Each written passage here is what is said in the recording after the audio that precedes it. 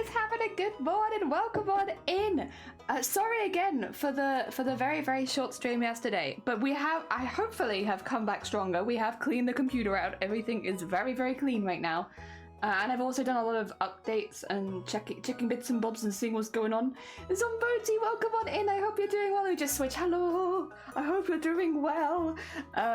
We are today going to be doing embroidery because it is a little less labor intensive than also running a video game, and we're going to keep an eye and see how it does. I think it's going to be fine because I'm pretty sure I identified what the issue was, which long term we will need a solution for, short term we do not need a solution for.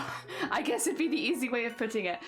So hopefully we'll get that fixed maybe soon, but I'm not too worried. How has your morning day been so far? It's been good. It's been very cold. We have some very cold days. I think we're having like a cold snap now up until Christmas Eve, so it's like very chilly here at the moment, but other than that it's good.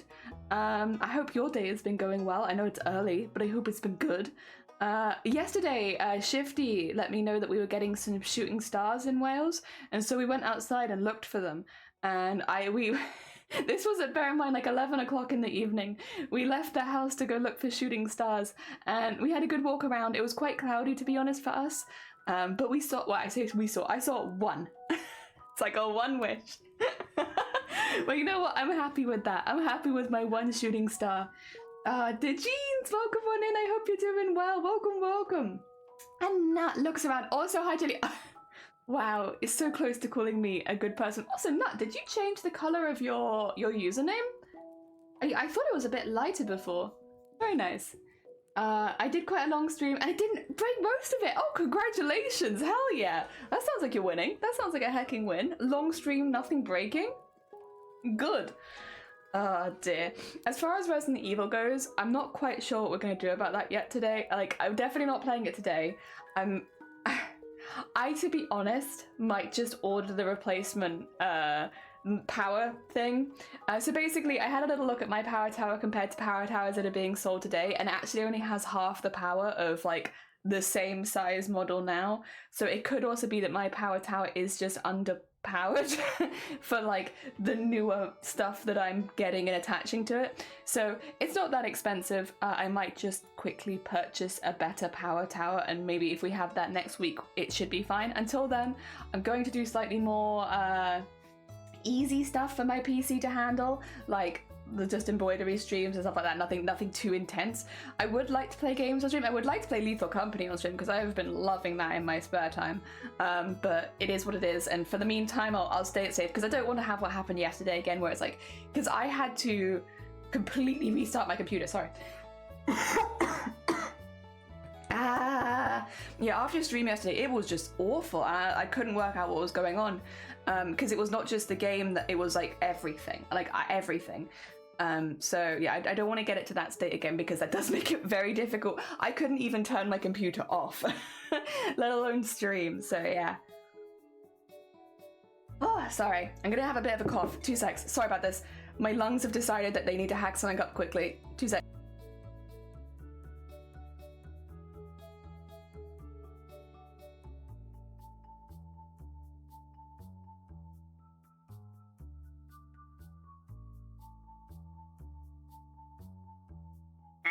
Okay, we're back. Sorry about that. That probably will happen a few times because I was out late at night watching shooting stars, but that's okay. It was worth it. It was worth it because I haven't seen a shooting star since I was like a kid, so it was worth it to go outside and see them. But less than 4 hours, I managed to reach my 2. Oh, congratulations! Heck yeah! Well done! Very hecking cool. And to be honest, like 4 hours is still quite a long stream. Like, I think there's like a thing of like comparing yourself to people that are full-time streamers, but like most of us have other things we do that aren't streaming. I, for instance, go to bed and lie there for a long time. So I think comparing, like, 4 hours is long, I would say, for your average streamer. Yes, there are people that do much longer streams out there, but it's still a long stream. Oh dear. Sorry, I apologize. It's the cold, it's getting to me. I don't have a cold, it's the cold. The cold weather. It gets into my lungs. Oh, keep it out. I need a little barrier or something. Oh damn, I'm sure if I've ever seen a shooting star.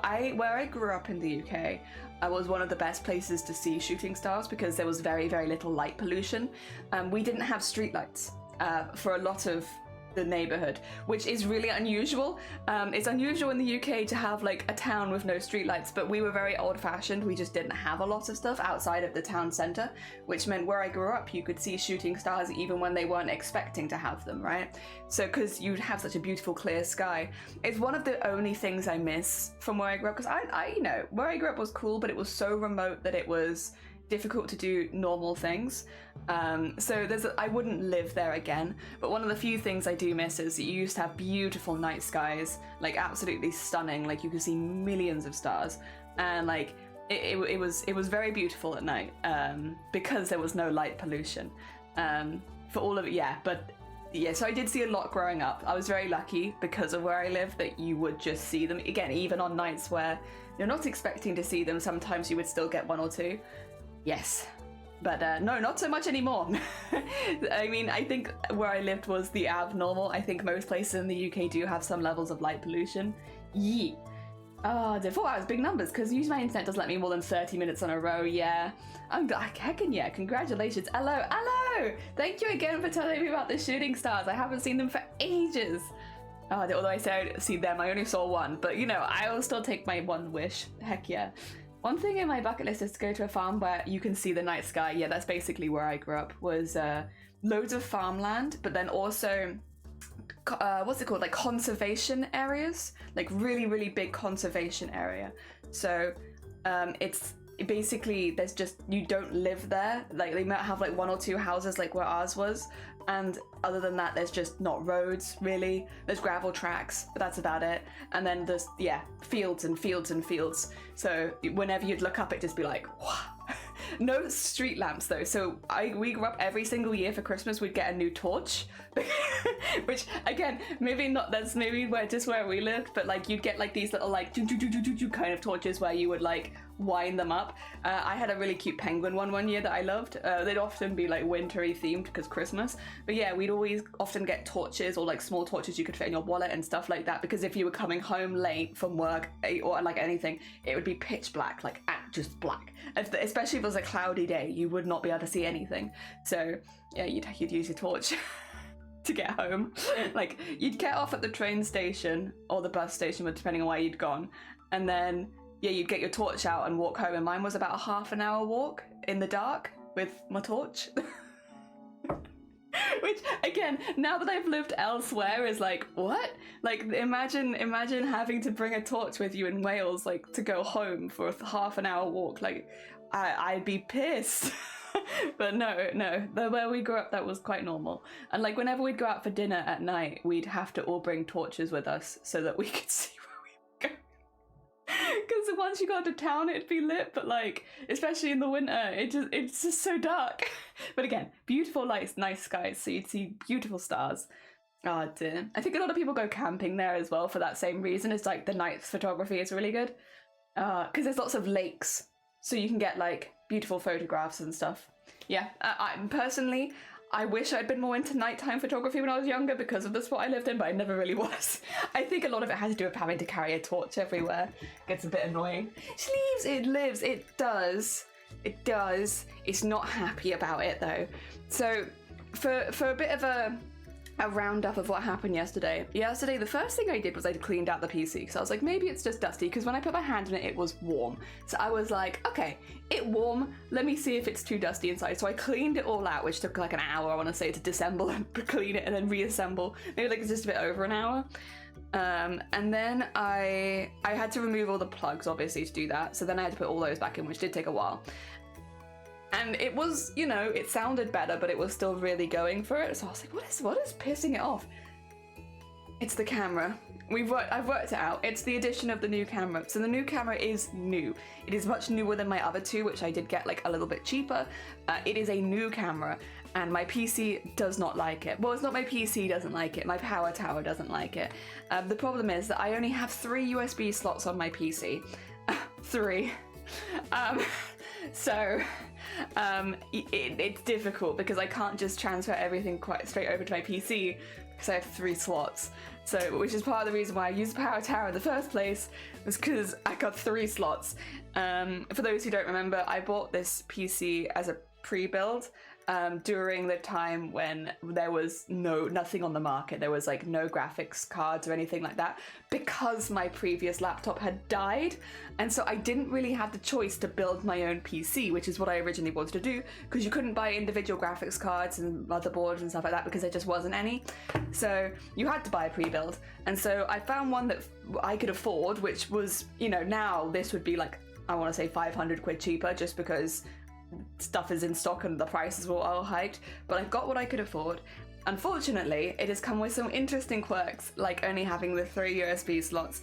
Also, it had the slots for having up to 4 monitors, and then they've put plastic in them so that I can only have 2 monitors. And they've literally just welded plastic into the other holes. I don't know why. I don't know why they've done that, but like, I remember talking to Shiny about it, being like, hey Shiny, why can I only have 2 monitors? And he was like, no, you could definitely have more than 2 monitors, let's have a look. And so I took Shiny to come have a look, and he's like, they've put plastic in the holes where you could put the extra monitors. And I was like, yeah, I know. This computer is madness. It works good, I'm happy with it, but it is weird. Like when I try and, like, that's why I'm like, I'm sorry, yeah, I wish I had more options, but I got a weird ass heckin' PC.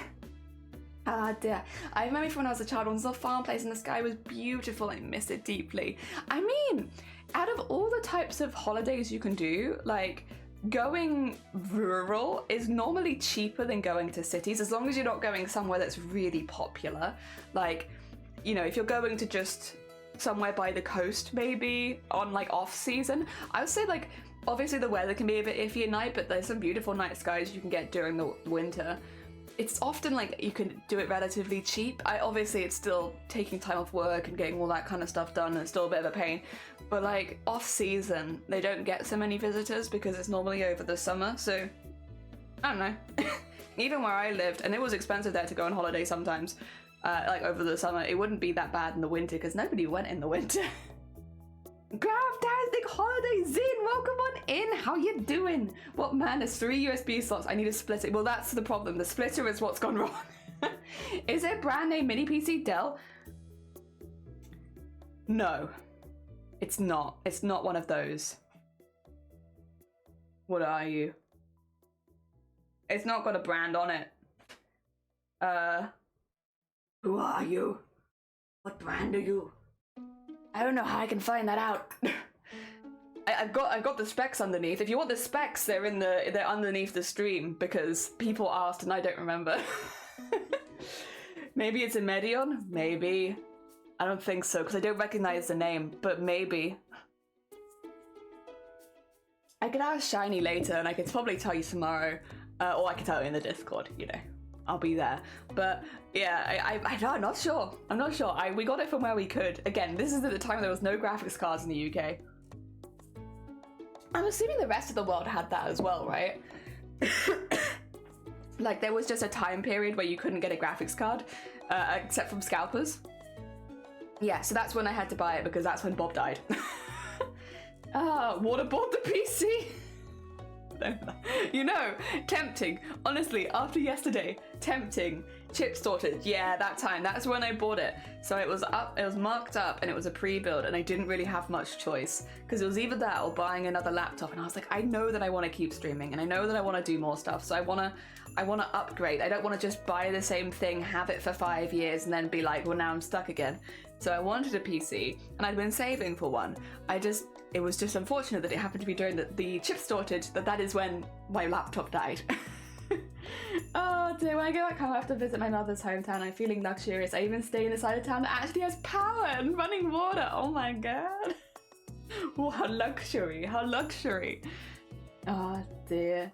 Yeah, I don't have, the town where I grew up in, I don't have anyone there anymore who that I could stay with. But I'm still, how to put it, I don't think that I'd necessarily want to stay there. Again, it is very remote, but I would like to visit from time to time because it's a very different vibe from anywhere else that I've been in the UK. And I like it very much. I like taking people there and being like, this is where I grew up, and they were like, you live here? You can live here? And it's like, yeah. And there's just poop everywhere, and it smells. There's definitely a smell. I always worried afterwards, because like, I don't, you know when you sometimes bring smells with you? I'm like, do I bring the smell of my hometown back to Wales with me when I travel back? I don't think that I probably did, but there's always a fear because, again, lots of farming and also lots of animals are free roam all over the town. So it's like, well, there's a lot of poop everywhere. I think I have technically could go on a trip, but I would have to deal with part of my family I didn't quite vibe with. Bound to deal with them because of my health and lack of driving skills. Okay, yeah, that's not very fun. Like, that's a nice thing because me and Shiny can just dip somewhere if we want, which is nice. Obviously, it does take a bit of planning for us because we have to get all the meds ahead of time and fun stuff. But we can go with a bit of planning, and it's nice. I like that. I like it a lot. Just go visit somewhere nice.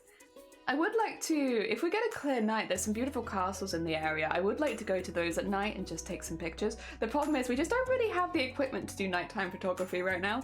But I would love to because I think they'd look beautiful at night. Oh dear. And most of the time when you see pictures of castles, I do think you see them in the day. But like, seeing the castle at night is still, because it kind of blocks out the sky. It's really cool. Oh my god, it's Skies! Oh my god, an early hacking stream from Skies. How was your stream and what did you get up to today? I hope you had a good one.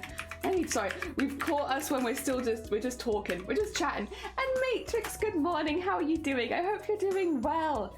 Rather remote in the middle of some hills and a jungle. I usually use it as a driving stop out there for night use. That's very fair, that's very fair. Ah dear, how are you doing, Skies? How was Animal Crossing? I hope that you had a good time. Welcome on in. We've been chatting about stars because we had shooting stars in Wales yesterday. I think we had shooting stars over the whole UK yesterday. And then also talking about weird PC stuff. So yeah, the issue is the power tower. It is old and it's running at half the power of the ones that you can buy now. So it's like, okay, it's probably not get enough power, honestly. And then also I've got 3 cameras plugged into it. That's the other problem with webcams. They often have quite short cords, which means 2 of them actually couldn't reach the PC, even if I wanted to. Like, not to keep them where they are. And my PC's only right there. Early stream. Well, I guess, yeah, actually true. Late stream. Very early stream or very late stream. Skies, if you need to go to sleep, please do as much as you're very welcome here. If you need sleep. Nut, did you change your name back? I can't tell if there's 1 nut or 2 nuts in here because I feel like your name color keeps changing. Oh dear.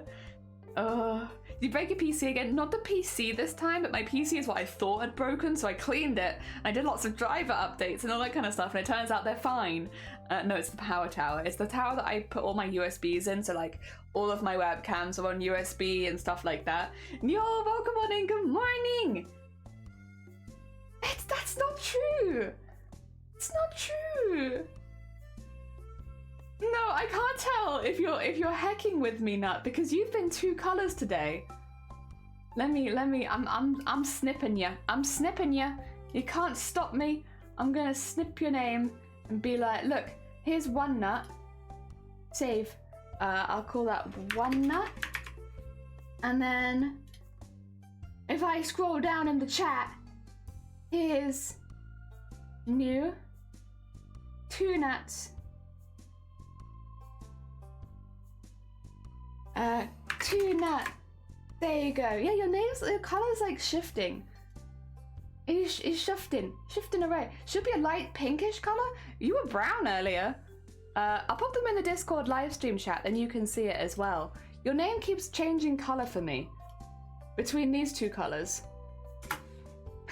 These are your colors. Hey, here you go. Oh dear. Nice. Nice. Are you No, go look in the live stream chat. Go look at that. That's 2 different colors right there. They are literally right next to each other. Can you add an embroider to your tower to fix it? I wish. I hecking wish I could. Oh my god, that'd be great. Jelly is like, look at these nuts. Look at these nuts. They keep changing color. No, and yours stay. I hope you're doing well. Welcome on in. Oh dear. Looks off-white for me. Well, they're off-white now, but if you look at the live stream chat, they were brown earlier. Not me doing that. Ooh. Oh, you're looking for Diana? Oh, lovely. Do you have all of the rest of your dreamies? Or is it just Diana you're waiting for? Then it's a good bean. I like this sheep. I like all of the sheep. I'd be quite happy with all of the sheep. They're very fun. Well, that is a difference of colours. Yes. Yes. See? Different colours. And that keeps shifting for me, and I don't know why. That is hecking nuts.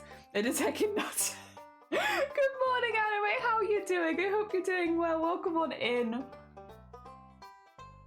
You are a tech issue? And I'm welcome here today. You are welcome here today, Moo. How are you doing? I hope things are going well for you. Thank you so much for popping by. We've been having tech issues, but it's mainly the power tower and the new camera. So basically, long story short, I bought a new camera because my other one, the top-down one, is dying. Because that's also old. I'm hitting the point of my setup just being old and everything's dying. But yeah, no, that is dying. So I bought this one as a replacement in the Black Friday sales because it was a massive reduction for Logitech, and I was like, nice, I'll pick that up during this Black Friday sales so that when this one does die, I can replace it without having to buy one immediately. Nice, great, good thinking, Jelly, very well planned. But then I was like, well, I have this camera in the meantime that I'm not now using until this one breaks. So I was like, well, if that's the case, then why don't I set it up to do some time lapses? You know, some time lapses and stuff would be nice with my embroideries. So I've set it up to my side here to do some time lapses, plugged it in, and it broke my whole PC setup. There you go. That's what happened. You want to see mug? It's from Tokyo Ghoul. It was a Christmas gift about 8 years ago, maybe 7 years ago. Yeah. All of my mugs are Christmas gifts or birthday gifts. I have so many mugs, but I really like all of them. So I love all of my mugs. Her and one more person. Oh, no, you know how, you know how that happened with the light greenish color? My name is set to the background color on another stream, so I'm like, oh, writing like this, I just disappear from this. I see. Very clever, very clever. That keeps shifting. They just keep shifting around. I'm problem with tech, but yeah, they're doing well. Congratulations, Moo! Oh my god, congrats! Congrats on getting married. I hope you had a lovely day. Oh, heckin' lovely. Oh, but it's not that old. That's just a wee year. I mean, that one's quite old. That one's like 3 years, maybe 4. It's a bit older. That's a little bit older. It also got no. That's not the one that got chucked over the fence. That's this one. That's the baby. This is my baby camera. Oh, Tokyo Ghoul, yay! Does that mean you only drink Holiday Spirit? I'd hope so. That would be nice. Waiting for my doctor, a little over the time, and I'm worried because I went to the toilet for like just a minute before the time. Oh, you'll be fine. They will double call you if they're like confused. They normally come back out after like 2 minutes. Do not worry. I've done that before where I've gone to the toilet and then they've been like, Jelly! And then I leave and they're like, Jelly? Like, yeah, sorry, I needed to pee. Oh dear. Do you have more than one Logitech? Yeah. My poor power tower is struggling. That's where the issue is. Don't worry. I know exactly what the problem is. We've worked it out to a T. I went 6 hours of troubleshooting yesterday. So I don't need anyone in my chat to try and work it out because I know what's wrong. We struggled through it yesterday. The other thing is, I think a few of you already know this, but not only do I literally live with someone who creates like software programs and has done tech support before, but all of our friends do as well. So as soon as I have a tech support issue, it's like, whoosh! Everyone's in. It's terrifying. Also, Nessa, thank you for the follow. I appreciate it. Yeah, so don't worry. That's why I'm always like, guys, you know, I don't need tech support. The reason is I have like 7 people already speaking in my ear. I already have so many people instructing me. I cannot handle anymore. Oh dear. But on the plus side, it does mean that we normally sort problems out quite quickly because we have like, I almost have a full team of people helping. Oh dear. Listen, I'll sew together the holes in your clothing. You help me when I get tech support. Fair trade? Yeah, sounds like a fair trade. Does new Twitch roles mean that you can show the keyboard? No, because there's fluids. There's fluids depicted on the keyboard, and that's still a no-go. You can't do fluids. Sorry. I have a lot of mugs and cups too. It's my weakness when I go thrifting. Hell yeah. It was so beautiful. You got the photos back this week and you're both happy? Congratulations, Moo. Hell yeah. You're always shifting around. You are. People that have issues with multiple Logitech cameras. I've had multiple Logitechs for a while, and they sometimes download different softwares that then steal each other's eyes. What do you call it? I need to have the person I need the person who's been helping me here. They still, you know when the cameras steal each other's eyes? And so they don't work because they're like, eyes are elsewhere. Oh dear. To be fair, I was being instructed yesterday and we were being told to go through my task manager and delete bits and bobs, and I deleted Windows by accident. It shifted. In my defense, I went to click what they told me to click. It moved slightly. I deleted Windows and then I couldn't turn off my PC. Because I deleted the startup button and the bar at the bottom of the screen had gone, so everything was black. Oh dear, I wish I could take a screenshot for you, but I deleted Windows, so we had to fix that as well. I did create some problems. But we also solved some problems. Sometimes you can get enough help. Yeah, this is the thing, is like I'm in the position where as soon as I have a tech issue, it's like, oh no, I'm about to receive so much help. It's going to be really useful, but it's going to be very overwhelming. All my friends are geeking out. Hell yeah! My brain read it as your correction. Oh my look. I see. What are you on about? Keyboard fluids? Nothing, Nate. Don't worry about it. Don't worry about the keyboard fluids. It's fine. Also, how are you doing, Nate? I hope you're doing well. I have issues with just one. Yeah, they steal each other's eyes. It's a problem. Also, thank you for the posture check. And Advan, how are you doing? And Malice, welcome on in. I hope you're both doing well. Welcome, welcome. Oh dear, could have used your phone. I don't trust that thing. My phone is less trustworthy than my Logitech cameras, for sure. Oh dear. I wish I knew a better way of saying... Okay, you know like when your camera won't show up because its eyes are elsewhere? So like if you're streaming the camera and you've got the camera there but it's not showing up on your OBS, it's because its eyes are elsewhere? How do you say that? What is a better way of putting it than say? Because I know that's not the best way of putting it, but I cannot think of the words where like you have it on your OBS and it's all set up but it's not showing up and it's because its eyes are elsewhere, like something has taken its eyes. Not unfocused, no, the camera just doesn't. It's like it will look like this. Yeah. Like I know there's a camera there, but it looks like this, and the reason it looks like this is because its eyes are elsewhere. What is that called? Excuse me, the camera. Eyes are up here. I'm catching the wrong thing. No. It's basically it's because the cameras can only be used on one thing at a time. So if something else is taking the camera, oh wait, I can actually tell you what it's called. Oh no, I can't. Oh wait, can I? If I open Logitune right now, it should give me the pop-up because it will say that its eyes are elsewhere. Nope, that's the wrong one. Oh, what? Webcam is being used by another application. There you go. That's what it is. So if the webcam is being used by another application, aka its eyes are elsewhere, you won't get it on here. Yeah, that's what I've been trying to say. So Logitech has a lot of issues between random applications will start using your camera, and because of that it will be somewhere else on your PC and you just have to work out where it is because its eyes are elsewhere. That's what I was trying to say. But Logitech has a lot of problems with that, where it downloads multiple programs, which means it could be anywhere. Yes. It's catching some Z's, something else has exclusive access, yeah. A lot of the Logitechs have that exclusive access problems, where they'll randomly put stuff on your PC or randomly attach themselves to things, and then you have to work out where they've attached themselves so that you can remove them because you need them on here. That's a shitty other application problem. It's not a Logitech problem. It's only ever happened with my Logitechs though. Like the other stuff that I've used have never had that, whereas Logitech just seems to ping around. Although once I've wrangled it in, it doesn't move. It's just the first time. This is starting to sound like a horror story. They're hiding in your PC next to some application somewhere. Be afraid. Oh dear.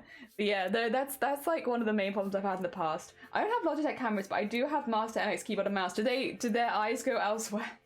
And they attach themselves to things. Oh dear. Oh my god. They've attached themselves to something. They have. To be fair, I was thinking it's like worth like someone's like no. And to be fair, like all of the except for this one, which is, guess this is the one that you'd want because that's the one facing me. The other two have like little privacy things that you can like just on, and that's nice. So if you feel like you're being watched, I don't really do anything in this room that I guess I sometimes get changed in here. That'd be like the most that you'd get if I, but then I'm not going to do that live on stream. If somebody hacked my camera, the worst they'd see is that maybe sometimes they'd probably have some really disgusting footage of me eating something sloppy with a migraine, actually. That might be the worst thing you'd see. Like me eating spaghetti with a migraine. Oh, they'd probably have like me gagging and retching and stuff. Okay, actually, if you hacked my camera, I think unless you were really into vomit, it would be so much worse for you. Oh dear. Yeah, I don't want anyone's camera to get hacked, but if someone's camera is going to get hacked, you can hack mine and then you can just watch me throw up off stream.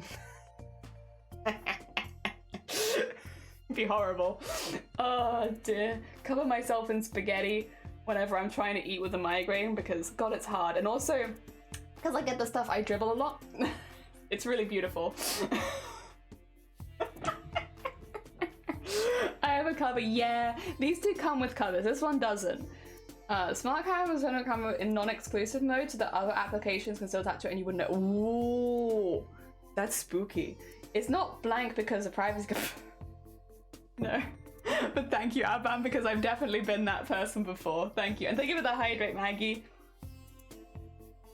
I always find the camera when I'm not using it. Honestly, fair. Honestly, fair. If they hacked your camera, your screen would be revealed. And that is being the only projectile vomit to don't tell anyone. My God, Nat, stop hacking my camera. You're not meant to know that. I'm sure I can round. I round up. Okay? Ah, dear. Oh, so you're saying if people hacked your camera, it wouldn't be... Well, I guess I wouldn't want that shared around because, like, I don't like people seeing me like that. But at the same time,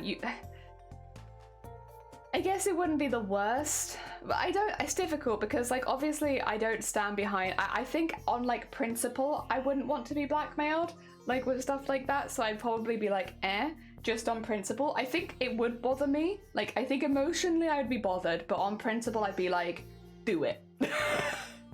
Do it, share it, see what I care, but again, inside I would be probably feeling quite sad about it. Oh dear. Speaking of having stuff on Twitch that maybe you wouldn't want normally, you guys see the art category yesterday? It was wild. I was having kind of a rough day yesterday because of all the tech support stuff. And then I was like, I saw on Twitter people being like, the art category is wild right now. And I was like, is it? Let me go have a look at the art category. And the art category yesterday was indeed wild. There was so much like MS Paint penis and tits and vagina everywhere. It was so surprising. There were so many people streaming with naked models, which is like VTubers but completely naked. And I don't believe that was ever in the terms of service, but it was very funny. Listen, I don't know what Twitch is gonna do about this, but I'm very excited to see what is happening. What is happening? Oh, have I been botted? Oh my God, seriously? In the middle of stream? Yeah, come on. Nori now. 2 secs, sorry about this. I'm just gonna hide because I don't want to accidentally share any of this. Sorry, I've just had like 1,000 friend requests on Discord. Oh no. No, stop sending me messages. Fantastic, wonderful. Well, I look forward to dealing with that later. Thanks for that. That makes my day. Wow. That's not botted technically, that's just a pain in the ass. Alright, sure. Sure. It's fine. It's whatever. I'll get rid of them all later. I'll have a nice delete. I was just like, because I have my Discord open to the side because I just sent the stuff to Nut, right? And I was just looking at the number of my notifications going up and it just like pinged up to like 99 and I'm like, wait, what? What is this? What is this? Why do I have so many? I saw the art category and then I unfollowed the art category. Oh, Dad, it's like the art category research purposes and all I see is bum. Today is different to yesterday. It is very much tame today comparatively to yesterday because people were getting banned. There is still like nudity there now, but it's definitely toned down from what it was. I don't know what they're gonna do. Put it, nah, it's fine. Oh, don't worry about it. There's a nudity character. It's not nudity per se. Basically, Aban, they changed the Twitch terms of service, but what they said is artistic nudity is allowed. Now, what I think Twitch thought by that would be like sculpting, like life drawing, stuff like that. I imagine that's what they were thinking, but what they got was hentai, porn, all that kind of stuff. So yeah, but it's hilarious. It's very, very funny, and I think that's the difficult bit, is what is artistic nudity, because artistic nudity to one person is very different to artistic nudity to somebody else. So because the way that we all view art is very different, so it's not specific at all. And because it's so unspecific, obviously people are doing all sorts of things. Now, some people were being quite silly. Anyone streaming with a naked model, that isn't allowed, and they literally put in the terms of service, like, you have to be clothed. Like, you can draw a naked person, but you yourself follow the Twitch TOS for wearing clothing. So yeah, the people that were getting banned predominantly, I think, were people that were streaming while also having naked models or being naked themselves, which is, yeah, no, that's not allowed. That didn't change. But yeah, no, the rest of it, to be fair, all of it was hilarious. I thought it was so funny. I was dying most of yesterday. Body paint, not the same as body paint, no, but body paint maybe was what they were thinking of. Yeah, true, actually. Oh dear, please don't really, please don't really. Oh dear. I usually have this called Oats groups that I share servers with.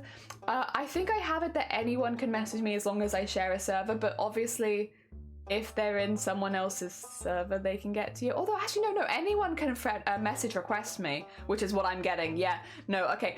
The only people that can send me messages that aren't requests are people that share server with me, but anyone can message request me. And the reason I have that is because I run Boobtober, so I need to have my message request open to people that might not be in the same servers as me, because I run Boobtober, I run a charity event, and people might want to join. So initially I had it a lot more closed off, but now, because people do message me outside of all of my servers and just say, hey, I've heard about your Boobtober, can I join next year? It's like I kind of need it open for stuff like that, which is the fun thing about running an event for charity on Twitch, is you kind of have to be open all year.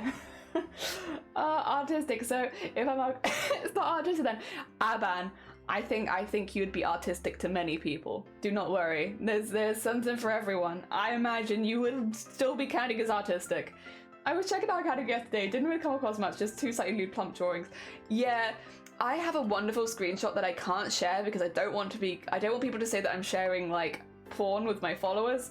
But I shared it to the mod team of, like, they were just pixel penis, and then, oh wait, I won't get it up on stream for you because I imagine some of these weren't allowed. But there was the person with like the tits facing down and like vagina up. The person with the penis and the vagina. This is all done in MS Paint, by the way. There's the goblin with the tits and the vagina, and one of the nipples has an extra nipple on it. There was like a Kermit the Frog whose every time somebody followed the stream, the penis got longer.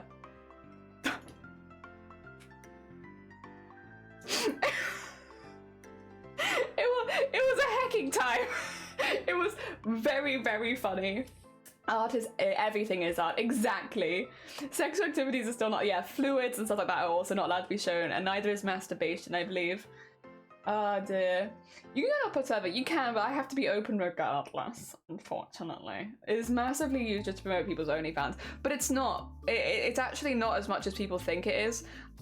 It's people who had an OnlyFans coming over to Twitch and then not doing the OnlyFans anymore because you can make more money on Twitch. Which you just can.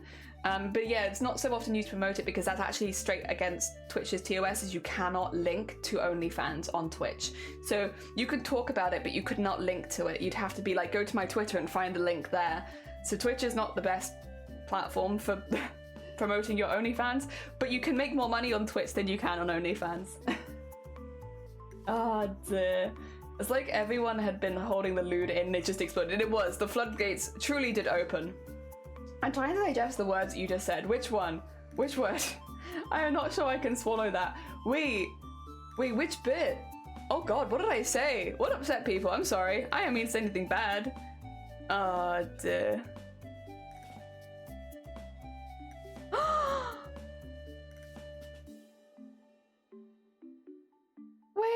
Jason, congratulations! Wait. Congrats! That's so good! Oh my god! Oh, pretty sure they're testing. Oh, Brains! Welcome on in. You said a lot, Jenny. I probably did. Oh dear. And that, yeah, thank you for the hydrate, Brains. How you doing? Yeah, we talked about the art category yesterday. The art category, I thought it was really fun. I will say. I do think there needs to be a way though. And I think regardless, and maybe this is me being a bit prudish here, and I apologize if I am, but I think if you're drawing nudity, then you should have to declare that as like a stream tag and maybe have it blur your screen. Just because, obviously if you're younger than 18 and it's an 18 plus stream, you won't see it anyway. But for some people, there are a lot of people that don't like seeing nudity. I'm not one of them, but there are a lot of people that don't like seeing nudity and they find it quite off-putting. And I think it could make the art category quite hostile to a lot of people if there isn't some kind of blurring if you are actively drawing nudity. Again, while I'm not against it myself, I do think there needs to be like a little something that people can add on. And I'm sure people will make Twitch extensions, but I also think that it shouldn't have to be an extension. I think it should just be on there. Yeah, personally. I have to make some food for Sunday. Congratulations, Jason. Hecking massive congrats. Well heckin' done. As much as I'll miss the food pics, like massive congrats. Very heckin' impressive. Off puddin'. Nothing wrong with a birth suit. Yeah, but I think it's like, because not everyone's going to want to see it, and because, again, for some people it is, they just don't like nudity. And also it's not, I guess sometimes it's a personal preference, sometimes religious stuff, you know, it just makes it more, I think, accessible if you have the option of having those streams blurred. I think if people want to click it, they still will click it regardless of the thumbnail, right? Just like CW, yeah. Should definitely be a warning tag. There should be. And maybe not preview shouldn't show it. Exactly, that's what I mean, in that this thumbnail should be blurred if you have the nudity tag. You know, maybe I'm being a bit prudish, but I feel like that wouldn't be a bad call. Because then people can still click it. It can still exist on the platform without any problem, but it just means that people that are a bit more against it, like for instance, it's a shame that people are having to like mute the entire, or like, because you can mute categories on Twitch. Basically you can have it so that if you go into Twitch you are not recommended a single thing from the art category and stuff like that. And it is a shame that people, what's it called, yeah, not interested, you can like basically go to the category and say that you're not interested and you won't be recommended anything from that category anymore and you won't see anything from that category anymore. But it's a shame that people are having to do that to the art category because of the nudity in it. And it also kind of pits artists against each other, which I don't really like, because it means that obviously you have artists who now don't want to stream in the art category because they don't want to be next to someone who is doing nudity, which kind of sucks. I think that it's kind of sad that it's like that.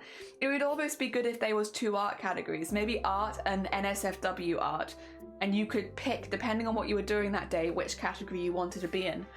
That might be an easy fix to it, because then for anyone who wasn't interested in the NSFW side, they could just mute that half of things. And for people that were only interested in it, they could mute the normal art channel, you know.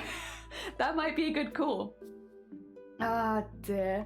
Not prudish, it's just considerate. Should have that you can be, that you're not interested in specific tags. Yeah, that would be really good.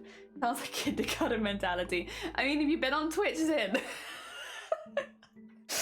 Oh, sick of the same. They can split it up. I like that. Let's make a vote. Yeah, can we split the art category into NSFW and non-NSFW so that the NFSWs have a place that they can shine on Twitch without having to feel bad about it and not being guilted by anyone else, and that anyone who's not doing NSFW art still has the same place they had before?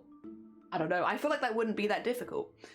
The problem would probably be that NSFW art would likely get less advertisement, and so some people might be less inclined to stream there if they're getting less advertisements and stuff like that. I guess that would be the only downside. Also, yeah, Dandy, welcome on in. I hope you're doing well. Well, I hope you're doing good. I hope your week's been good. But that's the same reaction to art guys too. Folks still try to ban shows. Yeah, you're like, people don't like it. A lot of people really don't like nudity, and it's difficult because like while nudity does not bother me in the slightest, it's also like if it is like art is very much to people's taste, and some people just are not into that sort of stuff, and it's like very fair if that's not for you. And again, it's difficult because it's like how bothered should you be by a thumbnail, but then I can also understand why it might be bothering. I don't know. It's difficult. But I think just having them in separate categories would honestly just solve basically all the problems that Twitch caused yesterday. And I also don't really blame the artist because, like, it was vague. What is artistic nudity? Because technically any art that is naked is artistic nudity. Oh, I don't know. So cute and innocent. Hello, Mo Kitty. Sesame Street, yee! Oh dear. At least art galleries don't throw naked sculptures in people's faces randomly. I mean, that is true. Also, George, have a lovely time. Have a lovely evening. Thank you for popping by and thank you for the lurk. NSFW streams could get NSFW ads. I mean, that would actually be good. I would like that. I think that'd be really cool. I personally wanted to do art earlier when I was live, but also I felt like it would have been weird in some way because of the stuff that was going on. A lot of people said they were nervous to use the art category yesterday because it had so much extra attention from people that would not normally view art, and they were worried about the kind of viewers they would get. And I kind of get that. It's the same reason I chat at the beginning of my streams for crafting, but I don't stream in just chatting because I get a little anxious about the kind of people that will find my channel, you know, in just chatting, because just chatting definitely has a lot of women facing the stream, and like I am, that are maybe doing more risque stuff than I would be comfortable doing, you know? So it's easier for me to just sit in the Makers and Crafting channel and have a chat for like half an hour or whatever before stream and stay there and not go to just chatting. I mean, we do talk a lot about crafts in the morning as well, but still. Ah, dear. I hope chat is feeling good. I'm doing good. We had a lot of tech issues yesterday, to be honest, but like, it does seem like things are going okay by now, touch wood. So yeah, fingers crossed. I'll just purchase a new power tower next week or something, and then we can keep playing Resident Evil and no issues. that would be the hope. Oh dear. I don't mind disclaimers, but I do think at the end of the day they should not watch or choose content but I do think at the end of the day they cannot watch or choose. Yeah, they can, absolutely. But I think that would be like why having a separate category would be good, because in that it takes away a lot of the, well, you came to the category, you came to NSFW, why are you complaining? You know, it gives the streamers that kind of like sense of, I think, what would you call it? Like, if you had art and NSFW art, if someone came by and was like, I don't want to see this, like, well then why are you here? Why did you click NSFW art if you didn't want to see NSFW art? It takes the responsibility off the streamer and puts it back on the viewer. Yeah, which would be nice. So just need some questions. Oh, for sure. Also, Ghost, good morning. Also have those who abuse the loot hole, like pretending to be art, as ambiguous as it is. Oh, for sure. Like, there's like 10 twerking compilations I can see on the art channel right now. And like, I'm pretty sure there's a dance category on Twitch, so there's a Discord, there it is. Wait, touch wood, and you knock on, yeah, touch wood. You know, touch wood. Do you not do this? This is what we do in our family. Touch wood, because your head is made of wood. So do Lady Demetra's playing I like that, actually. I like that a lot. That's great. Don't have to win. Yeah, she could do great at basketball. I was like, thank you for the follow. Galleries, you see what's there, and no adult sections. True. It's because it's the idea that nudity is inherently sexual. It can be, but it doesn't have to be. Life drawing, for instance, is super unsexy. You know, you're just panicking most of the time. How many people here have done life drawing? Because I did it for 2 years, twice a week. And yeah, most of life drawing for me was going in, trying to draw a figure, and then panicking for like half an hour while I realize that I've done something wrong, and this is in charcoal, and I can't undo it. I just have to work with the stuff that I'm not happy with.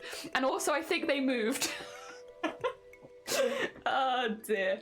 So because there's a naked figure in the middle surrounded by people, but the context is very not sexual. And if you look at the other people that are drawing, a lot of them will have the same kind of expression as you, which is like, oh no, oh no, oh no.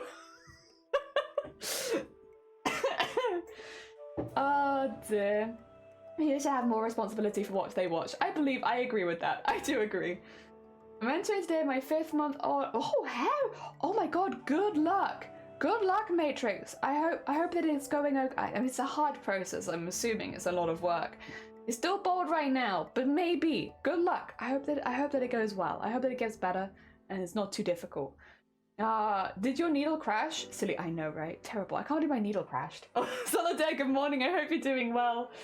At least you mostly know what you're getting into when you enter art galleries. The context is different. What is going to be on the changes? Does that mean they will be like drawing art? You should look it up. symphony. Not in a rude way, but I would be really interested if somebody who has not seen what's happened since then read the rules and interpreted them. you should read the rules. It's interesting. There's some really interesting rules in the new TOS they released a couple days ago regarding nudity on Twitch. You should go look, and then you can draw your own conclusions and tell us what you think, because a lot of us have seen what's happened, and so we look at it from a different perspective. Oh no, I saw that. Okay. Basically, the TOS is that artistic nudity is now allowed on Twitch, which actually is something that I agree with. Just as a heads up, so people know that my perspective, I agree that artistic nudity should be allowed on Twitch. For purely the reason that, you know, excluding nudity from art is wiping away art history. There is so much nudity in art history, and taking away nudity from art is basically taking away all of the progress we've made up until now, really, as artists. So I am fully for there being nudity in art. I also think that there, you know, I don't like the whole people look down on people who do draw ecchi porn, stuff like that, because like, that's not art. But it is art. It's a different kind of art made for a different purpose, but it is still art. That being said, I do believe there needs to be some further clarification, and I also believe extra categories would probably help, because yes, the art category yesterday was something, but I think, yeah, like, just add an NSFW art category. I feel like it's a really easy solution, and it wouldn't bother too many people, and it would mean that you could keep the change of rules, but if anyone's doing nudity, it can all be in one. Yeah. I don't think it'd be that bad. Live drawing depends a lot on the vibe of the instructors and the model. I thought, like, yeah. And they made it before with the swimming pool category. Yeah, just make a new category. I guess Makers and Crafts is a safe category for use from now on. Nowhere is safe. Ever. This is Twitch. This is a live streaming platform. You think there's safety here? God, no. There's nowhere safe. But yeah, I would say, the thing is as well, I don't know, did any of you click into the streams of people that were drawing, like, not doing the stickmen versions and stuff like that, but did any of you go into any of the streams of people that were drawing like pornography or drawing hentai, drawing furry art, stuff like that? Did any of you click any of them? Because I did. I did. And you know what I heard? I heard artists really pleased they could finally, you know, make their doujins on Twitch.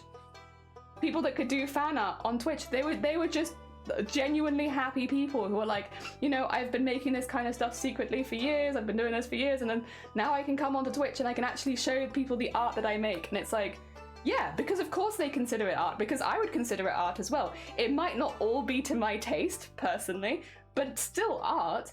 And, you know, removing that bar means that they can actually share that passion with people. I think that's a good thing. Personally, I think it's great. And I think it was really sweet and it was really wholesome. Like, yes, there were people taking advantage of it. There's always going to be people that are taking advantage of the new meta. But there were also people that were just genuinely happy to share that side of their artistic stuff with people.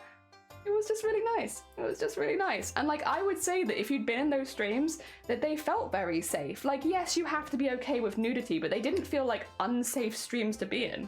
They were just people that were happy about being able to share part of their life they like. And it was nice. It was nice. Again, it's not to my taste. None of the ones I think I went in yesterday were to my taste. But I can appreciate the fact that the artists were happy. And yeah, it was nice. Again, I do think having a second category or something would then take a lot of the pressure off the streamer and put it back onto the viewer to choose what they view. But other than that, like, but the thing is, that's not the streamer's fault. That's Twitch for not anticipating this. So I would blame Twitch for that and not the streamers themselves. Yeah. Oh dear. Then there's me who got an emote rejected because I had a chicken breast. That is one of the things I'm seeing a lot of, Dandy. People being like, can we have our emotes back then? Can we have our emotes back? The emotes you took, can I have it back? Some guy was reading the Bible with an AI voice down below the thumbnails. Oh my god. They free the nipple? Kind of. As an art, yes. I couldn't come onto stream being naked. That's not allowed. But you can draw life drawing and stuff like that on Twitch now, yes. I do think you have to put some tags on your stream, but yes, you can do it. Change to no rules. I mean, not quite. Still safest to wear a polo top. I mean, it's also too cold to wear anything other than big jumpers here, so I don't know. It said that people will take, of course, people will always take advantage. They will always take advantage. But yeah, and you're drawing for your health explanations on your event. Oh, true. Yeah, no, that is actually very true. Like, it would actually mean that I could show a proper breast examination because the context would be important and you can show nipples. So actually, Symphony, that's a very good point. This rule change actually helps Boobtober. Yeah, because it means that, because before I always had to censor the female nipples for doing a breast self-examination, because obviously all of them have nipples, because why wouldn't they? Nipples are part of the things you're looking at when you're looking for breast cancer. Yeah, I can actually show you the whole thing now. It's not sexy. I mean, maybe to like one specific kind of person, but I wouldn't say that they're sexy. But there's something that I've always had to censor in the past. Whereas now I could just say that my stream is for 18 plus and that I will be showing depictions of breasts with breast cancer and stuff like that, so people have a better idea what to look for. That's a very good point. That's a very good point. That does help me, actually. Bulbas. You can make a kid's Twitch that is highly censored. They could make Twitch for kids. Like, well, actually I feel a bit weird about that. I don't know. I don't think that live streaming would be a good thing to aim towards children. Maybe not at this stage. Maybe if it was very corporate, because I don't know. I feel like a bit about that. Usually I just don't trust anyone. There would still be the burp stream. Yes, still burp stream with voiceover. It's not meant to be sexy, no. But just to clarify that it wouldn't be sexy. But yeah, no, that sort of stuff would be really, really good for us. It would actually be really, really good for Boobtober because you wouldn't have to worry about that censorship. And you can get the point across much better, which is the things you're looking for with diagrams, with better everything, honestly. It does set us up well for Breast Cancer Awareness Month next year, which is really good. So yeah, happy hacking days. It's hard enough for all channels to be properly moderated. It is, and I think the Twitch mod team is much smaller than it used to be, which means it's a lot, and especially when a new rule change comes in like this. They're probably very busy right now. Not sexy, challenge accepted. We'll find anything sexy. Didn't YouTube try to make YouTube for kids? They did, because YouTube broke the copper rules, right? Which were they were advertising to children, which isn't allowed. You can't advertise specifically to children in most places. So yeah, they did get into trouble pretty much immediately because of their advertising. But I think they've fixed that now. Blue, welcome on in, and Rambo, welcome on in. Is that the heckin' number one? I am not the number one embroiderer in the world. Heckin', I've been speaking for a whole hour, Rambo. Welcome on in. But we've been talking about the new stuff with Twitch's art category and the rules on artistic nudity and stuff like that. Because it's very relevant to what's happened in the last 24 hours. And it's interesting, and I'm interested in hearing other people's opinions on it and what other people would like to see from it, and, you know, talking about what we could actually use it for. I think it's really, really cool. The blindfolded babies at feeding time. Oh no. I mean, that would be kind of exciting. It'd be kind of messy but funny though. Also, thank you for the hydrate. I apologize for the coughs. I am okay, I promise. You might be. I don't think I am. There is another person that I follow on YouTube that does embroidered animation that I think is better than me. And I like them a lot. They just don't produce very often, but when they do, it's like, mwah. Oh dear. But maybe one day we can aim for that, Brains. That can be my goal. I'm also looking forward to what TwitchCon and Artist Alley. True. Actually, Maggie, that's a really good point. Will people be allowed to sell like dojins at TwitchCon now? Because if you're producing them on Twitch, oh my god, that would be sick. Like, I'm not really into that sort of thing personally, but I would be down to go buy some dojins at TwitchCon just to like meet new artists and stuff like that. That would be sick. Hell yeah. Oh, I hope so. I really hope that, please allow porn at TwitchCon. no, allow dojins at TwitchCon. That would be amazing. Oh dear. I was more meaning how I got flooded by adult aimed videos because of, oh really? I don't remember. That probably did happen. I don't remember it, but I wouldn't be surprised. Yeah, they do have hula hoops and apples. Hell yeah, I do have the hula hoops and the apples. Prism! Welcome on in. I hope you're doing well. Prism, you're an artist on Twitch. We're talking about the new rules on artistic nudity on Twitch and whether we like or dislike them, how we feel about them.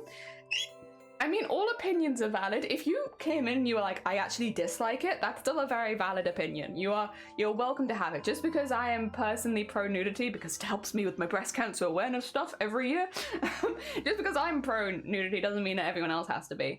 And I do still kind of think, oh no, have I accidentally just, oh no. Damn it, let me undo that. Sorry, you know how I was telling you how to like uninterest a whole category if you don't want to see it? I accidentally uninterested myself to the art. I am interested in the art.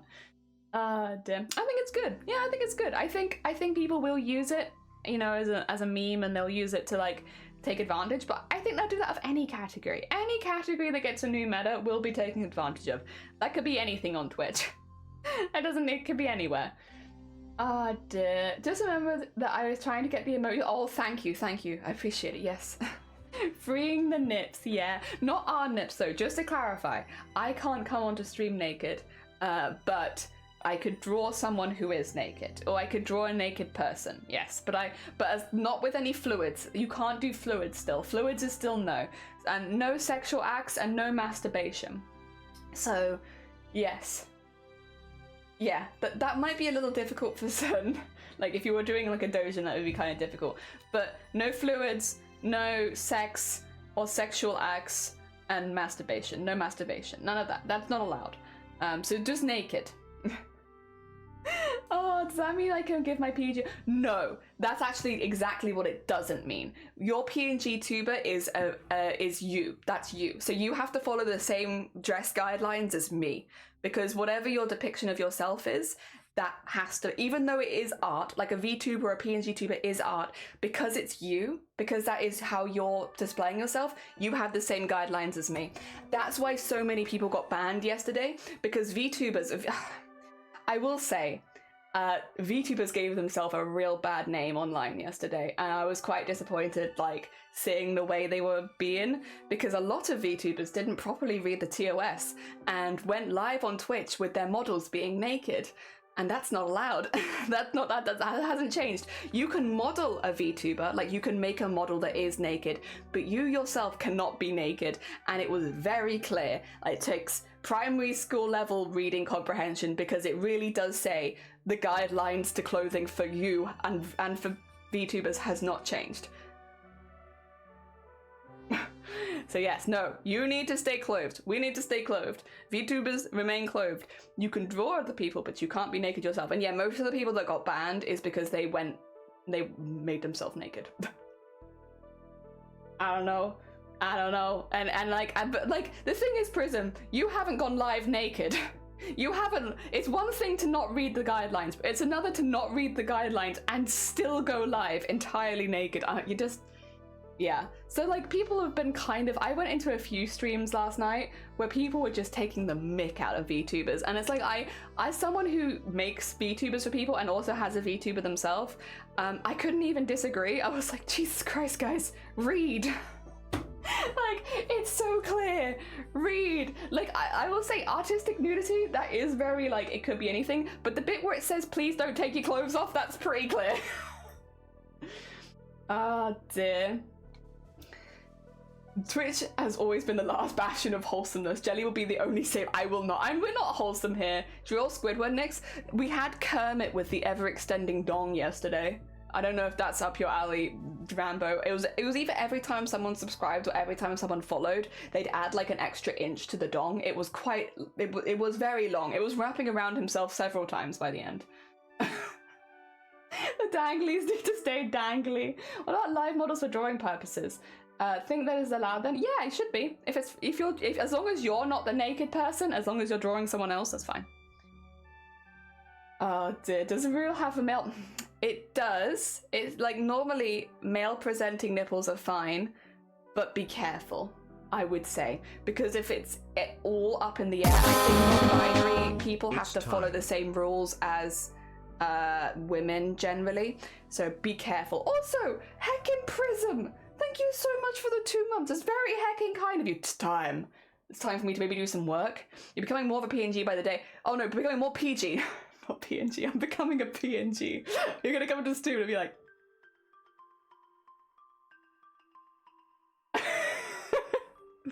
PNG extra inches. Thank you so much, Prism. I really appreciate it. It's time to do. Soon. PNG jelly, soon. VTuber jelly, new VTuber, soon, actually soon. Make an embroidered VTuber, soon. But yeah, so I would be careful because if Twitch isn't reading between the lines, you can still get banned for male presenting nipples. Be careful. I would personally say, like, just from, because I've obviously talked to VTubers when I make them, I'm like, it's up to you. I can only tell you the risk, and then you can make that decision. So I can say Twitch has banned people for doing this before, but if you still decide to do it, I'll draw it for you, if that's what you want. But because I also don't like to see people that have my models get banned. I don't like that either. So yes. Jelly's PowerPoint era, soon, slay. What have you forgot to tell me? I'm so glad you're able to do God. Hopefully I can get some tips on crochet. Oh, we have some fantastic crocheters in this community, Dandy. I'm like very mid, but there are some people in here that are fantastic. PNG YouTubers who want like fancy stuff for their PNG should land YouTube. Oh, really? Oh, nice. Could you link that in the VTubers and rigging section in the Discord, Prism? Because I bet people would be interested in that if you have the link. Have you seen the? I haven't seen it in Spanish. No, is it good? I've only ever seen it in English. Also, thank you for the hydrate. Maybe artistic nudity is good. Well, I don't know why it's too easy to misinterpret. Yeah, I mean, I think artistic nudity is so vague because technically I could draw a penis now and be like, and I am an artist. That is an artistic penis. And like, you know, art is subjective. So to someone, that might be an artistic penis. I don't know. It's difficult.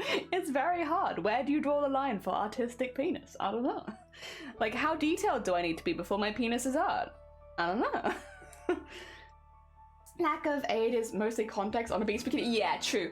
Like, there is the context of like, and also body painting, body art has different rules than everywhere else because obviously you need to have the skin on show.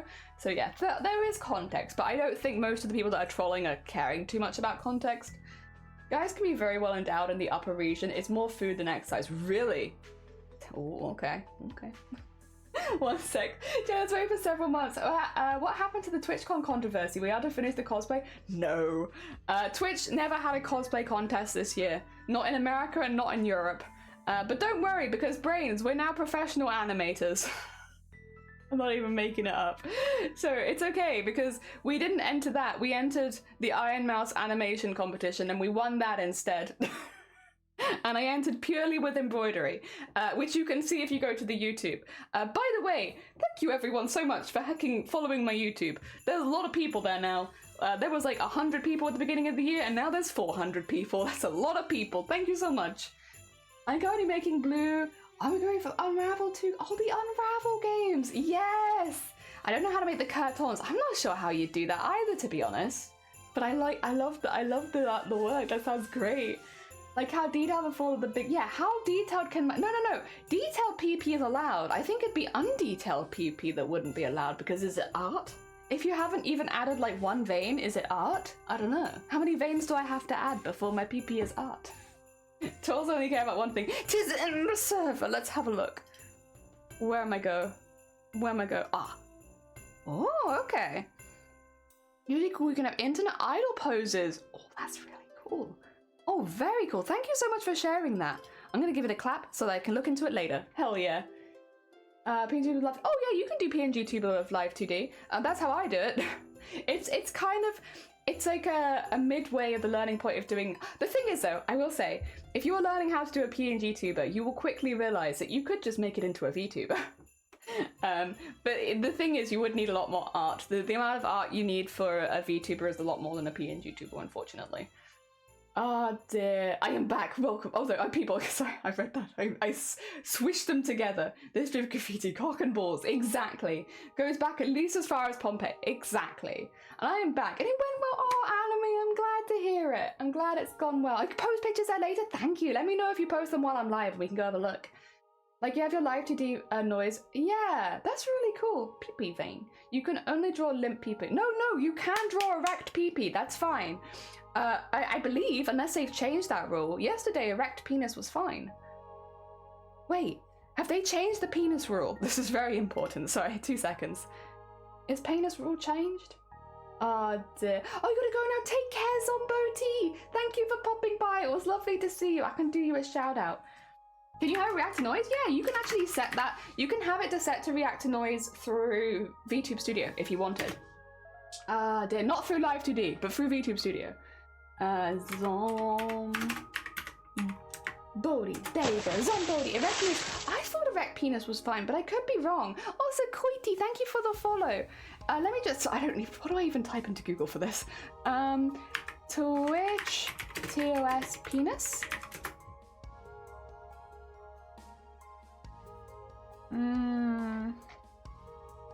Nudity.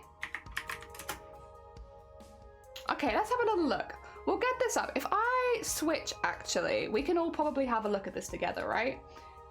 If I go to here and then go to here. Can you see this? Yeah. This is updating our approach to sexual content and content classification labels. Blah, blah, blah, blah, blah, blah, blah. Blah, blah, blah, blah, blah, blah, blah. Oh yeah, also none of these things are allowed on the front page anymore, which is about time. Okay. Content that previously prohibited but now allowed with label, so you do have to label it. Content that deliberately highlights breast, buttocks, or pelvic region, even when fully clothed. Streamers find it difficult to determine that was prohibited and what would allowed, and often evaluating whether or not stream violated. Okay, so this is just like well-defined bulge and titty. That's what this is. Fictionalized, drawn, animated, or sculpted, fully exposed, female presenting jests. I'm mixing genitals and breasts and or genitals or buttocks regardless of gender. This is a thriving artist community on Twitch, and the policy was overly punitive and did not reflect the impact of the content. Body writing on female presenting breasts is now allowed, and erotic dances that involved... Wait, you're allowed to striptease? Wait a second, I didn't know that one. What?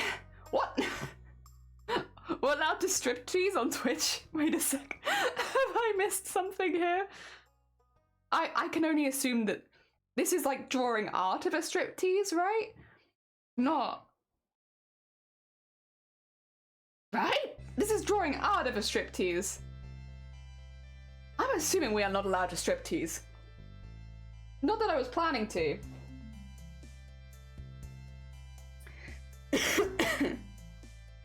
Surely it's a bit on the sexual content side, not just the nudity. Yeah, but I think this is the whole idea that nudity, and this explains the twerk. Oh yeah, twerking's allowed. So popular dances such as twerking, grinding, and pole dancing are now allowed on Twitch without a label. Previously, some dances were prohibited. Yeah, so basically that's why you're getting twerk compilations. Who will become the first ever striptease streamer? An artistic content focused on fictionalized, drawn, animated, or sculpted sexual body parts are allowed with the sexual themes label. So this is the important bit, is you need to have the sexual themes label, but no masturbation. Yeah, that's not allowed. This is games. We don't play games here. Excuse me, sorry.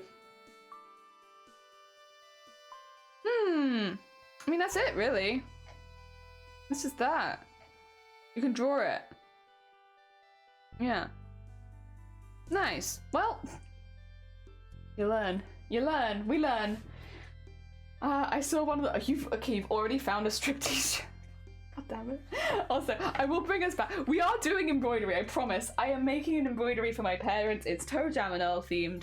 This is what it's looking like right now. We are still working on it. I have not done very much in the downtime. In my defense, I have been trying to fix my PC. Oh my god. Alrighty. Yeah, honestly, it's a little confusing still, but okay. Thank you for the X-Mash, Scott. How you doing? I hope you're doing well. Welcome. Dear. I saw a legit porn game in the art category. Yes, I don't think that's changed. I don't think you're allowed to. I could be wrong, and it's a very new rule, but I don't think you're allowed to stream porn games still. I think it really is just the art. Can you share?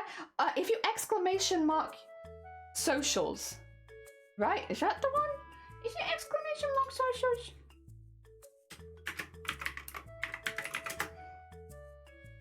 Yeah, YouTube main. Oh, sorry, brain. It's the YouTube main one. I have two because I also have the VOD channel. Yeah, YouTube main. And then you should see one that says Iron Mouse embroidered animation for big guys, and that's the one. That's the one. It's getting very close to having 10,000 views, which is kind of terrifying. Oh dear.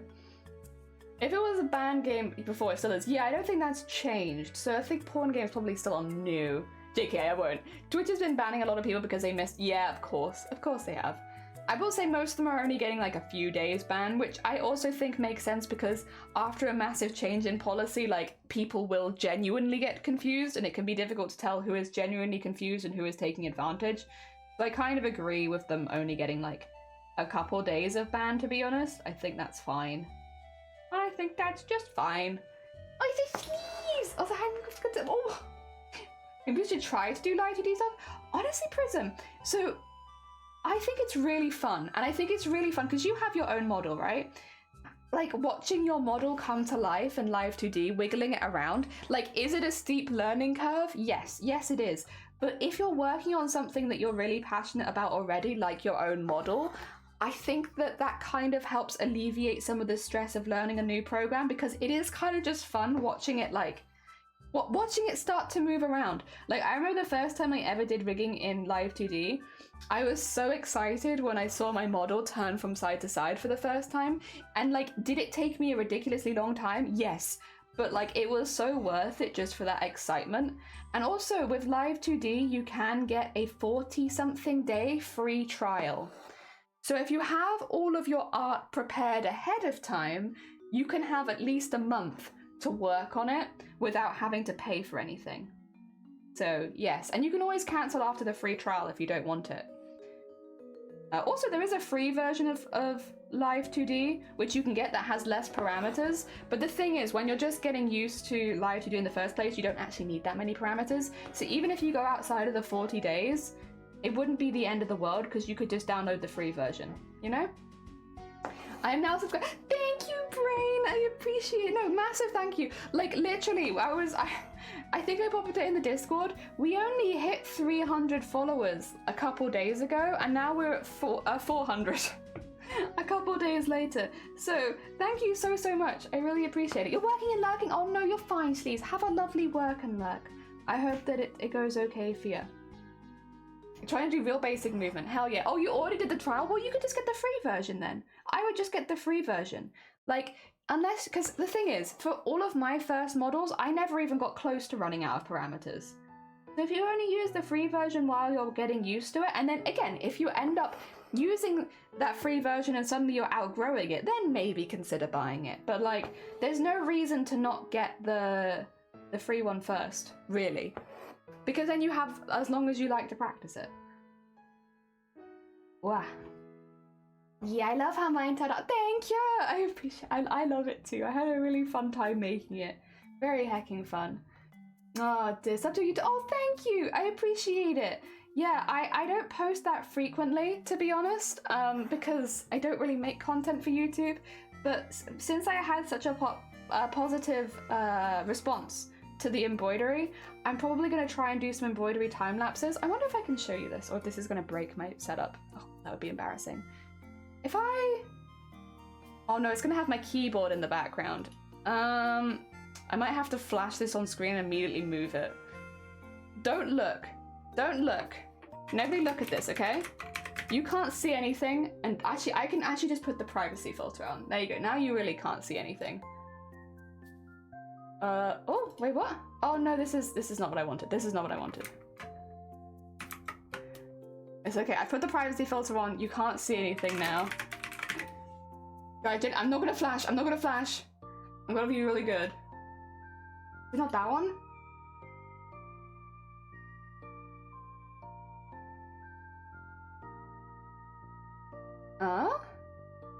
Maybe no?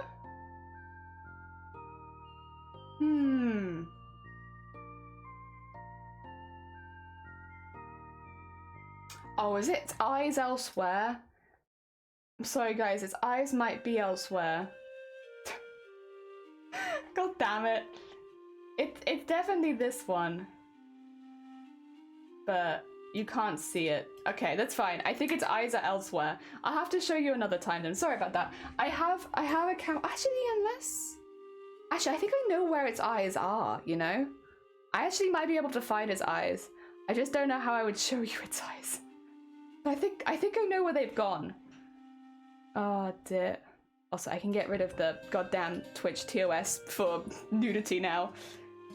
Oh, it does not want to load though. Uh-oh. Okay, I'm pushing my camera too far again. If I start lagging, scream at me and I'll stop. Are you okay? Oh, you unplugged maybe? Oh no, you're plugged in. What's wrong? Why are you angry? Why are you mad? What's wrong? Camera not available? What is using it? Oh, you know what? I have no idea. I'll give up on that for now. My camera is angry. I don't know why it's angry, but it is. Oh dear. No, thank you so much everyone for the support with the YouTube. I am not a YouTuber really at all. I'm just much more confident speaking to people and chatting and stuff like that.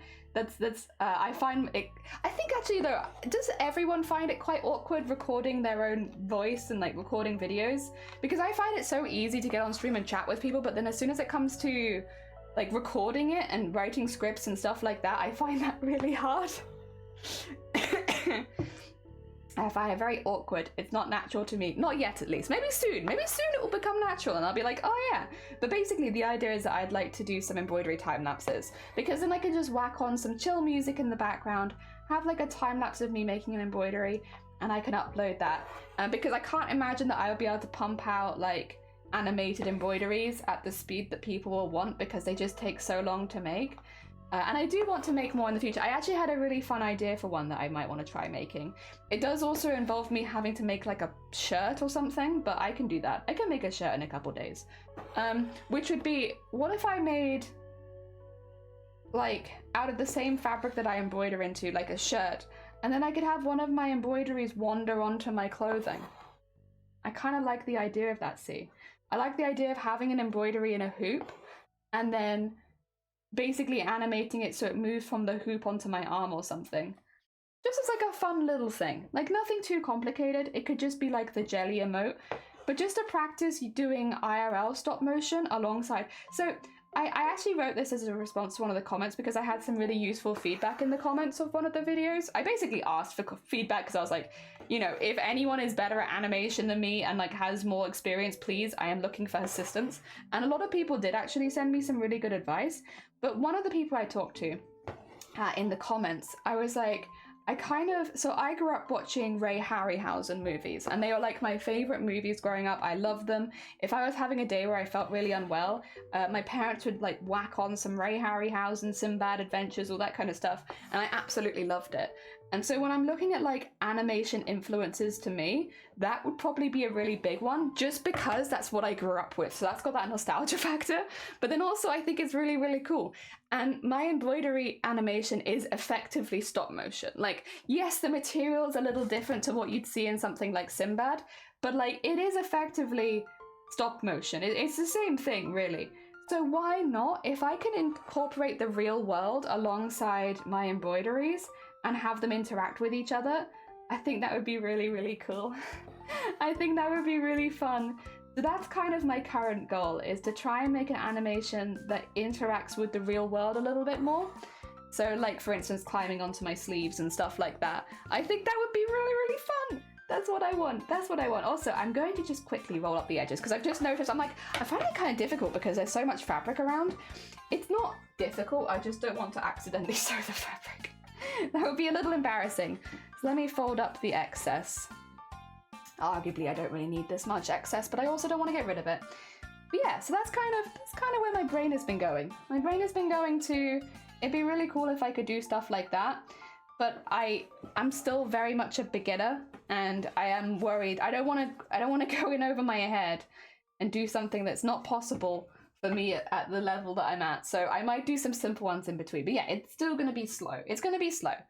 I mean, we did the Iron Mouse one in 3 weeks because that was the deadline, but I also don't want to work like that too often because that was a lot. Oh my god, sorry. I apologize for the coughs. Oh, the cold be getting me. But yeah, I don't want to always be working at that frequency and that level, because I just don't think that's super healthy. And like, as much as I really enjoyed it, because I do enjoy working like that, I also sometimes have to take a step back and be like, the way that I enjoy working is not a healthy way to work. So even though I'm having a really good time, I need to curb my enthusiasm and chill out a little bit, so yeah, that I don't overwork. Because this is the thing, because I'm someone who, I guess it's a double-edged sword, right? I think everything's a double-edged sword, really. Because I'm someone who really enjoys the feeling of overworking, I don't experience burnout, because I really like feeling like I've worked myself to the bone, and that I can do that every single day and be happy. The problem with that would be that then there's not really any limits. And so, like, when do you stop? When do you chill out a little bit? When do you relax? And the answer for me is that I just don't. I just go and go and go and go.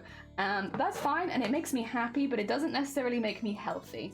And physically, by the end of that project, I was very, very tired. So happily, mentally, I was like on cloud 9. I'd had a great time. But physically, my body was tired. It was tired. And yeah, so I have to be a little careful in the future to make sure I'm not pushing myself quite to that stage, as much as I enjoy it. Oh dear. A show embroidery animation for breast cancer awareness? No. Not for that. For expressly the purpose that I do a lot more than breast cancer awareness. No. I'm just talking about making a fun embroidery. Just fun. Doesn't have to be Boobtober. Boobtober for me is something that has to stay in October, because otherwise it envelops my whole life. I love Boobtober and I love running it, but if you've never run an event for other streamers before, you might not quite get why it has to stay in 1 month, because otherwise it is so mentally taxing and exhausting, I would give up. I'll be quite frank, if I had to do Boobtober every month of the year, I would quit streaming today. I really love breast cancer awareness and I care about it to my core, which is why I do it. But that kind of level of team management, 1 month a year, no more than that. Because mentally, I just don't think you can do it. Morning, Frank, that's me. Ray, thank you so much for the follow. It's very heckin' kind of you. Oh dear. Yeah, you can always try it yourself. That's the other thing. If there's something that you want to see, I mean, you could always make it yourself. But no. Boobtober stays. I was actually looking for information. If you exclamation mark Boobtober, Dandy, we have a dormant Discord. So the Discord, you can join if you want to be made aware of when it opens up for applications. Oh. What's that about, huh? You don't want to do it, Nightbot? You having a moment? We do have a Boobtober command. Professionalism. All right, if that doesn't work, scroll beneath the stream and there's a button for Boobtober right there, which will take you to the Boobtober Discord. So if that's not working, there's a button under the stream called Boobtober. It takes you to the Boobtober Discord. You cannot post in the Discord. It is closed. That stays closed until we open for applications, normally around August time. The next ping that server gives will be those applications opening up. So if you want to take part, that's the place to be. Now you've given me trust issues. I'm so sorry. Wait, just now? Wait, Grobbit, no way. You should have been having trust issues for years at this point, surely. Hello, you're back. How you doing, Shifty? Welcome on in. Oh dear. Yeah, no.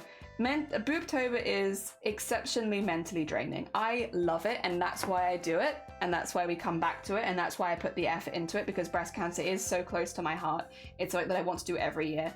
But whenever people suggest things like doing Boobtober outside of the month, it's like, I don't think you quite understand the level of effort. When I say I was working, like, I haven't had before last week, I hadn't had a day off since maybe August. Because of Boobtober. Because Boobtober takes all of my time every single day for like 4 months. It's so much work. It's I don't want you to see the behind the scenes, to be honest, because I don't want that to be what Boobtober's about. But it's why I always say when, like, for instance, because Blackpool helps, and Blackpool and DJ run Starlight. They do this streaming for Starlight. It's why I always amp them up so much, because there's someone who's been on that side of things, organizing streamers, which, by the way, organizing streamers is like herding cats. Even the best streamer in the world. It is like herding a bunch of cats. I love them all to pieces because I love cats. I think cats are great. And I love the streamers that take part in Booptober. They are fantastic. But God, is it like herding cats. It is an impossible job. So yes, it is the one time a year. That being said, if anyone ever wants to join the Booptober Discord and they want to run their own breast cancer awareness event, either in Booptober or the rest of the month, there are loads of resources in that Discord that you can use to help you. Because you can still see everything, you just can't post. So it's still there. And if you were looking to run an event on Twitch and you had any questions, if you want someone really cynical, I'll answer them. But I will give you like a harsh reality of what it's like. And if you talk to any of the other people, like Unpredictable Artist, like Blapple, I'm sure you'll get very similar responses to what I give, which is worth it because it's for a cause that I really care about. But it's a once a year thing, and that's it. More than once a year, it's too much mentally. It's tough. But because before I ran it for the first time, I talked to these people. I talked to people and I was like, what's it like? And everyone was like, don't do it unless you really care. If you really, really care, go for it. But if you're not 100% dedicated, just don't do it. And it's like, okay, I think I get the point. But no, it's worth it. Don't get me wrong. I don't regret Booptober even the slightest ounce. I absolutely love it. It's something that I care a huge amount about. It's why I put so much effort into each year to make sure that it's fun, and it's why I promote it so heavily, because again, I really care about breast cancer awareness. Now that we have the new nudity guidelines as well, we might actually be able to do some of the stuff we talked about before, which isn't sexy and it's just educational. Like being able to show a proper breast exam. Oh my god, could you imagine being able to show a proper breast exam on Twitch without getting banned? That'd be amazing. Because it's not a sexual thing, but like, you know, we talked about this before where like I spoke to a lot of male streamers and I was like, hey, if you're doing a breast exam, you know, and you want to go for it, you can. Because I can't show, I'm not allowed to touch my own breast on purpose on stream because it's like groping. So like I can't show exactly what I'm doing because it would be against TOS. And which sucks because obviously I'm not doing it to be sexual. I'm not doing it for clickbait. I'm doing it to show people how to do, like to show the women watching how you would do a breast examination on yourself in the bathroom or mirror or whatever, how you do it. But I can't do that because that's against Twitch 2S. But maybe by next Booptober, that will actually be something that I can do. Which would be amazing. It really would be. Like, jokes aside, that would be fantastic. That kind of information really can save people. So it's like, it'd be lovely to be able to spread that kind of stuff on Twitch and have that sexual context taken away from it. That'd be really, really good. Because there's nothing sexy about breast cancer and breast cancer scannings and mammograms. There's nothing sexy about it, but because of Twitch's guidelines, it's always been something we've had to avoid. That'd be really good. I'd love that. I'd love to try an embroidery. I don't know, maybe some boybs or listen, there is a market for trans boybs out there. Like, I would say like not because they don't get talked about so much. I think a lot of people get quite self-conscious about having those kind of conversations. If you're happy to have those conversations and make art, people would love it, I'm sure. I'm not an artist, missing something, though my shirt embroidery idea was connected to fundraising, so for joining the No, you're fine, don't worry. Also, Tactical, welcome on in. I hope you're doing well. It gave me an excuse to rant a little bit about what do you call it? Herding streamers. Nah, I once again, every streamer that we've had for Booptober, honestly, especially this past year, was just fantastic. Like, we had prepared for so many problems that didn't end up happening, and that doesn't happen very often. So I couldn't have been happier with the people that we had join us this year, and previous years as well, but we had the most people joining us this year. And again, with more people, you'd expect more problems, but it wasn't like that. Like, yes, we had issues, yes. I was probably, I felt quite bad because I think sometimes I was a bit slow getting back to people even though I was online. I was often having about 8 conversations at once, which it can be a little hard to keep track of, and also some of them were always higher priority because some people were live right now and those people needed help the most. So I apologize if I was a little slow to get back to people sometimes. Normally it's because I was chatting to like 1,000 people at once. Oh dear. Also, I apologize to everyone who... So we had a lot of tech issues. I'm not going to say who, because you can bring yourself forward if you want to. But I am someone who, if you have tech issues, I'll be like, can you get on a phone call right now? And I'm so sorry if I'm... I just find it so much easier to discuss issues over the phone where we can you can share your screen and I can see what you're seeing. And I think quite a few people in Booptober were quite taken aback because they're like, I don't like phone calls. It's like, yeah, and I don't like tech issues. Get on the phone. So I apologize if you're one of those people. I'm so sorry. It's just because I'm having to be quite efficient and I'm having to get through as many people as possible as quickly as possible.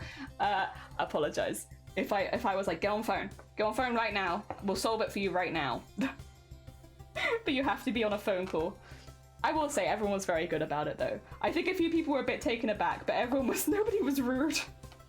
Oh dear. I think if anything, I was probably the rudest person, being like, can you just get on a phone call? Share your screen with me. Show me this. All right, this is a problem. Okay, bye. Oh dear.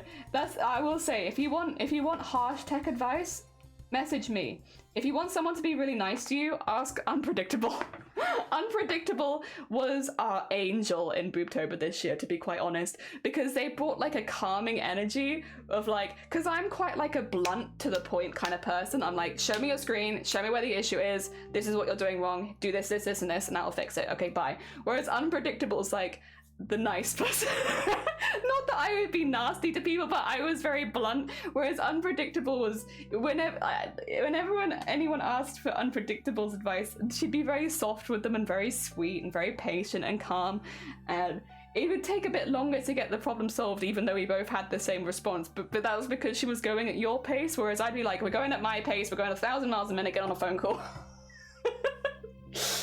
But yeah, again, everyone was very nice about it. No one was like, as far as I'm aware, upset, but I still apologize if I came across as a bit brash. I go into full like management mode, which is we get this sorted as quickly as possible. Like, I love you, you're a great streamer, and I'm very lucky to be able to talk to you. Thank you so much for joining my event. Also, show me your screen. Oh dear. Val as well, actually. Val as well, because Val was very, very busy this Booptober. So we didn't know how much Val could help, but Val was also really sweet being within the community. Like a much more chill kind of vibe. And then for me, I'm very time orientated. I am like, I need this done by this, and then I need this, and then I need you to do this, and I need you to do this. Whereas, we had Val and Unpredictable be like the calming influences on the team, which we needed. We did need that. We need that. We need that every year, honestly. Oh dear. Hard enough on two cats, I know, right? My mum said we weren't allowed to complain to our neighbours because they were old. I like your mum. That's good. I like that logic there. That's good. Thank you. I'll look into it. Love to help if I can. Hell yeah, we'd love to have you. I really try and make Booptober as fun for the streamers that take part as possible, and it's raising money for a really, really good cause because we do the Breast Cancer Research Foundation. So wherever you live in the world, you benefit from the work that they do. They are the leading charity when it comes to breast cancer research worldwide. Which is why, wherever you live, you will benefit from their research because they're the people getting new treatments. They're the people that are doing like less invasive treatments, like earlier detection, all that kind of stuff. It's less personal than a lot of breast cancer charities because they don't so much deal with individuals, but they're there making sure that breast cancer in the future is easier to deal with and hopefully one day curable. Yeah, so it's really good. You should do nail hair? Wait, what is nail hair removal? I actually don't know what that is, Grobbit. Did you win any of the Among Us streams? I don't. Can you win an Among Us? I think you win an Among Us just by playing Among Us, right? The real winning was the friends we made along the way. I don't remember, honestly. It was so long ago because we haven't played for the same reason, just that it's a little difficult to organize that many streamers, and I was getting close to doing Booptober and stuff like that, so I was like, you know what, we're gonna have to chill it on the Among Us streams. As much as I have a really good time with it, it's I need to put that kind of like organizing brain towards Booptober. Yeah. Oh dear. Nail, want to read that again? Is it not nail? Oh, nair? What's nair hair? I don't know what that is. No, I haven't seen the video. I am sorry, I am behind on my memes. What meme have I missed? Of the more possibilities we get. Yeah, honestly, even just simple stuff like being able to not have to censor the how to do a breast check for women, like just not having to censor that is massive. Like that takes a lot of effort off us as the team, having to censor all of those images, but also it means that you can give more thorough information so that people are better informed. So I am absolutely overjoyed about that part of it. I think that's gonna be really, really good, and I'm really looking forward to it. Because again, I don't expect anyone to do anything overly sexual for a charity event, because like not normally how it goes. So I don't think people will be using the nudity to like do anything risque, but just having it so that yeah, we can show breast checks and how people do them, so we can show mammograms, so we can give like an example of what a mammogram looks like, because I bet a lot of people here have no idea what happens during a mammogram, right? So like just being able to show images and stuff like that, because again, that would have been something that may have been considered sexual even with clothing. So it's like, it's nice to be able to show that sort of stuff and talk about it a little bit without having to worry about getting banned. Because yeah, that's the one thing that we had this year as well, which is basically like, we would have to be really careful about FAQ because we don't want anyone to go too far by accident and get banned. So we had to be quite clear, like, you know, obviously within TOS, do this within TOS, you know, here's the censored stuff, here's this, which is like, you know, it does take away a little bit of the creativity, I think, away from it, but also, you know, it's frustrating. It is frustrating when you know that you're not doing anything sexual to have to keep having someone put their foot down and be like, no. And it's like, I know what I'm doing is not sexual, but yeah, obviously it is a little frustrating. So it's nice that we don't have that now. Oh dear. The video where Buse uses nail cream hair to remove hair on his asshole. It's very visual. I'm just gonna, God. Okay. You know what? Madly. Wait, why would you assume that I had watched that? Wait, 2 seconds. I have questions. Why would you have assumed that I would have seen that? Like, in what? My YouTube is very clean, actually. Oh, dear, because I'm a very PG person. Wow, I can't believe you'd assume that I would have watched something so lewd. I'm PG to the core. Oh, dear. Unpredictable! Oh, hi, we were just talking about you. How are you doing? You're up late, or have you had like a full night's sleep already? How are you doing? I hope you've been good. Don't put their ass on YouTube. I'm sure many people have put their ass on YouTube. I am sure. There's no limits on the internet. Oh dear. Nair, not nail, is a brand of. I see. See, I'm just a hairy lady. I don't bother. I'm just so hairy. Thing is, I'm in the house all the time. Who's gonna care? Also, it's cold. Who's gonna see? I don't care too much. I gave up caring. Oh dear. There we go. Things spread everywhere. Look at the video. Oi, oi, oi, oi, oi, oi, oi, oi. Oi, oi, oi. I'm a PG streamer, didn't you know? I do PG streams all the time for charity, actually. I'm a good heck and bean.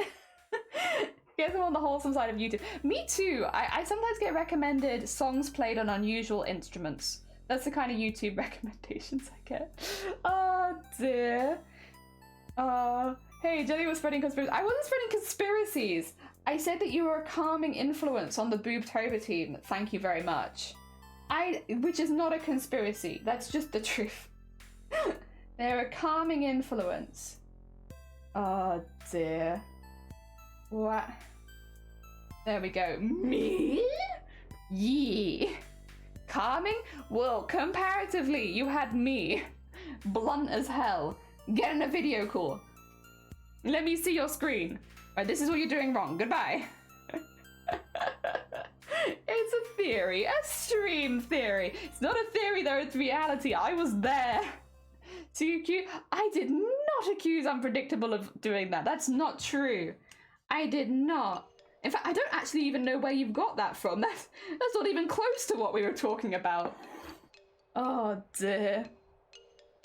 Yeah, no, we only said nice things. Don't worry.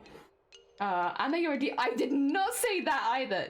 Don't listen to Grobbit. Grobbit's lying. Grobbit's lying for Twitch clout. Grobbit's making a twit longer about me for Twitch clout. It's not true. Oh dear. I'm gonna write a tweet longer about Grobbit and be like, so this person in my stream, they just come in, spread lies about me to people that I've been in we chat. I am a diva on and off stream. I'm fabulous. Yeah, but like not a diva, not in the like the what do you call it? In the planning stage of Booptober. You're a very good bean.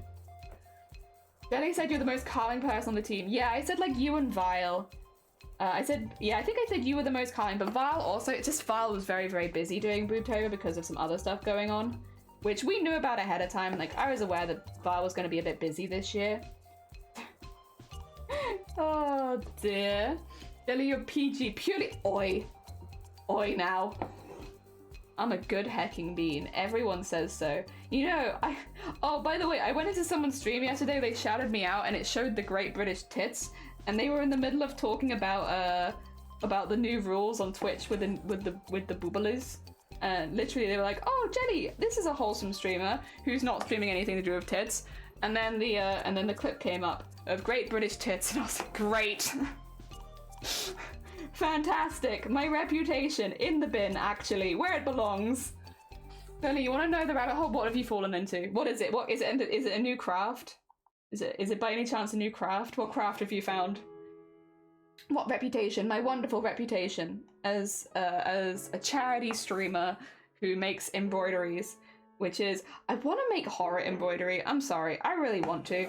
I don't know how it's going to work and I have no plans, but I really want to make something like actually horrifying out of embroidery. That'd be so fun because embroidery is, I think it holds, for me at least, like, you know how like you have traditional things being turned spooky, like dolls and stuff? Let me do that with my embroidery. I want to make something scary. I went to a creator chat the other week and told the streamer I liked their music and I got banned. Nice. We can find a more stupid reason for banning you. Say something and we'll ban you. No. What could we have you do? What would be sillier for banning? Oh dear, maybe... Speaking? Oh, that's kind of Shiny's idea, though. I can't take that. That's someone else's idea. Oh, dear. I've decided to give everyone homemade vanilla X. Oh, my God. Wait, how do you even get that? I know there's, like, vanilla pods, but how are you extracting it? Jelly's infamous reputation. You mean for charity and do-gooding? Gotta go. Oh, no, you're fine. Anime, take care of yourself. I'm glad that everything went well for you, and even though it was a bit of a wait, I'm glad that it went okay. Yeah, look after yourself. Have a nice rest of your day. Can you make an embroidery with eyes? That's a good idea, actually. I like that. Although, actually, when we make our VTuber out of embroidery, that's probably one we could do with the VTuber. I probably wouldn't have to make a separate embroidery of that. Just to get the effects, I could probably do that using Live 2D. Please don't. I didn't do anything. I think just in a bad mood. Yeah, I mean, streamers are human. It is, you know, it's difficult to tell sometimes because we are, like, pretty alien creatures, but, like, we're human. Sometimes I would be shocked if I'd never unfairly banned someone. I am absolutely sure at some point I have banned someone because I've misunderstood what they were trying to say and thought that they was being rude. I am sure that I have. Like it just happens. I wouldn't take it too personally. I've probably been banned for the same reason. I wouldn't even know. Oh dear. That's just how it be sometimes. We have bad days. We misunderstand. Like, especially if you're joining into a conversation, maybe they've been talking about something and then you don't realize, and then you say something that sounds really bad in context, but you didn't have the context, and it's like, yeah, we've all been there. In real life and on streaming, actually. We've all put our foot in it sometimes. I don't know how much an oz is. An ounce? An ounce is quite a lot for liquids. Oh dear, that's quite a lot. Wait, do you not measure in ounces? I measure in ounces. 3 ounces. Booze is what you make. Ooh, my pie crust secret. Why vodka when vanilla was about the same? Oh my god, fun. Some of the beans are for a friend who wants to make his own too. I see, nice. Alcohol cooks out in the oven so you can make a moist, easy rolled out crust. Oh. Beans aren't liquid. That is true. I don't know why I said that. I always said beans are my favorite liquid. You measure in milliliters? Oh my god, the beans are liquid. I love my liquid beans. They are afterwards. Ew, gross. Grobbit made a poop joke. Ew, disgusting. In my channel, in my lovely, wholesome unicorn rainbow heckin' channel, you get that poop out of here. Disgusting. Ew. Oh dear. Can't believe it. I can't believe it. There we go. Sorry, I've like caught a piece of thread and it's annoying me, so I'm trying to like shove it back into position. I know that it really matters. We're gonna go over it with another color anyway, but still. Oh dear. Oh, Jelly, if you stepped in church, you'd disintegrate. What do you mean? And I do step in churches sometimes. I've been to churches. Oh dear. Yesterday, I wished upon a star. Is that not the most wholesome thing you've ever seen? I wished upon a star. I'm not telling you what I wished for though, because I'm pretty sure if I tell you what I wished for, then it won't come true. And like, I kind of want it to come true. You need to sign us. No, fine, Maggie, take care of yourself. Thank you for the hydrates and the pasta checks. Go look after yourself. Have a good rest of your day. I hope that it goes well and have a lovely weekend. Oh dear. I wished upon 4 stars. You've got so many stars. Almost a 5-star wishing experience nearly. Oh dear. But you know, we saw one. It was quite cloudy near us, to be fair, so like you didn't get like you got like holes in the clouds, but you didn't really get like a great viewing experience. But yeah, I got 1 and I'm happy with my 1. I like my 1. One of the cool things you can do is pull out the soaking bean and take the seeds out to use in the pod, bake it in deep fry. Oh, the booze. Ooh. Grams are measured in weight, liters are measured in volume. I've missed the context of the measurement debate. Oh dear. To be fair, I do a mixture, like, because in the UK, do we predominantly measure in stone or in kilograms? Because I'm never sure. Because when I look at a bag of food, it'll be in kilograms, but I often measure things in stone with my recipes. I know in America you measure in cups, which I can't say is my favorite. I'm sorry. Like, nothing personal, America, but why do you measure in cups? Do you know how many different sizes of cup I've got? I've got so many different sizes of cup. How do I know which cup is the cup that is good for measuring? Oh dear. I don't think I'll ever understand cup measurement. Cup measurement's hard. Stone is for weighing people. Yeah, I weigh myself in stone. That's true. That is true. I do that. Oh dear. A couple of drops of vanilla extract does wonder for a lot of cocktails. I bet. Hell yeah. Oh dear. Go. How do you know which cups to use? B cup? C cup? Yeah, like I'm getting all my bras out the drawer and I'm like, which one do I use for the measurements, Americans? I don't understand. How much sugar do I do? 1 cup? But which cup? They're all different sizes. Oh dear. Also, of all of the like receptacles for measurements, that one's very expensive. Even the cups in my cupboards though, they're all different size cups. And so I guess as long as you use the same one over and over again, the ratios will be correct. But like I also kind of want to know how much I'm making, and I don't know how much 1 cup of something. I don't get it. I don't get it. I didn't grow up with cups. I mean, like, I grew up with cups, but not cup measurement, you know? I plan to make a white rum, a gold rum, a traditional vodka, and my friend is gonna make bourbon vanilla extract. Oh, lovely. That sounds like, honestly, just a really fun activity to plan for next year too, though. Like, results aside, which I'm sure will be lovely, that just kind of sounds fun. Like, that sounds like a fun activity. I like the sound of that. Hell yeah. Why not? I have pinned myself just like 5 times in a row, and I don't know if you've watched it. I don't really react to it when it happens anymore, but this pin, I keep just sliding it onto my hand. Or into my hand, not onto. Onto wouldn't be so bad. Into is not my favorite. Right, it's gonna be fun to compare them all. Yeah, it sounds like it'll be really fun. Oh dear. We want to get into the pickling. We want to get into pickling in this household. We're a big fan of pickled things. And, you know, rather than buying pickled things, we kind of just want to get into pickling them ourselves. And we have made some pickles before, but we want to get into, like, larger scale pickling, more pickling, so that we always have, like, lots of different things that are pickled in the fridge. We just really like pickles. So you can have them for gifting, but you can also try seeing them at the LA Change, for sure. Oh dear. I wouldn't necessarily be making pickles for gifts. I mean, I guess if somebody visited, I could give them a jar of pickles, but that feels like kind of a weird... Is it normal to receive a jar of pickles from someone if you go visit them? Because I feel like that's kind of a weird gift to give. Like, don't get me wrong. If someone gifted me a jar of pickles, I'd be super happy because I love pickles. Especially if they were homemade pickles. But like, I don't know, I don't want to be the weird person in the neighborhood that gives pickles out. Like, I don't want to get a pickle reputation. Americans using cups is one issue I have. The biggest is number of units, a measurement in a single recipe. Cups, ounces, sticks, tablespoons, pounds. Yeah, it's too many. The pickles are so good. I had some honey pickles recently. Oh, that sounds really good. Yeah, I want to get into pickling. I want to try getting into that kind of stuff. Making our own pickles. I make great pickles. My face is the one she made from watermelon rinds. I don't think that I've ever had watermelon pickled. Pickled green beans and give them out in extracts, and my sisters love them. You think people would like it if I gave them pickles for Christmas? Oh dear. To be fair, we've made a few different bits and bobs. There's like a pickle mix we made for sandwiches, which is pretty good.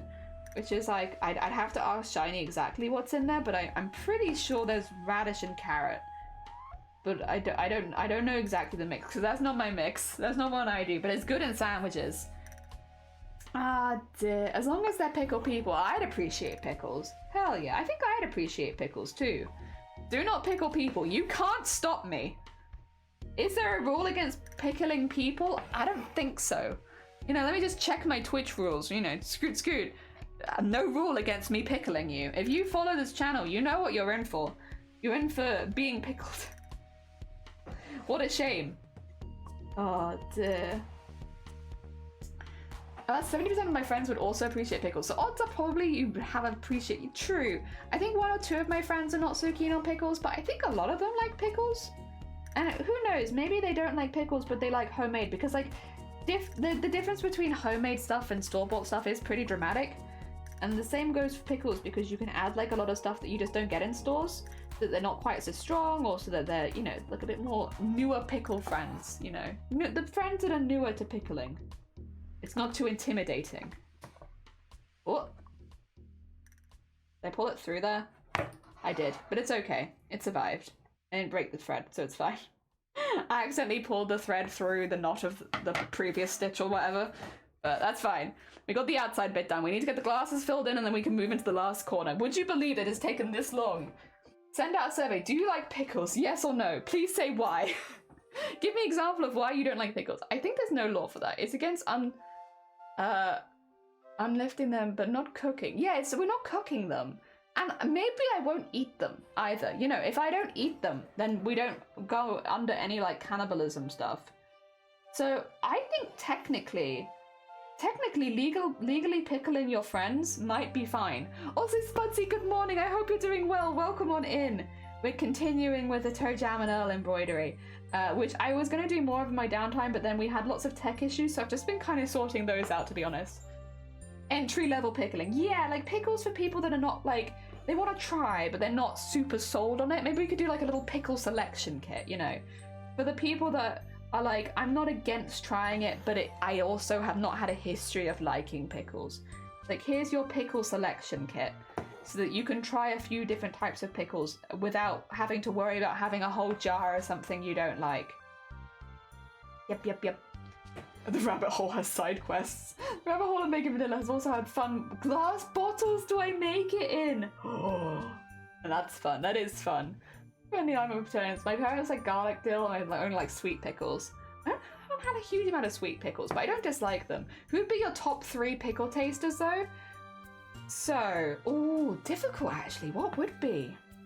I'd have to make them first, I think, to see which ones I'm like are good ones. Maybe we can get someone to come over who do I know anyone? Shifty, are you a beginner pickler? Like, are you someone who is not fully sold on pickles?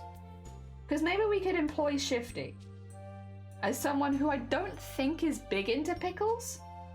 I don't remember if you hate them though, or if you're just not big into them. Because there is a difference. If you hate them, then maybe they wouldn't be the best candidate. Get Shifty to come over and try the pickles and be like, these are the best ones for beginners. I'm not really... There you go. Okay. We can have Shifty be our pickle taster for finding the pickles that are better for beginners, or for people that are newer to pickles, or maybe not fully sold on pickles and would like to give them a second shot. Prefer going to local bakery than making myself. True. Same. 100%. For bread? Yep. Although my family makes good bread, so I'd take their bread as well. We have weird conversations, but it's so normal here. Yeah, we're having a hecking normal conversation about pickles and pickling. Also, I'm gonna turn some of these around because I'm realizing the angle that I have them at is making things hurt. There you go. That's better.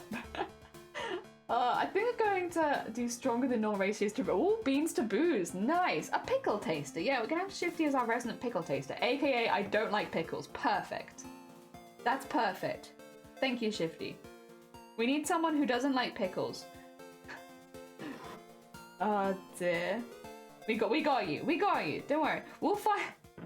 You can help us pick out the pickles that are more suitable for beginner picklers. To be fair, with saying this, a lot of them won't be like gherkins per se, because like when I say pickles, I don't actually mean gherkins. I mean just things that have been pickled. So like, I can't really imagine that we'd make gherkins that much because you can buy gherkins in the store fine. We're talking about other things. Other things. Called double fold when you ratio the... Oh!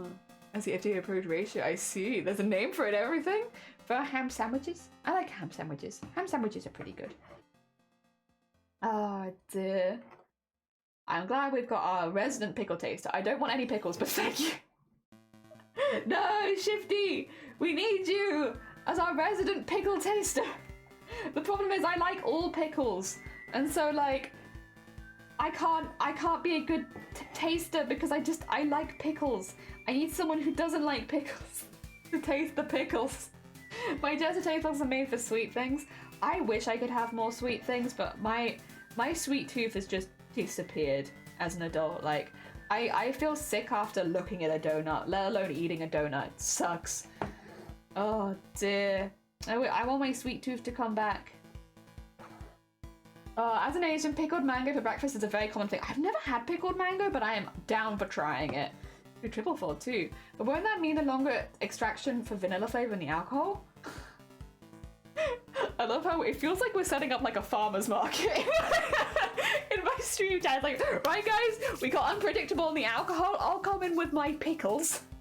Yes, Sonne, pickles. You never lost your sweet tooth. Yeah, I wish that I hadn't, but like, I just can't have much sweetness anymore. Yeah, yeah. It's a shame because my body still craves it, but then as soon as I have like the smallest amount, I'm like, and I'm done. So I still want it, it just can't have very much of it. I used to be able to eat 3 desserts for every meal. Stuff has changed and I miss that. I miss that version of me. Oh dear, oh, it's all the same timing, and apparently you need a particular proof booze because if you go too low, the beans spoil. I see. Whoa. Yeah, Sonny, welcome on into our Twitch chat farmers market where we are talking about making foods. You could do candy floss or cream pies. I don't know, do you want to advertise that in this chat? Are you sure? You've opened a can of worms there, Shifty. Are you sure you want to advertise that you're doing that? Make a strong decision today. Oh dear. There's a sweet spot for how much alcohol is in it. I see, so it could take some testing then. Oh. Shifty! Shomney! May I have a cream pie? A large one? Oh no. Can you do it outside of my Twitch chat, please? Yeah, sorry, we can't do like illegal trading for cream pies inside of my Twitch chat. If you could do that outside of my Twitch chat. Sure thing, open my... No, not in my Twitch chat. Go do that in your own Twitch chat. You can illegally trade your cream pies elsewhere. Oh dear. Otherwise, I might have to subject you to getting pickles for Christmas. And they're homemade, so if you turn them down, I'll cry. Because they're homemade pickles, made from the heart. You've been warned. You've been warned. Oh dear. I'm not a fan of candy floss. I wish I could eat it, but it's too sweet for me. So I like the first bite of candy floss, and then I hate it after that. So I can only do 1 bite. So I do like candy floss, I just can't eat very much of it. I don't... and pickles for Christmas? You want pickles for Christmas? We're making pickles. Well, not for this Christmas though, maybe for future Christmases. My grandma's had a farm, pickled and canned tons of things. Peaches, oh my god, that sounds great. That sounds great. I don't remember why, but I had to dash before the quiz ended and I'm really glad because I hated every minute of it. Wait, Shifty, did you go back and watch the clip where you said all of these states in America were in the UK? Because I died. I know it was just a slip of the tongue because they both start with the U, but like, no, those are in the UK now, and I will not take that back. All of those states, those are ours now. You thought they were American, but surprise, we reclaimed them. You never said that. You want me to play the clip live on stream? I have a lot of power here, Shifty.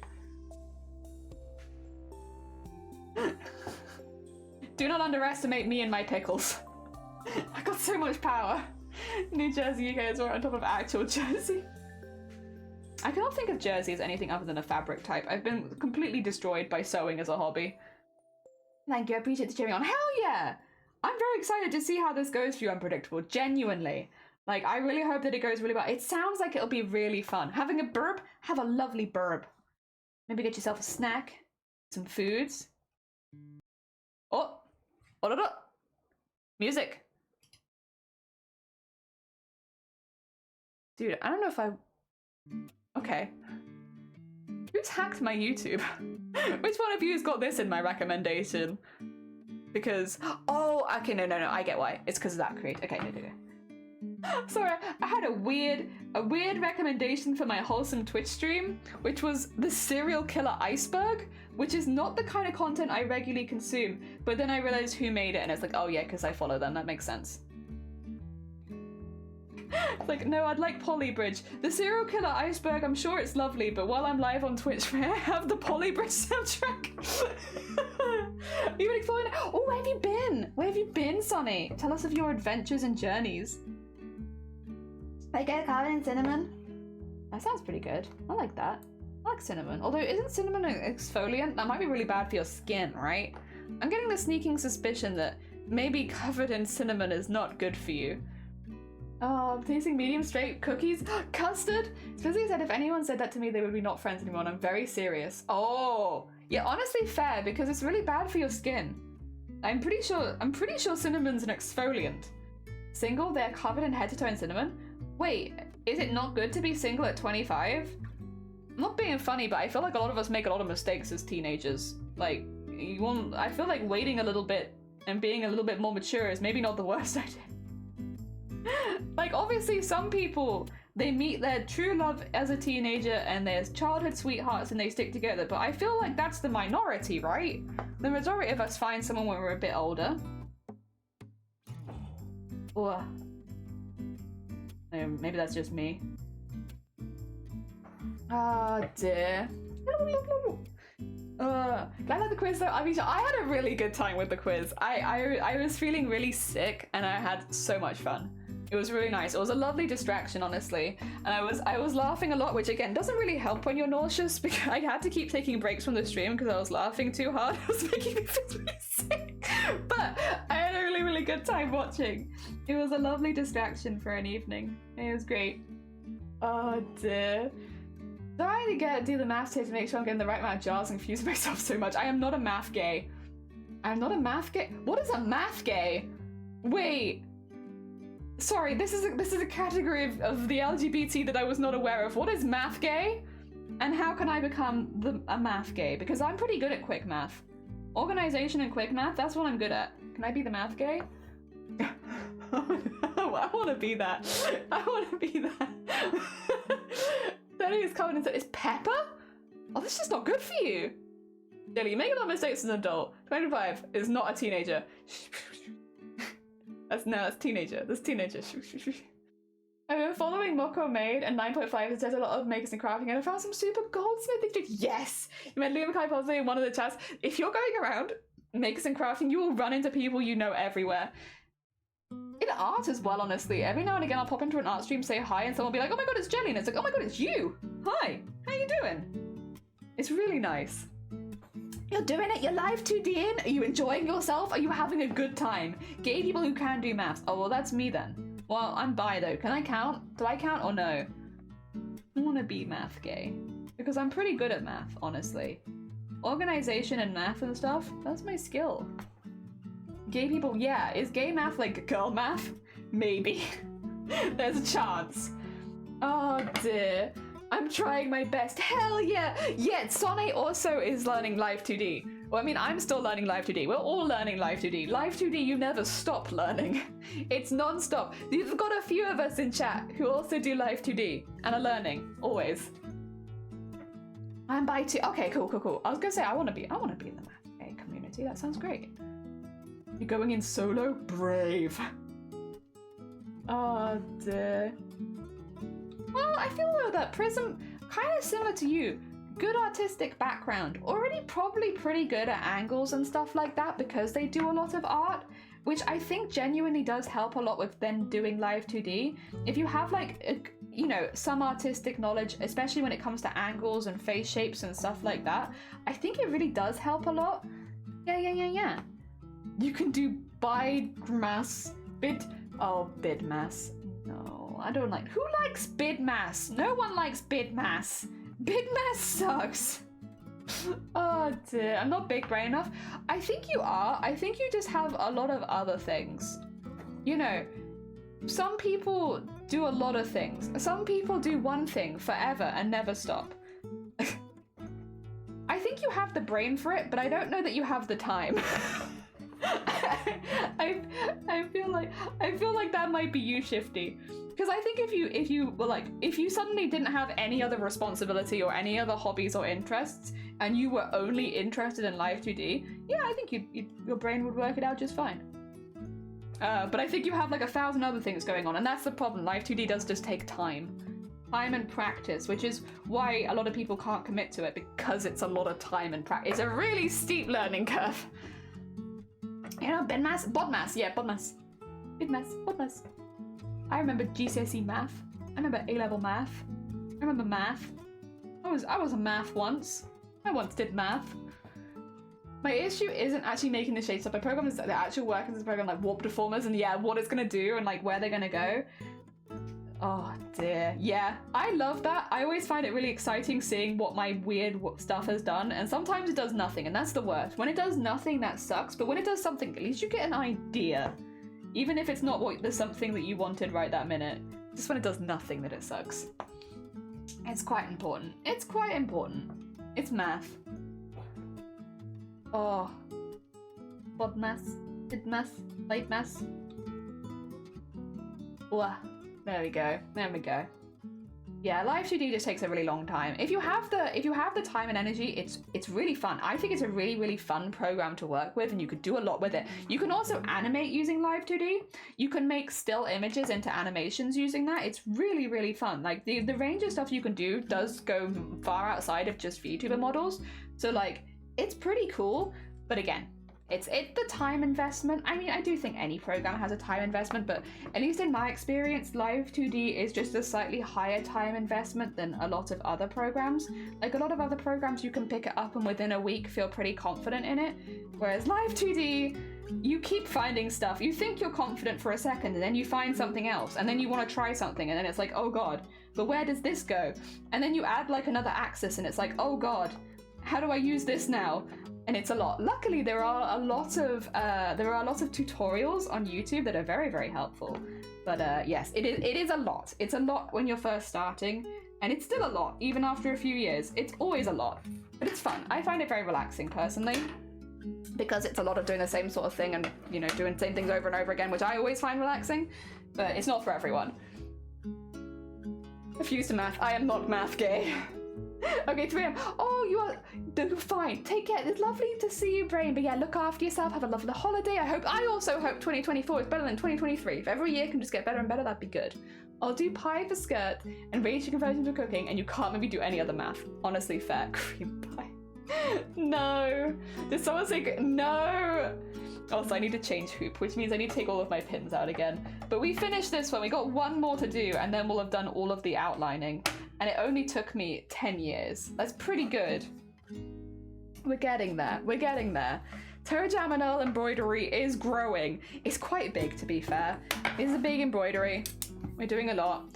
So it's this way up for Toe Jam, or this way up for Earl. So it's looking, I would say though, it is looking kind of like how I wanted it to look. For like the outline at least, I am liking seeing it pop out. They're talking about pasty and cream. What are you talking about? Well, yeah, but I can't eat very many sweets. So I'm still not interested. Too sweet. I'm a savory gal. Pickles. There we go. Alright. Fold this back up so I don't accidentally stitch it. We only have like a little bit to do here, but just in case. There we go. Wow. Actually, we did receive a Christmas present yesterday in the post, which was really, really nice. We don't normally open Christmas presents unless like we've been told to open them before Christmas, but it was a hamper, so it wasn't wrapped. And we opened it and it had lots of nice biscuits in, so now we have lots of delicious biscuits downstairs. And some like jams and chutneys and stuff to go with them. Heckin' happy days. I love Christmas. Christmas is great. We actually, funnily enough, to the person who sent us a hamper, we actually sent them a hamper too. Oh dear, great mind think alike. You'd 100% have a gherkin pie. I probably would, yeah. I probably would. Yo, I'm pitching some Nigella vanilla extract in here. She turned it into pickles for our farmers market. I pickled the vanilla pods. There's laws for sending liquids. Yeah, you're only allowed to send 50 milligrams of piss within the UK, and you're not allowed to send it outside of the UK because that's illegal. Did you know that, Unpredictable? Did you know that it's illegal to send your piss outside of your country? You're not allowed to do that. You have to keep it. Or just 50 milligrams. Milliliters? 50 milliliters. But no more. And that's only within the country. As soon as it leaves the country, that rule changes. Why did we look that up again? I can't remember. Oh, this doesn't sound like a fact a wholesome streamer would know. Why do we know this? Oh, yeah, I remember. It's because people were talking about PO boxing me their piss, which I don't want, by the way. Please do. I don't have a PO box and I'm not getting one, but also please do not send me your piss. I don't want it. Keep it to yourself. A gun, and that's a dolphin. Exactly. A little helmet would still be pretty useful. That's only within the country though, so you could send. I can send 300 milliliters of piss to my family in England because it's within the UK, but I couldn't send it to you because you're outside of the UK. Yeah, unfortunately. So, I know that you really wanted me to send you piss in the mail, so I'm really sorry to break it to you like this, that I can't do that for you. Thank you for Fish Whispers. Feet. Is this sound requited or are you just quiet? I'm stuck here on this one-way street. It has been a long week. Good morning, how are you doing? I hope you're doing well. What's on your mind, my dear? I think that we need to speak. God, you've got so many good dancers. So many good dancers, Scott. Stain on the glass, but I'm out of my depth.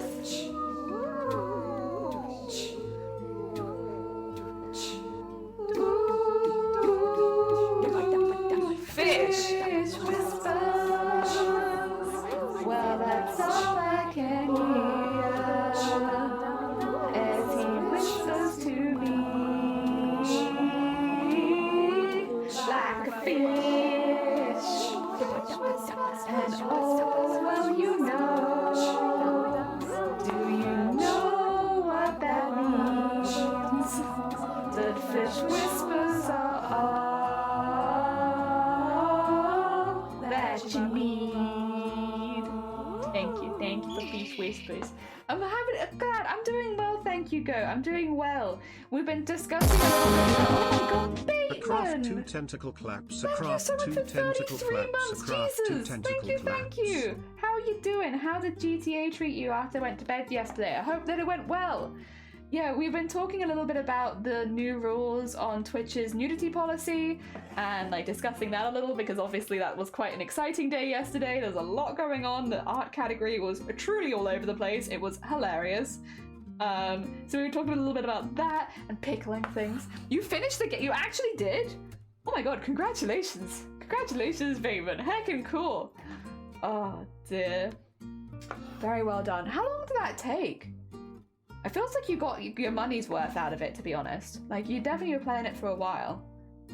Just in time for the next GTA, and what was it? Was it next year or the year after that the next GTA is planned to come out in? I can't remember. I know that the trailer's been dropped and stuff. So just in time for the next GTA. Oh, the UPS? No UPS. No UPS.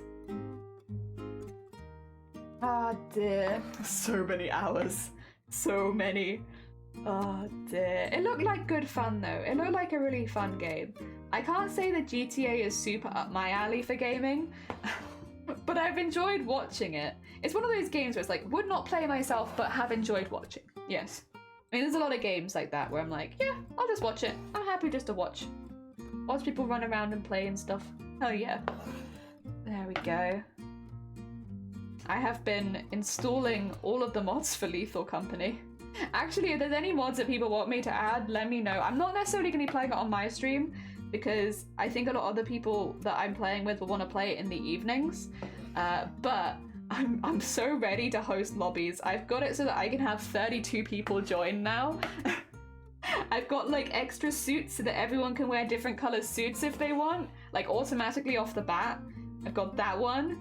I was thinking of adding some of the extra monsters, but then I was also like, I know some of the people that I want to play with haven't played it before, and it's like, maybe I should let them play it once before I add in extra monsters. But I will say, I was tempted to add in some of the extra monsters because some of them looked really fun, but I might hold off just a moment so that people can play the base game first. Ah dear. Hey everyone, doing good? I'm glad you're doing well. Welcome on in, Kevin Ossie. I hope the week's gone well. Tell me how you're going. Good. I'm good. Things have been going good, honestly. We had a lot of tech issues yesterday, but we've worked out what was wrong and how to fix it, which I think when you ever have tech issues, the worst bit is when you don't know why things are breaking. Like when you're in that stage of being like, well, things are breaking, but I can't tell you why. It's very frustrating. So yeah, well, we have had some tech issues. We know why, and so I can fix it next week, hopefully. And yeah, other than that, things are going really well. We smashed our fundraising goal for the Starlight Foundation. So we raised nearly $600, and the goal was $420. So we went well above and beyond. We have 3 new Goblin songs during the Christmas period for, Sound Redeems. They're very cursed, but we have them.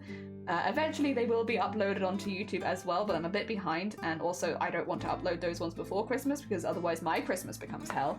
And then I am making a Christmas present for my family, who for the first time in 8 years I am actually seeing on Christmas Day.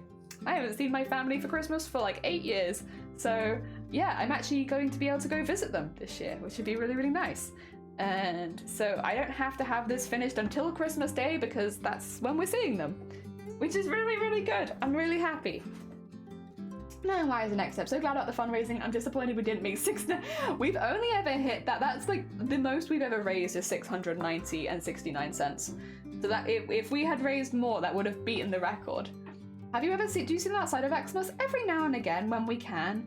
It's a little difficult because, well, it's always been a little difficult because my health is so up and down. Traveling is quite hard for me. So we have to make like a lot of preparations, and then if one of them is ill, we can't go. So like we were meant to go on holiday with them this year, like early on in the year, but because one of them got ill, we just couldn't go. So they could all go together, but we couldn't, which it is what it is. Like for me, I have been quite sick this year, so it's best not to take chances. But yeah, it means sometimes it can be like a little hard to meet up, and yeah, I'm very hopeful for Christmas this year. It'd be really, really nice. So I've seen them a few times outside of Christmas. Not as much as we'd planned to, but some of the plans still went through, which is good. Better than previous years. So now I just have to stay well till Christmas, and then I can go. And I'm not going outside. I've been really careful. So now until Christmas, I am staying inside to make sure that I don't catch anything. And yee! And I can go. Happy heckin' days. Yeah, we planned ahead for that. So things are going very well, very hecking well for us, I would say at least. Go. I don't think of anything else that's happened.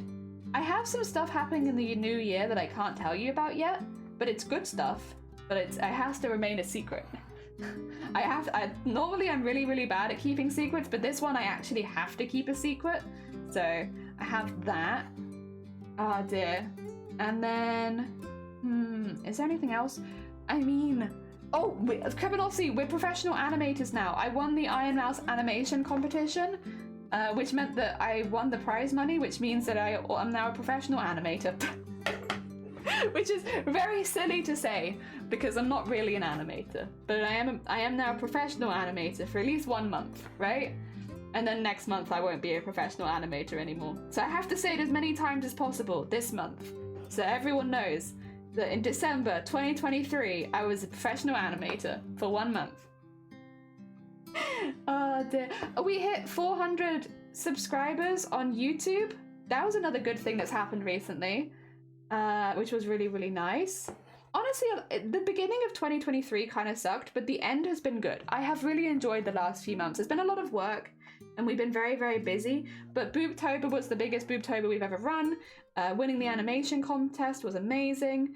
Having people go, like, enjoying the content on YouTube, like, the last few months have been really, really good. Really, really good. And again, there's lots of stuff that I have happened that is really good that I just can't tell you yet, that I will tell you about.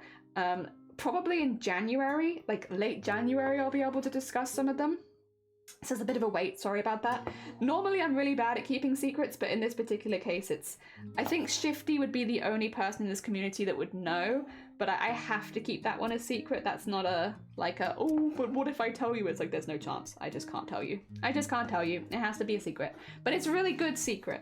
So I'm really excited to talk to you about that one when I can, because I think it's a really cool opportunity that's happened for me, and I will say pretty confidently that's only happened for me because of Twitch, which is really, really cool to say. Oh, also that was another thing that happened late this year.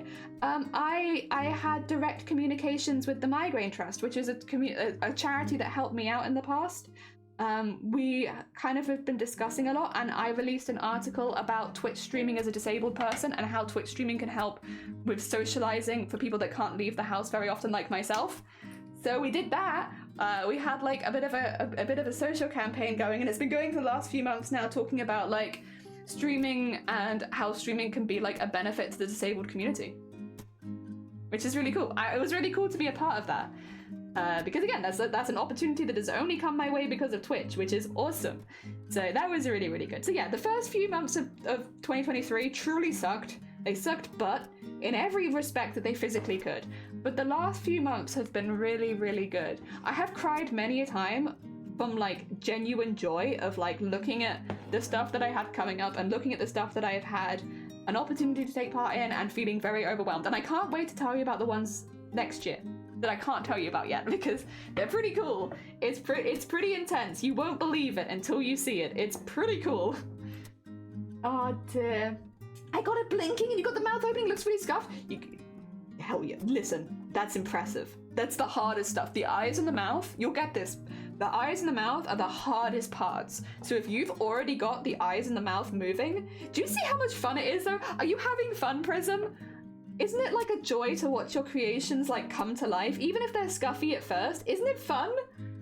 This year I cried, same, from absolutely joy. Never mind. No, I'd say the beginning of this year was awful, and I was very upset. I had a lot of really, really bad days. I mean, we literally had one day this year where I was denied treatment because of an issue at the hospital, which I had been off medication for 15 months, ready to start, because they ran out the day that I went in, went home and ate a rock.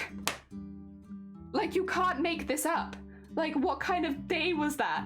Why did that happen in the same day? I spent the whole day at the hospital with people apologizing to me for not having the medication that I needed, that I'd been waiting 16 months to start, go home and eat a rock. Smash open 2 of my teeth in the meantime.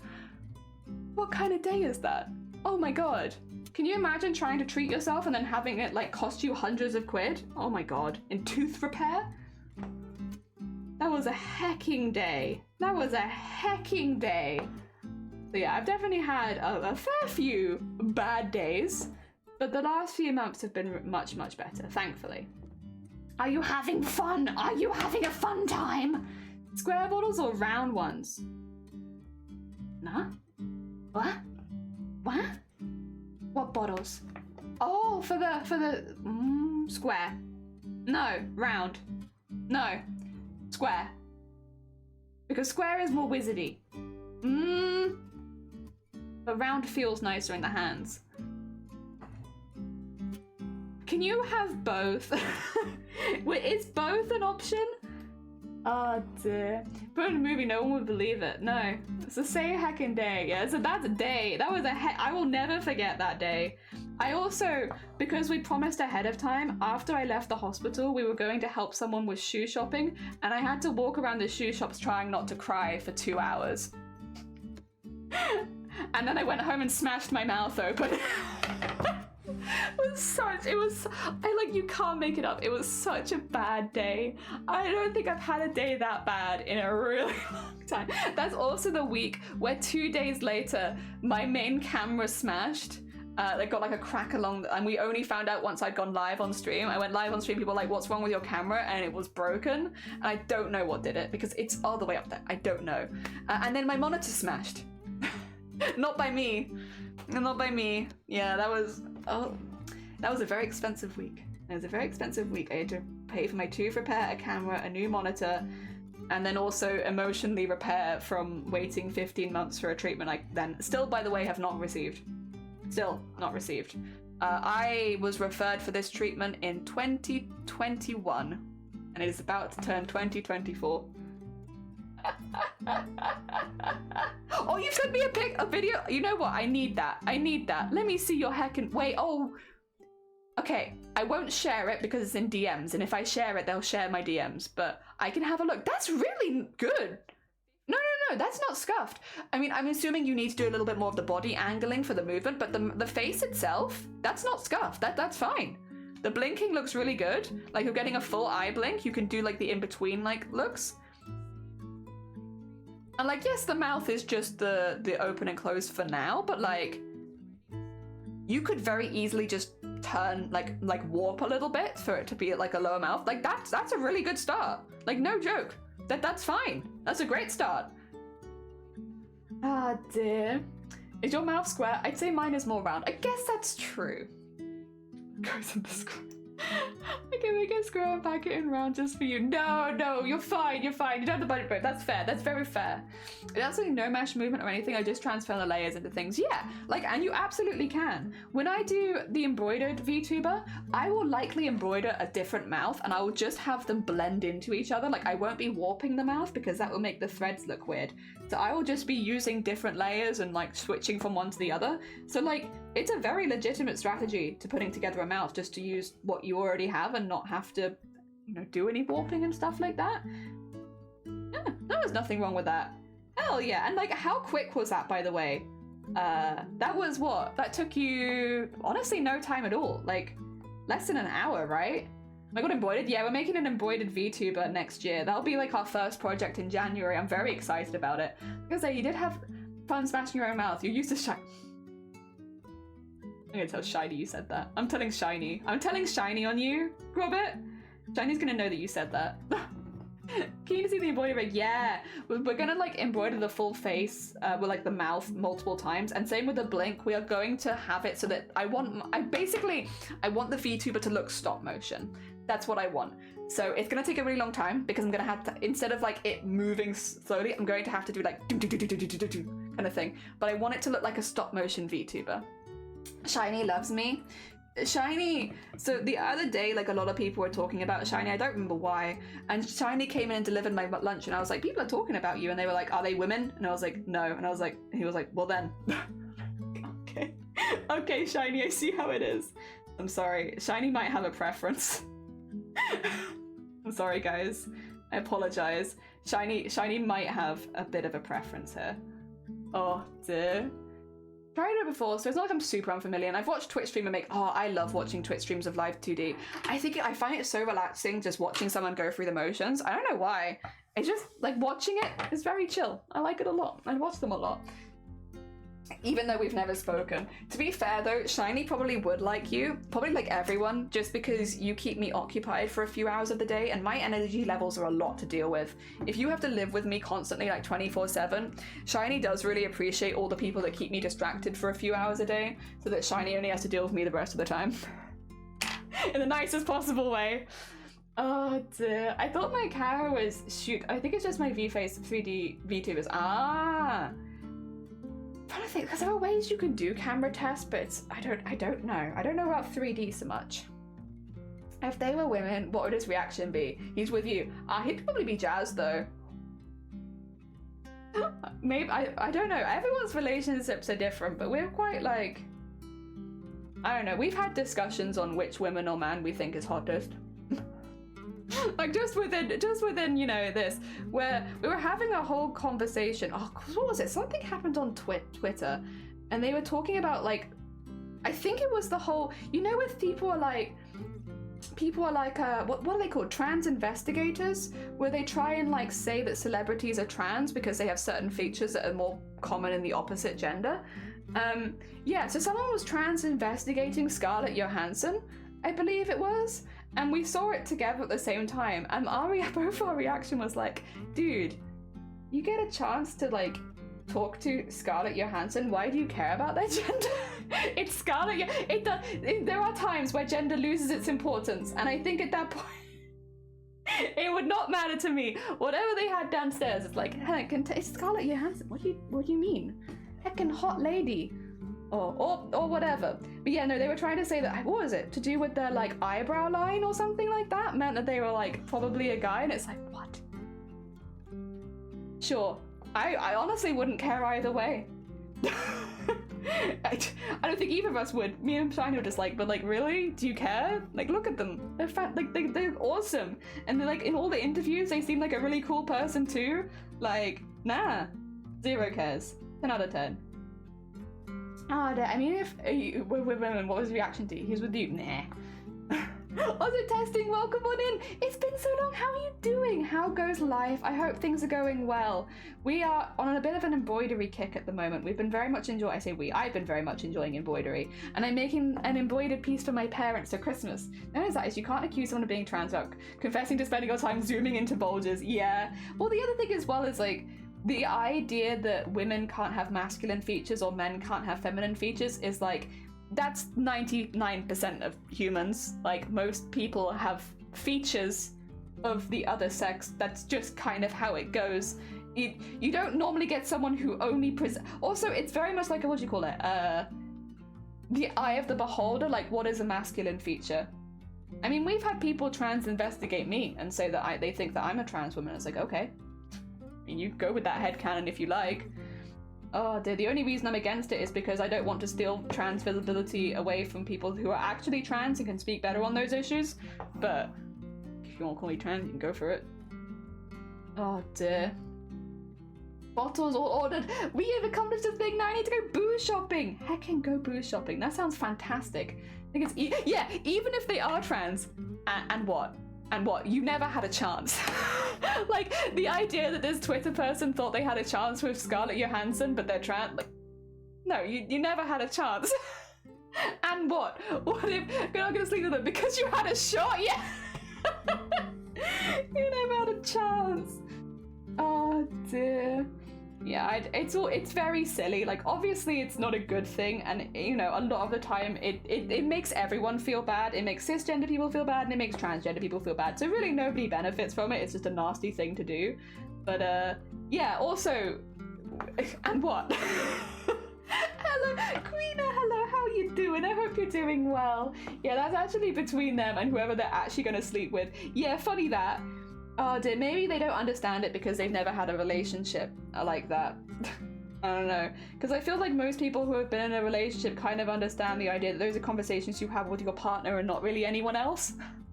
Outside of like joke conversations on the internet, like Twitch streamers like me discussing it, like when else would you have that conversation? You just don't. Like, unless you're gonna sleep with them. And, like, again, I really want you to consider weighing up your chances of sleeping with Charlotte? Miss Johansson, Scarlett Johansson. Charlotte, goddammit. Help me. Mouth hard. Difficult. Going very well. Officially, oh, you are divorced and lots to come on the making of stuff. I'd love to learn. Bless you, I hope that it went as smoothly as possible. That's a lot of paperwork and a lot of money and a lot of time. I hope mentally you are doing okay, and so that you can go into. I hope that 2024 brings a lot of positivity for you. Yes. I don't like it because it's weird and invasive. Also, if they're trans, they don't want to be outed. That's another thing is like, yeah, for a lot of people, it's not going to be safe to be outed. That's a very good point. So yeah, like outing people on the internet, which again, I'd hope that nobody would put any real real belief behind these people, because they're not thinking straight, clearly. Once again, your chances with Scarlett Johansson are less than 0. But yeah, I just, it's very odd. People like that really give me the ick. Yeah, they give me the big ick. Why? How have you? Okay, get out. There's some beads. Oh my god, that's like my favorite activity. I hope you're enjoying yourself. There is something touching my hand sometimes, and you know that feeling when something's touching you and you just can't see it? Every now and again, something is touching my hand and I don't like it. It's like being angry trying to figure out what type of cake someone likes. I don't know, for shame? For you, it or something else. Well, this is the thing as well, like, I don't know, man. It's weird. Twitter's a very weird place. I don't think many people...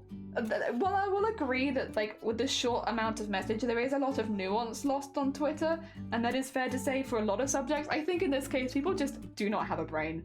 Like, you're just not thinking. Like, really, what does it matter? I know people were doing it for Taylor Swift for a while. They were saying that Taylor Swift was transgender, and it's like, and what? Like, if Taylor Swift is a transgender, which I don't think they are because I don't believe they've ever said that they are, and normally you'd kind of wait for somebody to say that sort of thing. Madness. But yeah, even if they were, and what? Like, what are you gonna do? What's gonna change? What's gonna happen? Nothing for you. Like, the chance that you'll ever see her in your life is like pretty damn small, let alone get with her. Oh dear. Yeah, it's weird. Twitter is weird. People on Twitter are weird. I don't get it. Oh dear.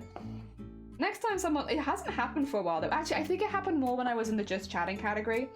Because when I was like the first year of me streaming, we had quite a few people come in and be like, you're trans. And it's like, okay. And then what? I'm not trans, but I'll go along with it. And then? And what? You want to say something about it? You want to say something transphobic? You want to go for it? Go for it. Oh dear. And then we have a reason to ban you. But yeah, it hasn't really happened since the first year of me streaming. Lady Gaga, oh yeah, Lady Gaga had it a lot. I'm glad she didn't, kind of glad as well. Like, yeah, you know what, they don't need to know, so why tell them? Because, you know, you're not going to be sleeping with any of them, so none of them actually need to know. The only reason I think would be any reason to come out as transgender for the most part, because again, for the most part it doesn't really affect anyone except for you, would be for that visibility. If you want to be someone who is visible within the LGBT, it should be your own personal choice based on whether you're safe or not. But yeah, if you're a celebrity who wants to come out as trans, okay, I was never going to be able to sleep with you anyway. I'm a normal, regular human being. I'm not a celebrity. That's not gonna happen. It doesn't make any difference to me. Oh dear. Yeah, obviously people be weird and uncomfortable and think they have a shot when they don't. Lady Gaga is the best troll. I love Lady Gaga. I, to be fair, still listen to her music. I do like her very much. She's a good bean.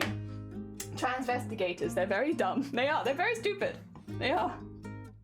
Very stupid people. Yeah, it's always a shame whenever anyone gives it. I think as well, like, you do see the argument, and like people will write under and be stuff like, well, you weren't gonna sleep with them anyway, so why does it matter? And they're like, because the world deserves to know. And it's like, does it?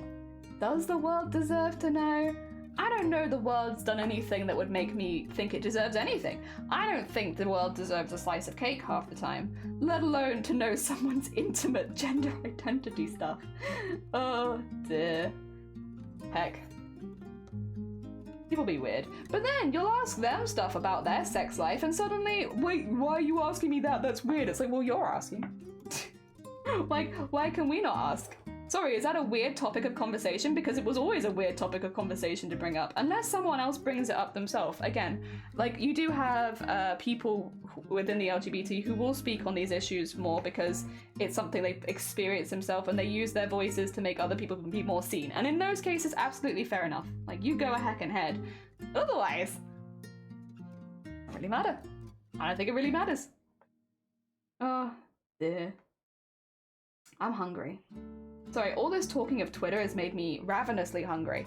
What time is it? It's a bit early for lunch, really, innit? Stomach, you're gonna have to wait a little bit longer. It's a bit longer. So am I treating trans people by expecting them to open up their genitals and not reciprocating? Yeah. You know, next time someone opens up to you, make sure that you open up straight back. Yeah, it's important. Otherwise, it's not really, that's what you do. I hang out with my women.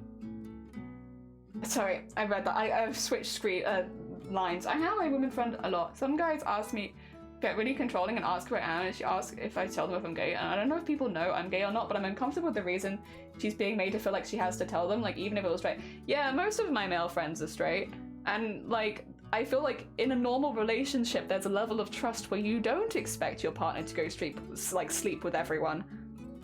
I don't know, madness. Unless that's something that you've like discussed within your relationship, in which case that's your relationship, you're fine. But I think in the majority of relationships, just, when Shiny goes and talks to their female colleagues and stuff, I don't suddenly expect to find them banging. Like, what? That's weird. I mean, if I didn't trust people to, I'll be honest, if I didn't trust someone to that extent, I just wouldn't be in a relationship with them. That sounds very stressful. That sounds like a pain in the ass. The thing is, these guys, they're not dating her. Wait, seriously? Oh, dump them. As friends, at least. Oh, well, I guess it's obviously up to her decision whether she does that or not. But if any men were doing that to me, I would just stop being friends with them. Sorry? Who said that I was your property to be defensive over? If I want someone to be defensive over my property, I'll get a dog. Sorry, I'm okay. I would remove them as a friend immediately. But that's obviously her decision, how comfortable she feels with it. I mean, I probably would have a chat with them about it first. The thing is, I'll be honest.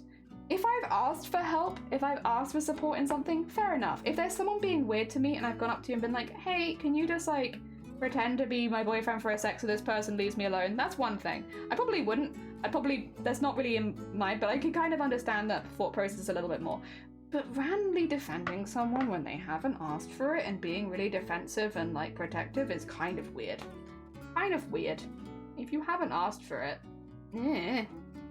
oh dear. And again, I'd feel different maybe if Robert was being like an absolute ass and like, I don't know, being really rude to her and putting her down and telling her like, you're trash and you should eat trash and all that kind of thing. Then yeah, obviously friends stand up for each other, but I can't imagine Robert doing that. Maybe ironically, but not like unironically. I hate when people assume when a guy and girl are friends, the guy must like the girl. Like, there's never a possibility of a platonic relationship.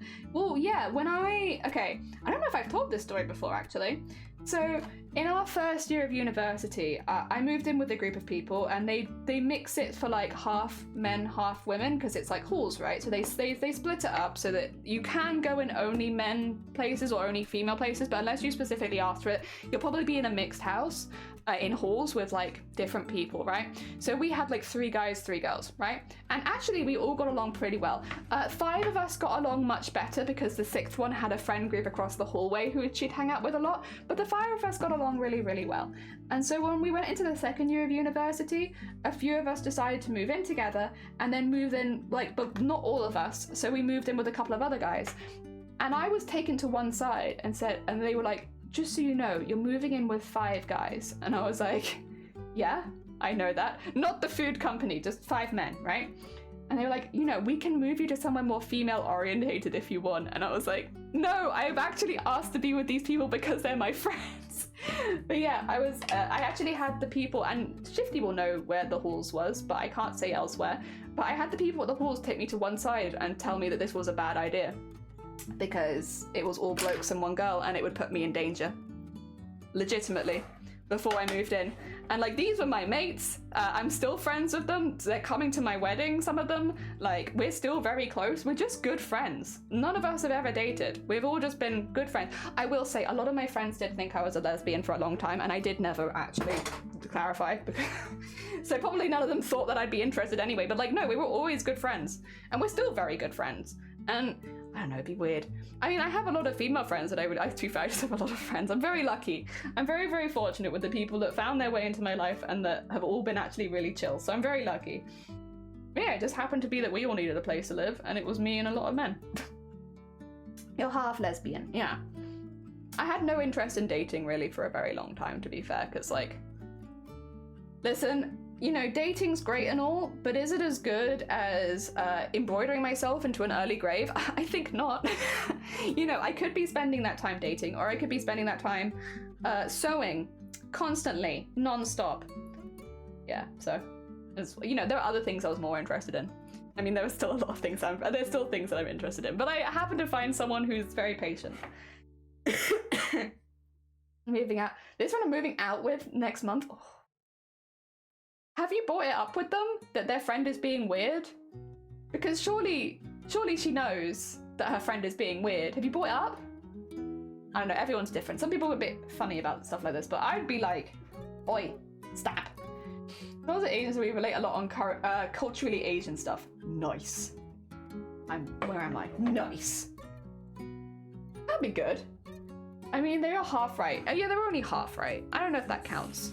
Does half right count? Okay. It's the top one first. Got you. Thank you, handy dandy plan. I could cut out party and date people, but what about crafts? I know, what about crafts? I could date. I could go on dates, but what about crafts? Yeah, anime brings up a very good point. I need to craft. It's important. Oh, right, it's still wrong. Oh dear. Yeah.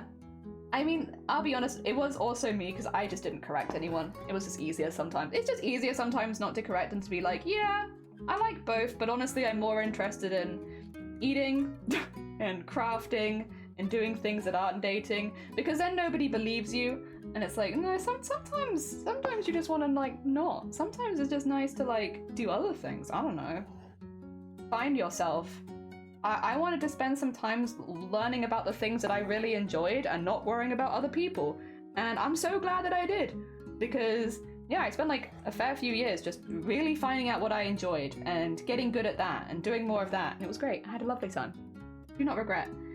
I don't regret, obviously, dating Sony either, just because I know they can hear me. But yeah, that was a wonderful decision, and I've had a really nice time. But I'm also glad that I didn't do that so much in university, because it gave me a chance to go around and find what I really enjoyed. Oh dear. Which ended up being a lot of this. You ace or demi? I will never associate as being demisexual because the flag is disgusting. But technically, probably. But no. No, not until they change that flag. I am not going under such a horrible flag. Disgusting. I hate it so much. It is my least favorite flag that I have ever seen. So probably, technically, yes. But no. No, not until they change the flag. I put up with the bi flag. The bi flag's fine.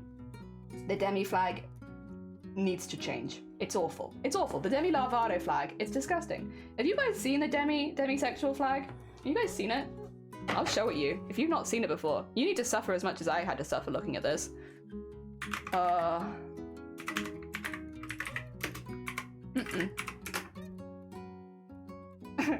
It's so bad. It's so bad. I hate it. The demi flag is awful. It is. That's why I refuse to associate with being demisexual. It's nothing against people who are demisexual or me, but I absolutely refuse to be. No, I refuse. Look at this. You see this? You see this? It's just the asexual flag, but worse. And I'm not even being funny.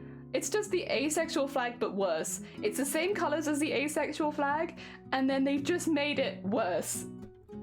It's just worse. Oh dear. What does demi flag mean?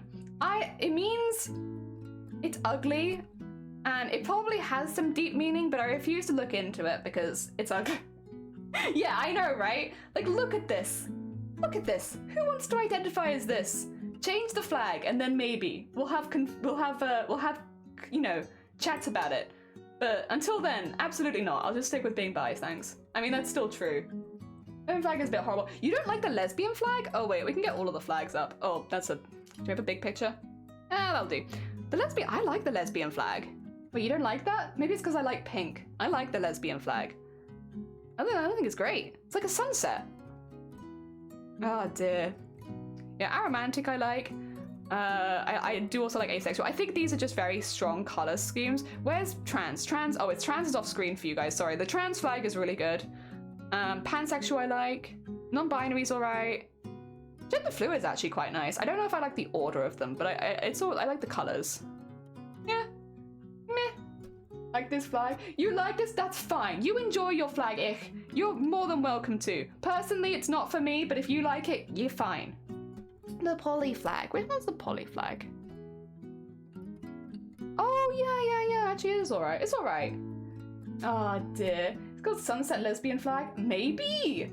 I don't know, I've never been a lesbian, so I'm not sure. Then again, I've been bisexual, but I've also not really done too much with it. Yeah, this would probably be me. This would probably be me. I can't say that I'm keen. Personally. Graphic design is not my passion, but I'm still not keen. Yeah. Oh dear. But technically, probably. Only developing feelings once you've had an emotional connection. Yeah, like, I spent a long time when I was younger hanging out on asexual forums because I never had any interest in anyone. And I was like, well, you know, I'm more interested in this. The first time I ever played D&D, you guys might not know this, the first time I ever played D&D was on an asexuality forum. Like, how long ago? When I was 16, I believe. 16, 17. Young. I was a young little bean. So yeah, it would have been like, yeah, a long time ago. Because yeah, the asexuality forums would have asexual and demisexual people on there, and they'd talk about their experience, and I was like, this is lining up an awful lot with me. Interesting. But actually, I see that you're playing D&D, and can I join you? So there was just a forum of people playing D&D, so I didn't really do anything particularly deep or meaningful on that forum page, except for playing D&D. And I will say, it did get me heavy into D&D. I had a really good time playing there with the people. Oh dear. There you go. There's a little background story about Jelly. Back when I was but a wee bean.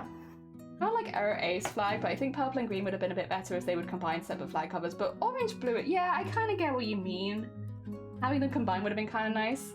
Lesbians are still sorting that out. Yeah, they're still working it out, and they give them time. They can have as much time as they need to sort that out. You enjoy your flag. Get a good flag. I never liked the design of the non-binary. I liked your redesign of the non-binary flag. Oh yeah. Toucans are no Pokemon. Bi people can finally represent with shiny toucan. It's about hecking time. It's about hecking time, Pokemon. I love the non-binary one. Hell yeah. I like it too. I mean, I like purple and yellow together. Gold is my favorite color, and yellow and gold are not that different. And then purple is second favorite. So it nearly has two of my favorite colors on it. Like, I think the whatchamacallit, the non-binary is very like royal themed, and I like that. Like a very regal kind of looking color palette. Reminds me of like costumes, like old-fashioned, not costumes, but like old-fashioned clothing, where they would like decorate with golds and purples to show how wealthy they were. I get that kind of vibe. There's nothing to do with being non-binary, I just like the color scheme. The one where I replaced, with the Ouroboros. Yes, I like that, I like that. That sounds good, yes. Oh dear. One thing I like people do with the flags is they'll take the flag and they'll use it as a color picker to make art, which is really nice. I think that's a lovely idea. I'm sure some of you will have seen people do this before, because it's not like a few people have done this, quite a few people. Well, they'll take like the lesbian flag, for instance, and draw like a really lovely scene with it, and they'll only use the color picker from the lesbian flag, and same with like, or like tones of those colors, so like a slightly lighter and darker tone for shadows and stuff like that. And they'll do it with like the pansexual flag and the asexual flag and all that kind of stuff, and it's just really nice. Creating art using the colors from the flag. Next embroidery project, I mean, when is gay visibility? It's June, isn't it? Well, we can't do it until June, because otherwise it'll just be invisible, because, you know, we're completely invisible outside of June. I mean, look at all these companies that were rainbow for a month. What happened? I guess they're invisible now. Oh dear. So yeah, we have to wait till we're visible again. Oh dear. It's really hard to make a rainbow. Yeah, rainbow's the hardest one. I see more people tackle the others. The rainbow one is tough. If you want a tough challenge, turn the rainbow flag into a piece of art. But that's definitely the hardest. The rest of them feel like a slightly easier color scheme. It's still a challenge, of course, because you're sticking within a strict color palette. But it's a fun challenge. Why is chat empty? Is chat empty? Oh, did we leave? Did we all leave? Have we all gone to better pastures? We might have, and I can't really blame you. It's the hate for the demisexual flag. I want to be very, very clear. It is not hate for demisexuals. That when I say that I dislike the demisexual flag, I love demisexual people. I probably technically am one myself. And it's nothing personal against the people that are demisexual. It is just the flag. It's just the flag, and I feel very strongly about the flag. Sorry. And if you like the flag, you're fine, because you know different things for different people. While the flag is personally not to my taste, if it is to your taste and it makes you happy, hell yeah. You heckin' go. You heckin' go. Shall not be yucking your yum. Oh dear. I can't see anyone. Oh, I think you're having a glitch, a twitchy glitchy right there. Maybe a waterfall? Yeah, I think water effects maybe would be the way to go if you were trying to incorporate the whole rainbow. Chat is over. We're over. I mean, I guess I'm not in chat actually, so I guess I'm not over. Just you guys. You're all over. Me? I'm still here. Kinda hungry though. Oh!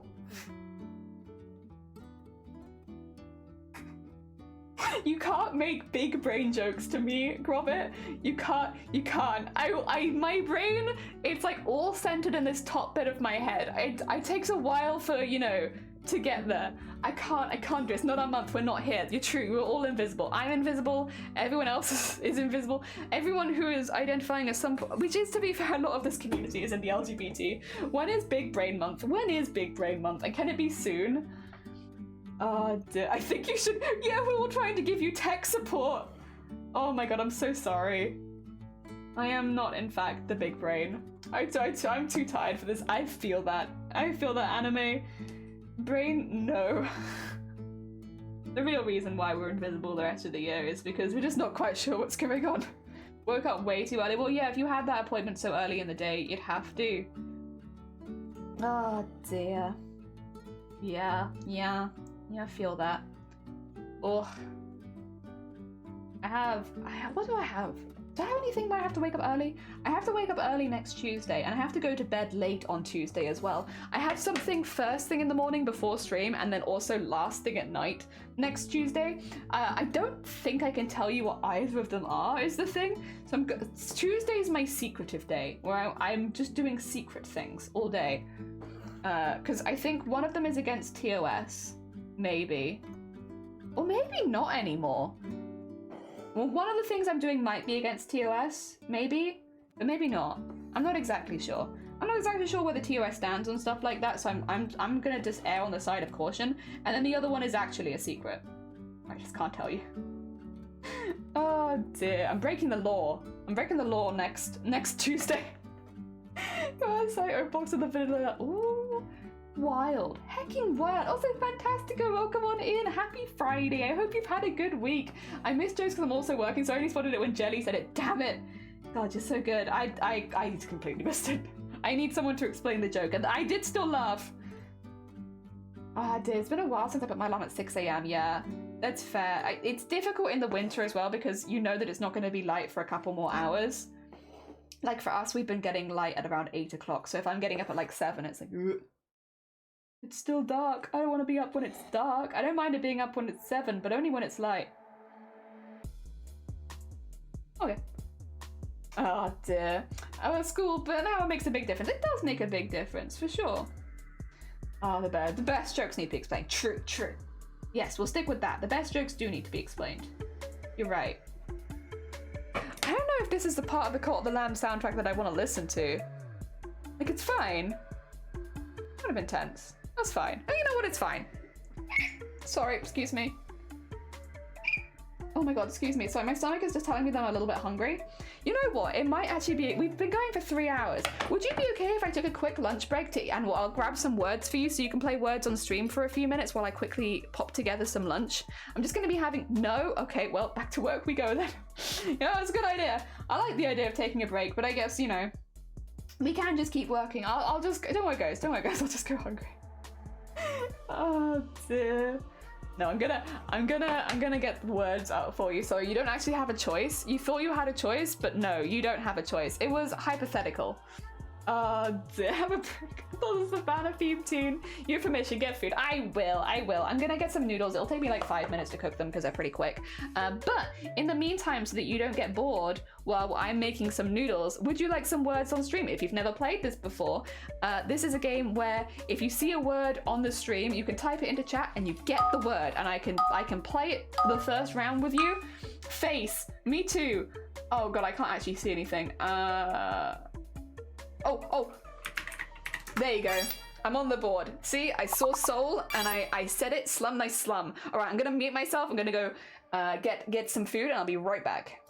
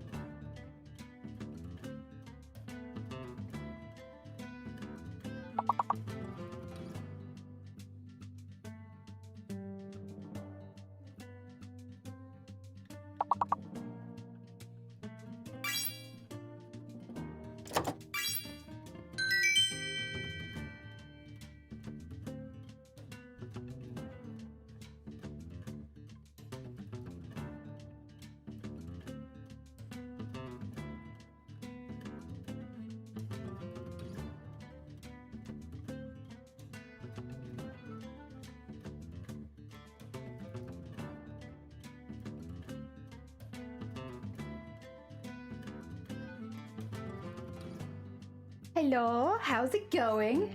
I am back. I have some food. I got some noodles. I'm gonna have to wipe down my desk because I just washed it up. The bowl's a bit wet. How are you guys doing? We're on level 11. Nice. Good hacking 11. All right. Do I see anything I can help with? Sighted? No sighted. Diced. Oh, nice. I'll steal dice then, with my streamer advantage. Good job. All right, I'm gonna mute while I eat my noodles because I know a lot of people don't like slurping noises and I don't want to upset anyone. So I will be in and out of mute. Good job, GG's. Good job, Clues and Symphony. Good job. I'm gonna mute myself. I'm hiding.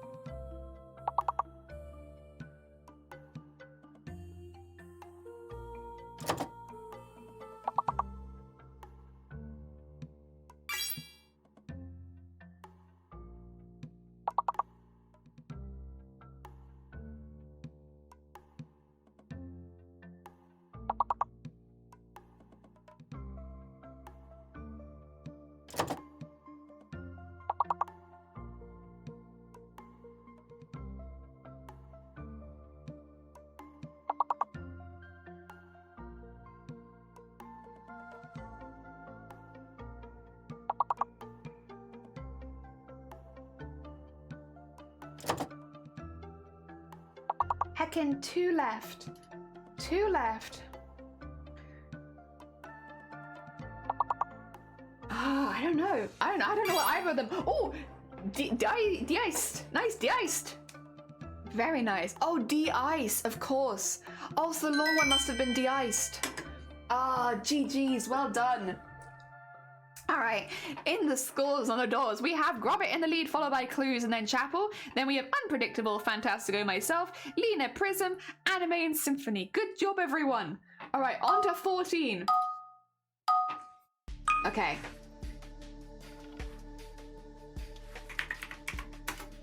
There you go, I got 1. I'm on the board. I'll mute again. It's time to eat noodles.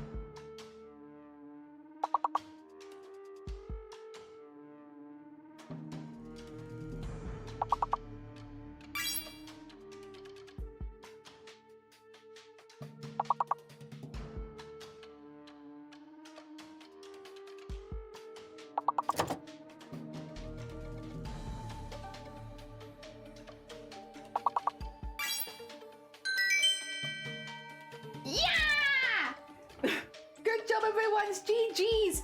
Heckin'. Oh, it's gonna get really hard now though. But good job, everyone. We got Robert still leading back, followed by Cruz, Chapel, and then I've snuck in somehow to fourth. There we have Unpredictable, Fantastico, Lena, Prismatics, Anime, and Symphony. No, Jelly's still kicking. I'm sorry, I'm still eating noodles, yeah. Every now and again I see a word and I type it in, but I'm still eating, I promise. All right, 5-letter words only.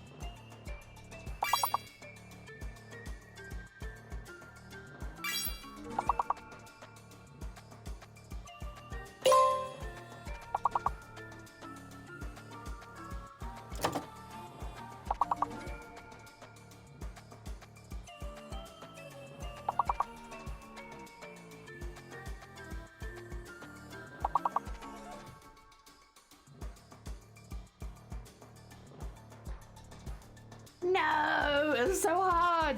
Oh my god, B is not an easy one to work with, but GG's everyone. Now, luckily, I am still eating my noodles. I still have a lot of noodles to go, which means you do actually get a second shot. That being said, for the first round, scores and the doors ended up being Grobit leading, followed by Clues and Chapel in 1, 2, 3. Then we have myself, Lena, Fantastico, Unpredictable, Symphony, Prismatics, and Anime. GG's. Have a nice second round. I'm still eating, I'm sorry. It takes me a moment longer because it's spicy.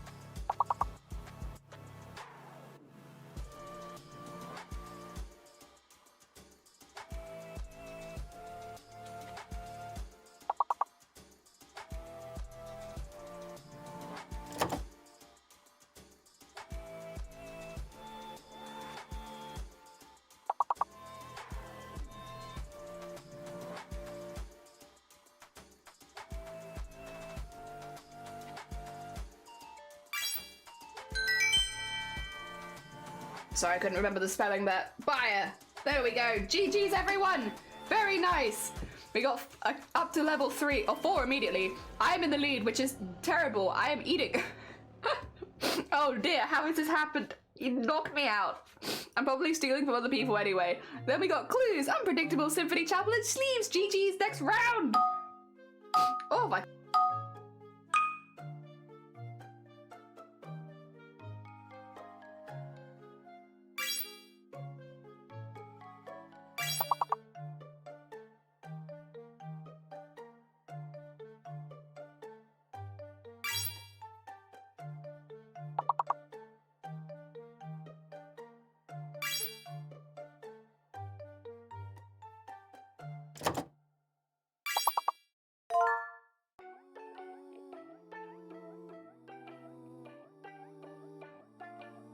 nice tendency. Very good.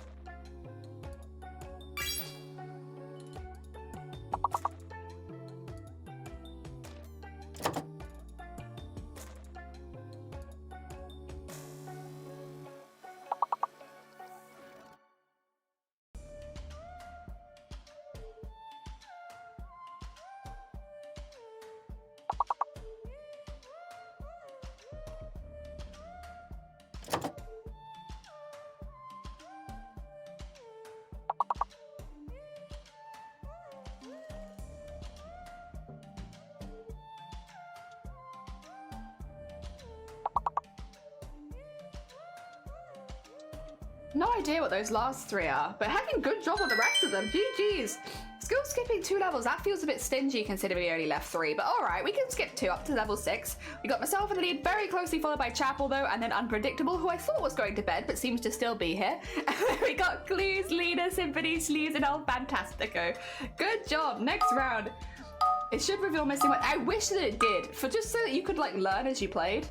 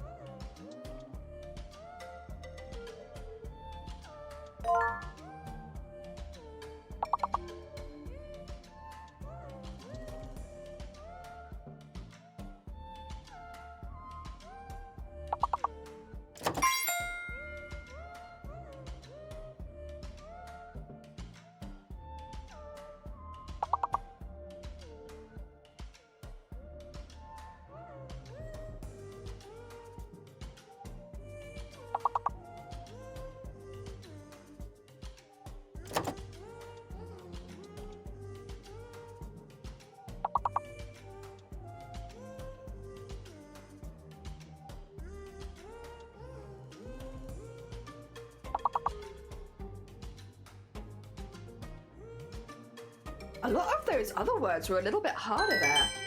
I couldn't, there's a lot, we're only skipping 1 level there, but like, actually, I could not work out what a lot of those were. Also, I have pretty much finished my noodles, which means I am back in it. I'm back in it and ready to go. Just put my noodles away, there we go. We have myself in the lead, followed by Clues, Chapel, Unpredictable, Sleeves, Symphony, Lena, and Fantastico. Ah, dear, it's the B's. Yeah, B's make it hard. I don't know a lot of B words, I guess. Oh. Nope. I see it. Damn it. Tennis. Nice.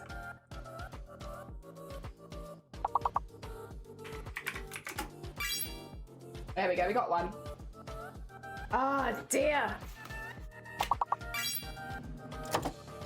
Oh, sorry. Yeah, Fantastico, you were still on lock. Nest would work if you want to try it again. Nest would work. It's just, you were on lock. Hey, oh, that's, okay, I got you. There you go. Nest.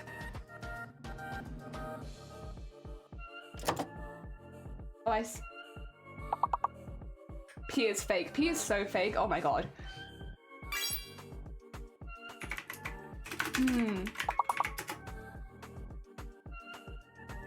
Ooh. Tins. Nice tin and nice ties as well. Sight. Nice sight. Is tine a word? Yeah, tine.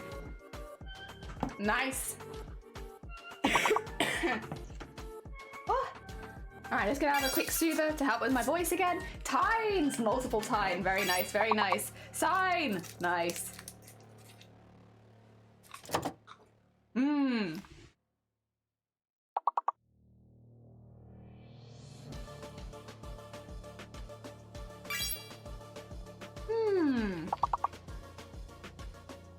Nine. Nice 9. Oh wait, 9s. Yeah, 9s.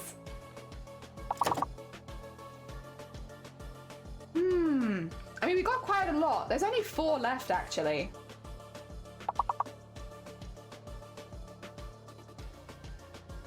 Damn it, P. Damn it, P. Dales and Morrigue, good morning. I hope you're doing well. Fantastico, good morning. Chapel, good morning. I hope everyone is doing good. I'm really good with my S's, making things plural. That's how I do it. We're me, then Clue, then Chapel, then Unpredictable, Symphony, Sleeves, Lena, and Fantastica. I will say, if like Purple or Cthulhu or Nut was here, or Eoden, I would be immediately knocked off. There are some people in this community that are madly good at this. Oh. Nice. Voila! Nice voila! Viola! Nice Viola. Okay.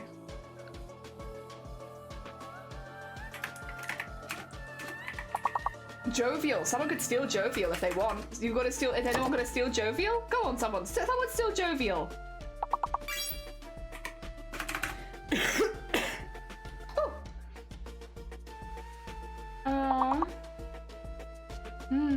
Oh no! Is it because of the J? I'll take viral. That was not it. Oral. Nice oral.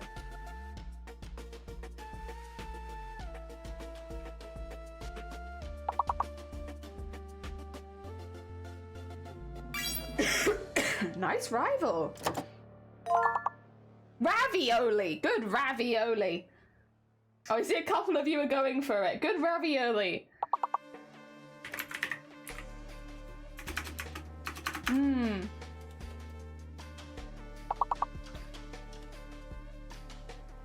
Oh, we still need a few more though. There's royal. We need like one more. We need one more. I think there's only one A, so we can't do a veil. Oh, Lair! Nice Lair! Oval. Nice oval. I like Unpredictable, bringing back the P from last round for pale. I like that. That's good. Oh dear. We remember. We remember. GG's everyone! Up until level 10. We're going a bit slower this time, but it means we can enjoy the slightly easier levels, which is nice. Although I wouldn't say that was particularly easy. We got myself, Chapel, Close in Pursuit, then Clues, then Unpredictable, Sleeve, Symphony, Fantastico, and Lena. Alright, let's try. Oh. Maybe. There we go. I got one. Right. Nice right. Writer. Nice writer.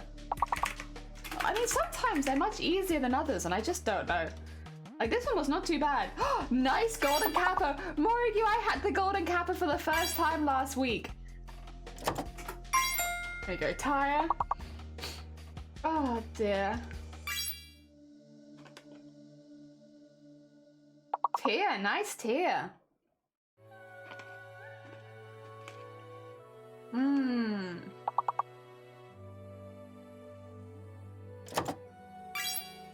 Where? Nice.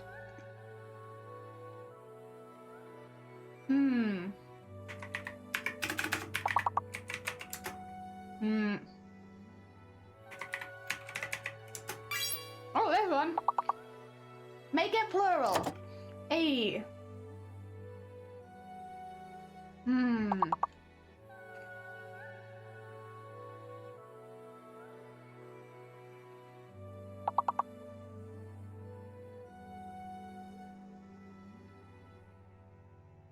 Oh, I know what it is. Maybe? No, I don't. No, I don't. I lied. Sorry.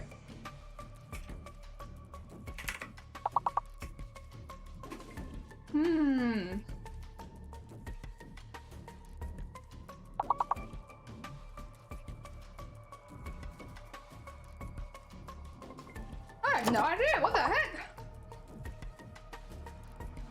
We got really stuck on this last one.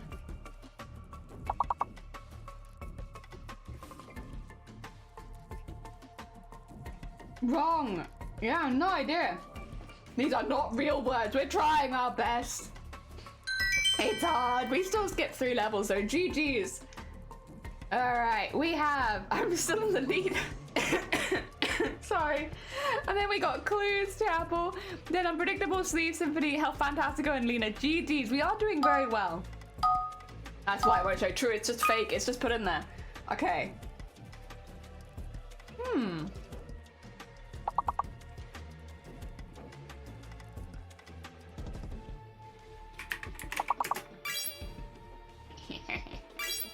Route, next route.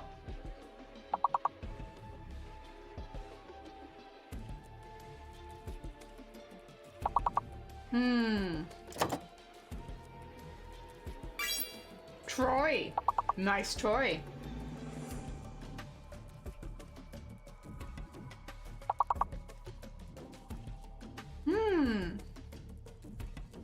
I am getting the feeling that it might be fake. Yeah, yaw. Nice yaw.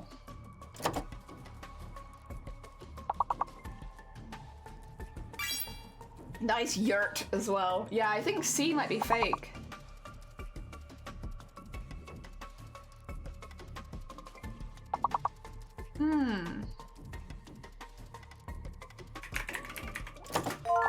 Yogurt. Nice yogurt. Is Goethe a word? No. So what's the hidden one then? It is G, isn't it? I can take gout though. Gout. Grout. Nice grout.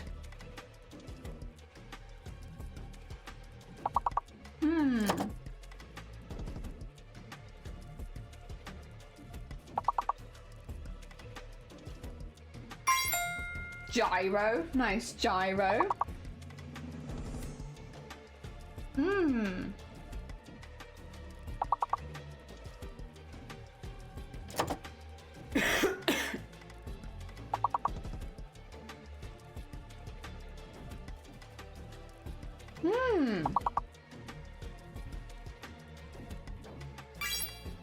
Gouty. Nice gouty. Oh, gouty. Oh, I'm not sure about that.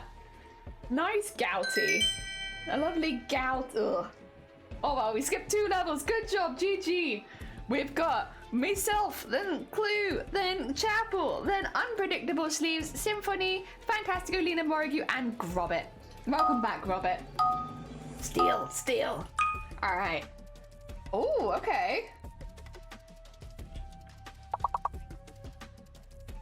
Oh.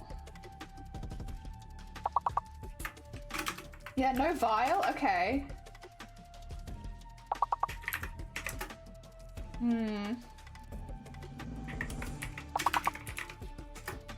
Best of luck. No, you're fine, Steve. Get some good food. Nice lice. No vice. I think, okay. I think maybe the V is fake. Nice cliche. Oh my god.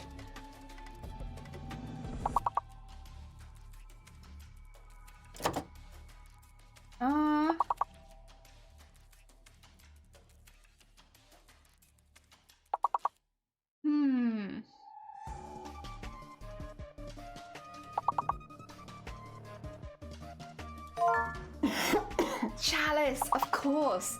Nice chalice. Okay. We got A. We got an A, which we didn't have before.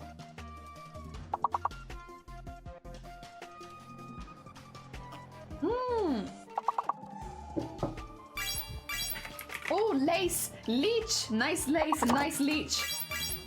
Hail, good hail.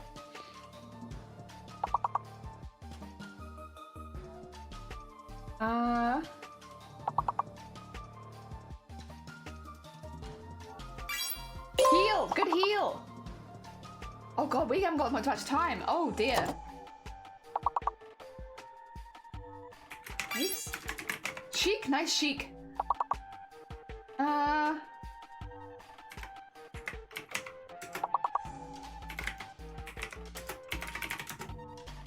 No!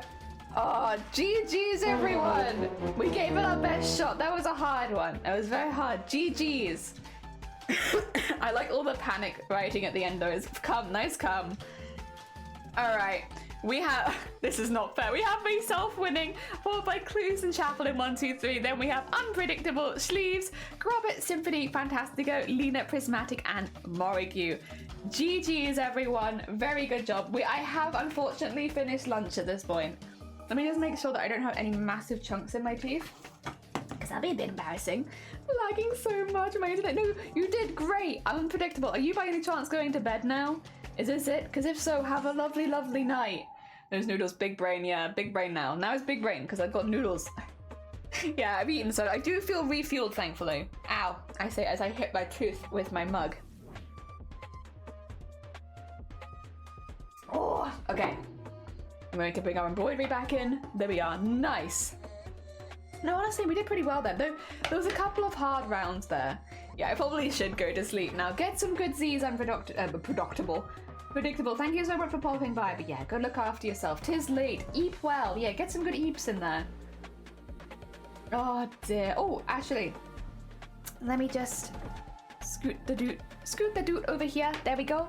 And do a little shout out for Unpredictable. If you've not checked them out before, very, very sweet bean. They are, I believe, still moving, but when they get back, they do a whole selection of different arts and crafts. Like whatever art and craft you can think of, they're probably doing it. Yes. Oh dear. Also, Prism, how is your rigging going? How goes the rigging? Are you enjoying it? Is it going well? Oh, honestly, I love seeing people start rigging for the first time because it's so fun. It's so fun making your little avatar bing bong all over the place. I love it. Oh dear. I find it very addictive, to be fair, which is why I started offering them on commission, to be honest, because I had such a good time with it. I was like, dude, I enjoy this already. If people want to pay me to make them for them, I'll do it. Because I enjoy this. This is good fun. Give math. I took a break because, oh, deformers upset me. Honestly, fair. You put those deformers in their place. They work for you. All right, 2 seconds. Dink donk, dink donk, dink donk, dink donk. Dink donk, dink donk. Dink donk, dink donk, dink donk, dink donk, dink. Nice. Okay. Just had to quickly check my dink donks were lined up because that would be a bit embarrassing. They just weren't attached to the layers. They were annoying. Yeah, I feel that. They do be like that sometimes. Danny, welcome on in. When it's New York time, it's morning my time. Yeah, I just had my launch. It's launch time. Your ta-la-la, your ding-ding-dong.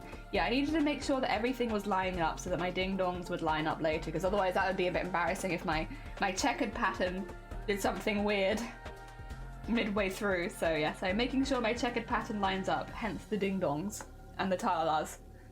The ta-la-las weren't said, they were just implied. Speaking of ding-ding-dongs, how is the art category doing today? Is it more chilled than yesterday? Oh no, 18 plus extreme twerking ASMR. Nice, twerk off. Nice. I will say though, I am seeing some really nice like nude pictures. Like people doing some good stuff. 18 plus twerk contest, extreme twerk off ASMR. Nice. 18 plus twerking contest, very nice. 18 plus twerk off, nice. The art category is still getting very confused. I think it's okay. We leave it. It'll work itself out, I'm sure. The art category is scary. There's a lot of booty right now. You're not getting nips out? I'm seeing very few nips. I'm seeing a lot of just human people twerking, you know? One day Prism will be excited to see me. I'm excited to see you, Grobit. Actually, you know who is excited to see you? Sonny and Jason. They always get excited to see you. Will I though? Yeah, fair. Oh dear, Prism! Bodhi! Cute, hecking cute. To be fair, whenever, I don't know if other people have the same experience, but whenever I find someone that I like either watch or sometimes hangs out in my streams in someone else's stream, like sometimes I do in the evenings if no one I know is on, I like have a little look around and see if anyone's doing anything interesting that I could just like lurk and watch. And like when I follow them, you know, if I see something cool, I'll go follow them, right? So I can watch them another time. And it always makes me smile when I pop into a chat and I see somebody that I already know and I'm like, oh, okay, this will be a good place because so-and-so's here. So I know that I'll enjoy my time here because I can see that so-and-so from someone else's community is here and they seem like a chill bean. So this is probably a chill bean place. Excuse me, I must scream. It is important. Oh dear. Yeah, I was watching Mikey Mega stream for a while because I like their streams and they kind of come back recently after having a bit of a break because I think their boiler's fixed, which by the way, weird flex, we have 2 boilers right now. We have a new boiler and a second new boiler and I don't quite understand how this has happened, but if you go into our kitchen, there's just a fresh boiler on the floor. And someone just gifted us a whole boiler. So we have just a whole boiler in our kitchen right now. It is kind of actually a pain because it's really big, the box for it is really large, and our kitchen is not that big, but where else do you just put a full unboxed boiler? I don't know.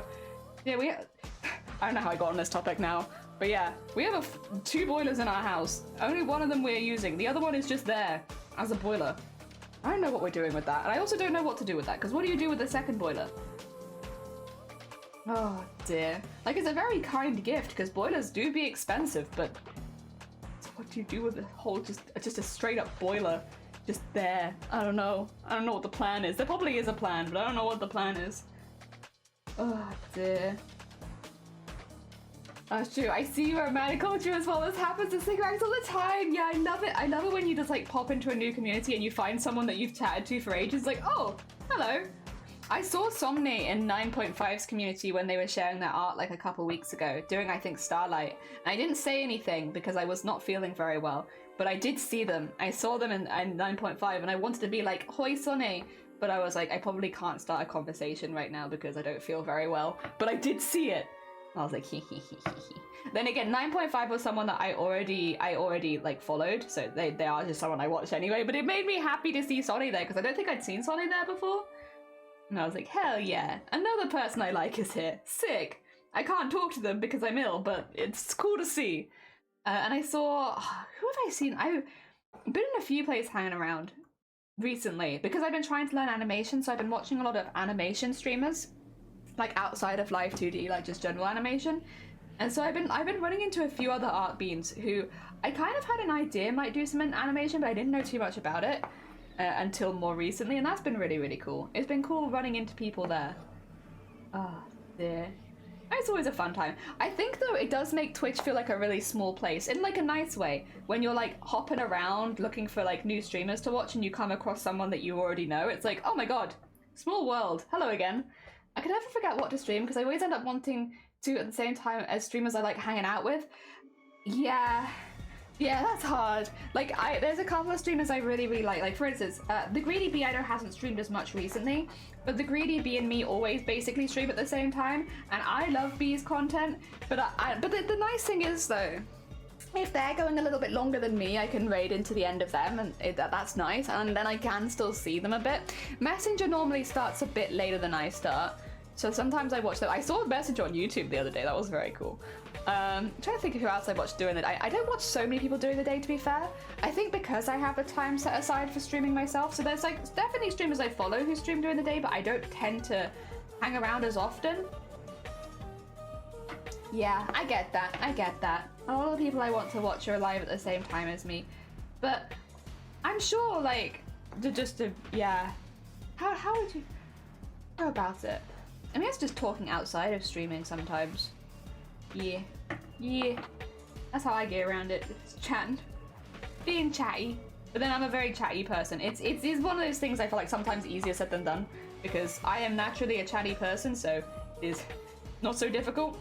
Whereas other people, like actually yesterday was a really good example. I wanted to start a group conversation, and I'm great at starting conversations, but I have no technical know-how. So I started this conversation with all these people that I wanted to talk to quickly.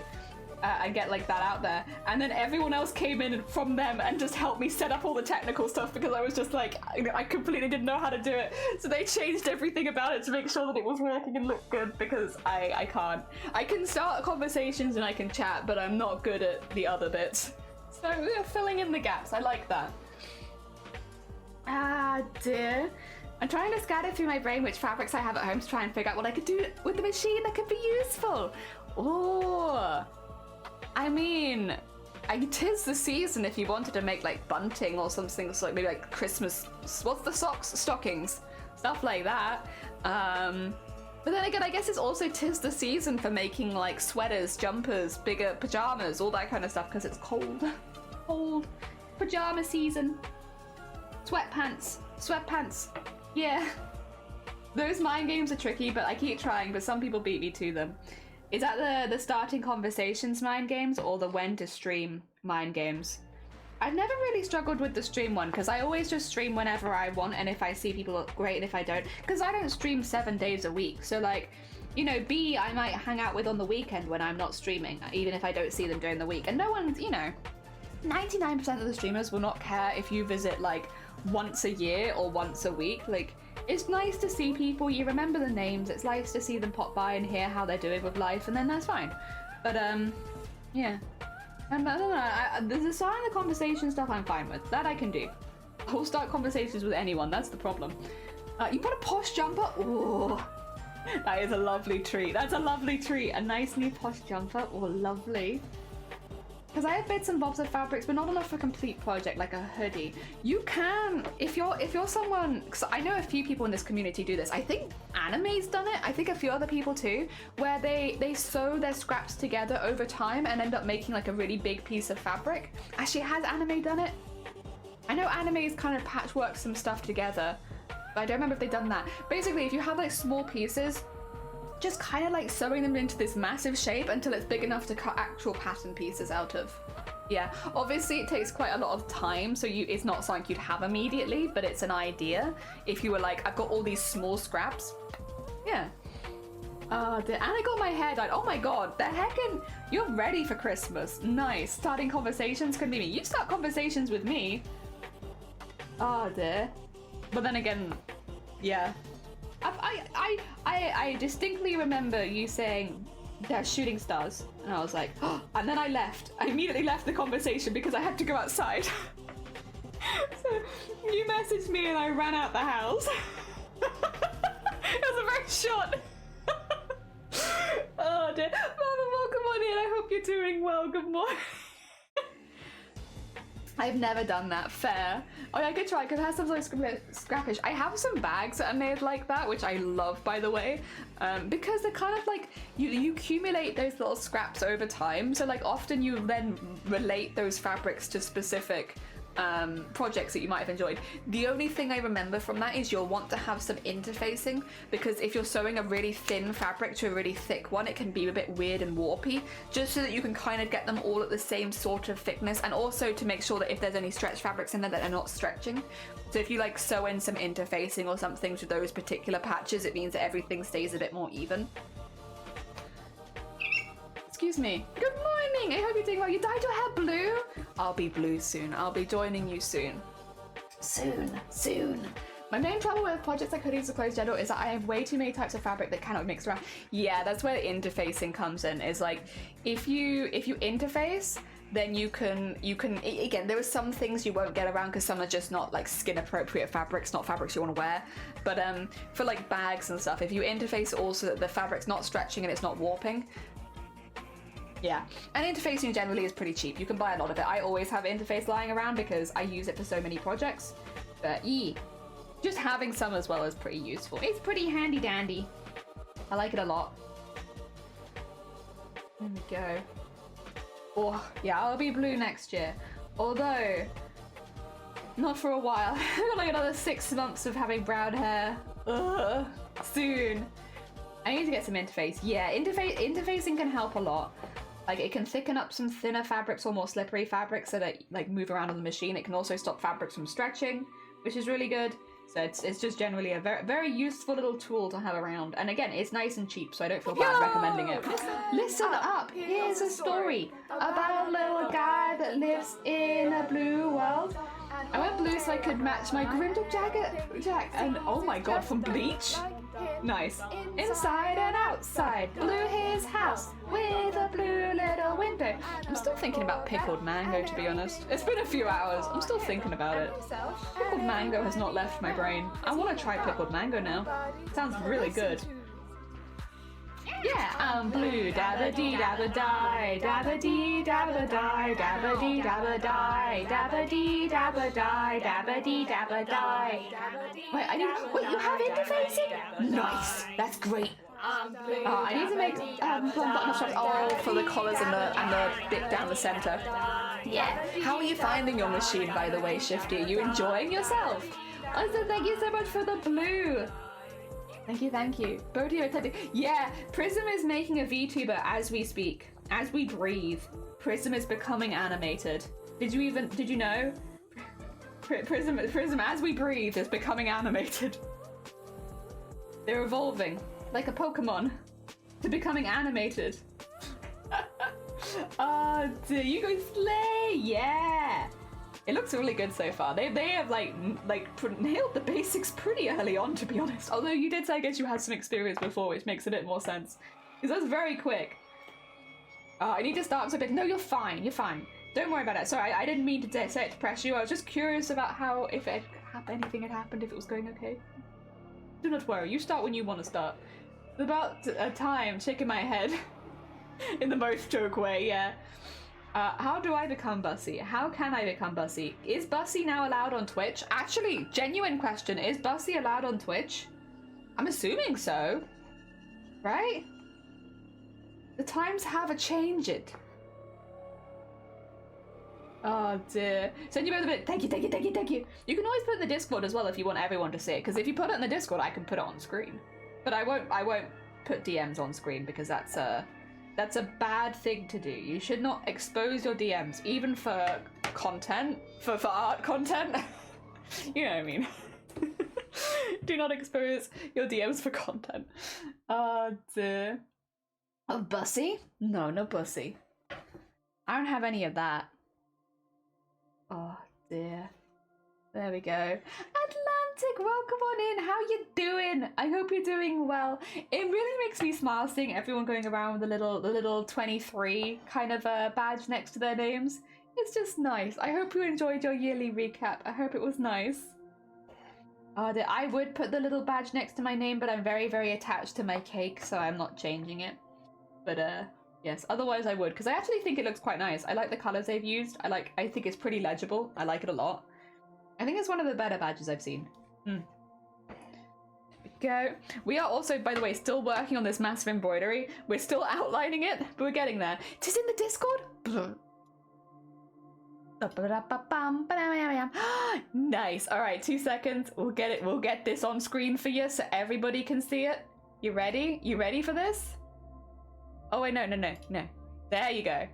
Look at this. They are literally learning today how to rig a VTuber model, and they've already got the blink in. They can already open their mouth. They are moving, they're floating a bit, but we're getting there. Look how cool. Look at the heckin' blink. Wait, you had the mouth moving at the beginning. There you go. Mouth moving. No bold? Is there gonna be a bold version? You're gonna be bold at some point? Hell yeah. It's so heckin' cool. Wait, I want to put a hype on it. I want to put a hype on it. There you are. There you are.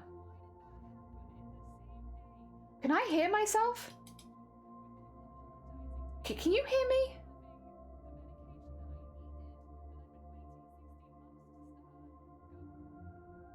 Oh, is it the video? Is it video that I can hear? Where I was denied treatment because of an... It's got my stream in the background, Prism!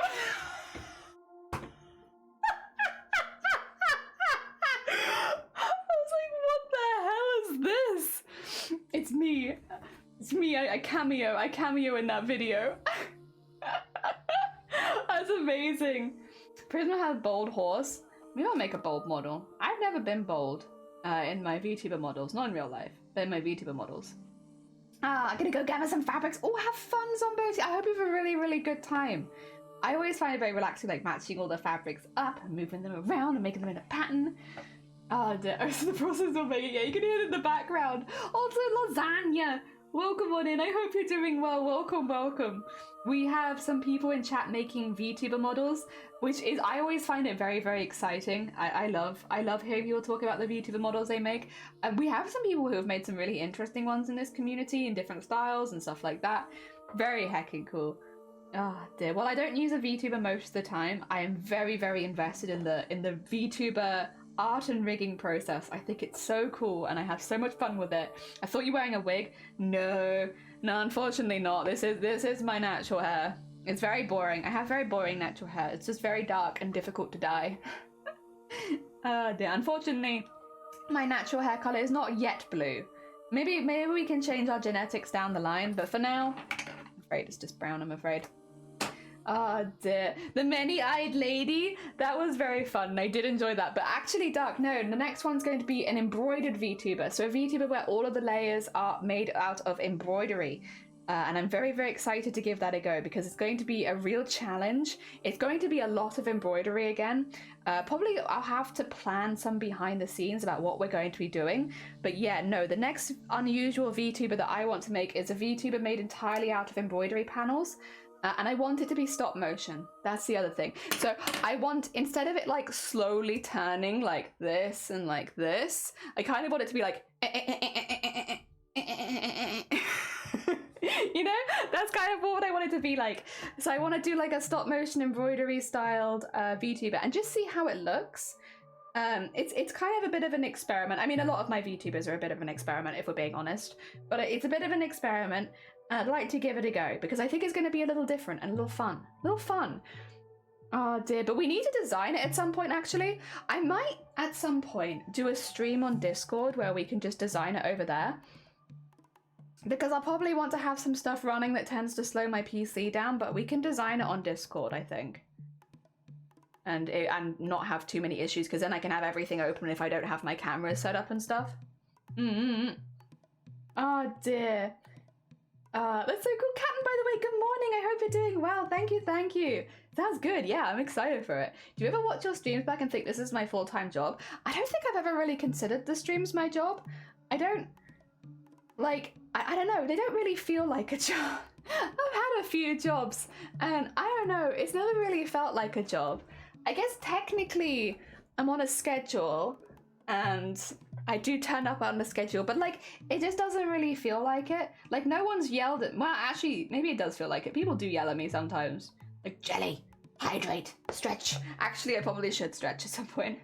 But I want you to see my sweatpants because I don't know. You know, I wear sweatpants a lot, but I always feel a bit weird about wearing them. And maybe I do consider it a job. I feel like they're not formal enough. My pajama bottoms, that's fine because no one expects anything from pajama bottoms. But sweatpants, like I feel like there is an expectation that they're nice sweatpants, and mine are just like boring. Excuse me, sorry, I almost scream.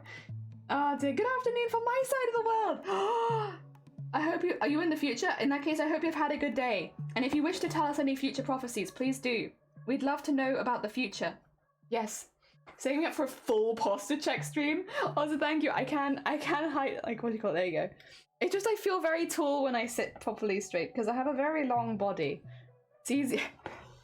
Do I seem too tall? I do set my cameras up for how I look when I'm slouching most of the time. If I posture check enough, you might break your spine. That would be new. Oh, who was I talking to about this the other day? Oh yeah, I was trying to explain live streaming to somebody and I don't know how we got on this conversation change and I think I made it 10 times worse, but we were talking about what people live stream and for some reason the first thing I said was someone live streamed their brain surgery once. And I think I've really confused my relatives as to what I'm doing live on stream because we had like this full-on discussion about like, oh yeah, Oh, did you not know about that, Grobbit? Okay. Brain surgery talk time. What happened? Yeah. So basically, when you're having a lot of, not all surgeries, but like I think most surgeries that deal with the brain, you can be sedated, but you have to be awake. And the reason you have to be awake is because obviously, if you are having symptoms like slurred speech, like not being able to move your hands, you need to be able to tell them because obviously there's no nerves in the brain. So they're like, they can prod around and maybe have touched something and not realize. So yeah, when you're having a lot of brain surgery, you're fully awake, which means with permissions, you can live stream your brain surgery. And in many ways, it's actually a really good thing to do because it keeps you talking. One of the important things is to check that you're, again, not slurring your speech, that you're still able to talk, make sure that you're still able to move your hands. I think a lot of people when they're having it will be told to do something, like if there's some, say their passion is knitting, they'll be told to try and keep knitting because if suddenly they can't do it with one hand, it could be because they've pressed something in the brain. So yeah, brain surgery is weird, but yeah, you'll often be awake.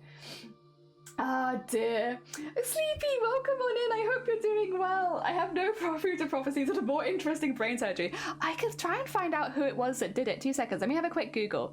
Because I'm sure if I say streaming brain surgery. Who was it that did it? Oh god, there's a few. 25-year-old did it, another person's done it, loads of people have done it. If I ever get brain surgery, I'll make sure you guys can watch, don't worry. I don't know if I can share this. Conversation, I couldn't speak anymore. Oh, okay. Oh yeah, this is probably a bit gory for me to be able to actually show the video on Twitch. You can listen to it if you want. You want to listen to it? There you go. We can have you listening to it. I just probably can't show you the footage. And I'll pop the link in the chat. There we go. At first I thought I was having a stroke, there you but go. That's the video that I'm watching. I was not expecting a seizure, just that there was something in my head that was causing just in case all this happening because I woke up and it was Could a you call normal fish day. whispers? You All of a probably. sudden, just in the middle of conversation, I couldn't I don't like speak surgery as anymore. a general thing. Yeah, I won't show it on screen. Don't worry. But yeah, Jenna had a mass of blood vessels in part of her brain that affected her speech. The mass bleeding and there's mass bleeding causes her seizures. Oh, it's not too bad. Surgeons at Methodist Dallas will remove it while Jenna is awake. Jenna's lesion is located around some pretty critical areas. What's nice is nowadays we can have people awake during surgery and we can find and test the surface of the brain to figure out exactly where those functions come from. Yeah, there they go. So we know They're where to reporting avoid. you. They're gonna put me kind of asleep for the first part so that they can saw the portion out of my skull.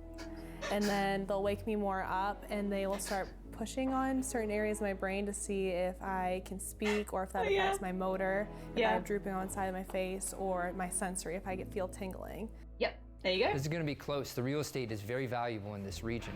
And so if we go in the wrong spot, that could cause I don't know how I for feel about the them ability to discussing speak. brains So like that's why real we have to estate, but map out okay. the speech areas first before we go in. You're And gonna to do hearing that, that, sorry. we have to physically I'm map sorry, them out on the Sleepy. brain while she's awake and talking to us. Yeah, so they'll fix her speech They're gonna while show me she's awake pictures, and and so free I'll be real describing estate. Pictures, I'll be No, writing it's expensive words, real estate. so Very I'll pricey. have an active part in the surgery, definitely. If she's in the middle of a sentence and we stimulate a location on the brain and all of a sudden her speech stops and she can't talk anymore, right? That tells us that's a part that we should avoid. It was funny because when I was talking to Dr. I love Graham, that. I love that. If we're having a conversation with her and we touch a part of our brain and then she just stops speaking, we realize that's a part of the brain we need to avoid. I mean, true. the surgery to me, and I was like, for sure. oh, that's really cool. And then I was like, oh wait, this is me, I'm the patient. Yeah. But I mean, it is cool they can do that and that they have this I honestly, kind of sorry, technology, I'm keep and I'd pausing rather it, but I genuinely, I would actually probably not, I wouldn't be against live streaming it purely for the fact that brain surgery can last a while and is kind of terrifying. So having the distraction of being able to talk to people like in a live stream while having the surgery, I think would at least mentally help me through, because like it's a lot. Like the idea of having someone going in and poking your brain and like, especially because you can't feel it, because again there's not nerves, so you're not going to feel them poking around, but then suddenly parts of your body might start moving. That's kind of terrifying, right? Like genuinely, I would maybe consider doing it. Maybe not like a super public one, maybe like to a separate place, so that not onto my public Twitch, maybe somewhere else. But I wouldn't be against it if anybody wanted to see what was inside my brain. Like, I kind of want to see. Awake speaking so that we know that we're hitting the right areas. She understands the importance of this. She understands the delicacy. It is kind of like an infomercial. Like, you want to have brain surgery? We can do that for you. Here's the process. Patreon, yeah, get Patreon. Specifically so you can watch my brain surgery. She said, yes, I want to help as many people as possible. And she said, if my case can help, oh, this person is live streaming to thousands. Oh my god. Oh, she's a Packers fan! Oh god. Payment, thank you for the Christmas. I think we've seen all we need of this anyway. One thing I need and I don't care about the present underneath the Christmas tree. I will be hanging my stocking there upon the fireplace. Santa Claus will make me happy with a toy on Christmas Day. I just want gold for my own, more than you could ever know. Make my wish bear fruit. All I want for Christmas is loot. I mean, they're in their symphony. We have all of them as sound redeems now. So they will probably play intermittently here and there. Stream is a mess, I'm a mess, and my stream reflects that, and I appreciate that. I feel very seen. I love the offbeat tambourine. I spoke it aloud, was like, that doesn't make any sense, Grobbit. Oh, wait, no. Tambourine. Offbeat tangerine is, yeah. Oh, dear. But yeah, but basically though, I tried to explain live streaming through the vision of live streaming one's own brain surgery. And I think my relatives are very confused now about what I'm doing. Because we really just talked about brain surgery for a while. We just talked about what it'd be like to stream a brain surgery and how it could benefit or make things harder and stuff like that. So we didn't really dive much further into the subject, except for brain surgery. Oops. Oopsie doopsie. Wait, there are egg percussion? There is some percussion. It's not just egg. I think that one is, they're like saying loot over and over again. Yeah. As well as the tambourine, of course. Very Christmassy tambourine. Oh dear. Yeah, no. Trying to explain Twitch streaming through the lens of brain surgery was probably not my smartest move. There we go. Luckily, I'm gonna hope that unless anything dramatic happens, I won't ever need to have brain surgery, because it does sound kind of scary. As much as I'm sure, like, it's as safe as it could be and stuff like that. Like, they didn't seem that worried, the doctors. They're like, yeah, it's just a procedure we have to do, but you have to be awake during it. I imagine, though, I can't imagine people would be, like, not on anything at all, because, like, what if the person panics when you're prodding around inside their brain? Like, surely they would have to be some level of sedated to make sure that they're not panicking. Because if they have, like, a panic attack mid-surgery, like, that would be really, really bad. And, like, honestly, understandable. Don't get me wrong. Like, I'm not going to be like, oh, I can't believe you had a panic attack during your brain surgery. Like, no, it makes sense. But, like, yeah, I feel like you'd have to be on something just to make sure that that didn't happen. But then again, I've never performed brain surgery, so what do I know? Your brain is fine. You won't need it. Oh dear. Also, look at this. We matched up the ding-dongs nice, so we have a nice checkered pattern around the whole of the outside. Oh my god, this has taken so long to outline. You clearly knew if you think Daddy's brain about. Oi! It's fine. It's fine. It's doing its best. And that's all I can ask of it, is that it's doing its best. It's trying. You know, we applaud effort here. I was hoping the new hype train emotes. Wait, are those some of the new hype train emotes? I haven't actually seen a hype train. So we've got hype peak. We've got hype Santa. I like the lick. The lick is good. Yummy. Cute is okay. Fist. GG's. I think I like the GG's and I like the lick. Yeah, I like those two. Yeah, I haven't actually seen what the new emotes are. For those who don't know, there is a limited time Twitch event on right now. Until the 20th of December, you can get special hype train emotes if you donate to our hype train. I think you have to donate 100 bits or 1 sub, basically. But yeah, like the game thing. Also, thank you for the hydrate tact. I will.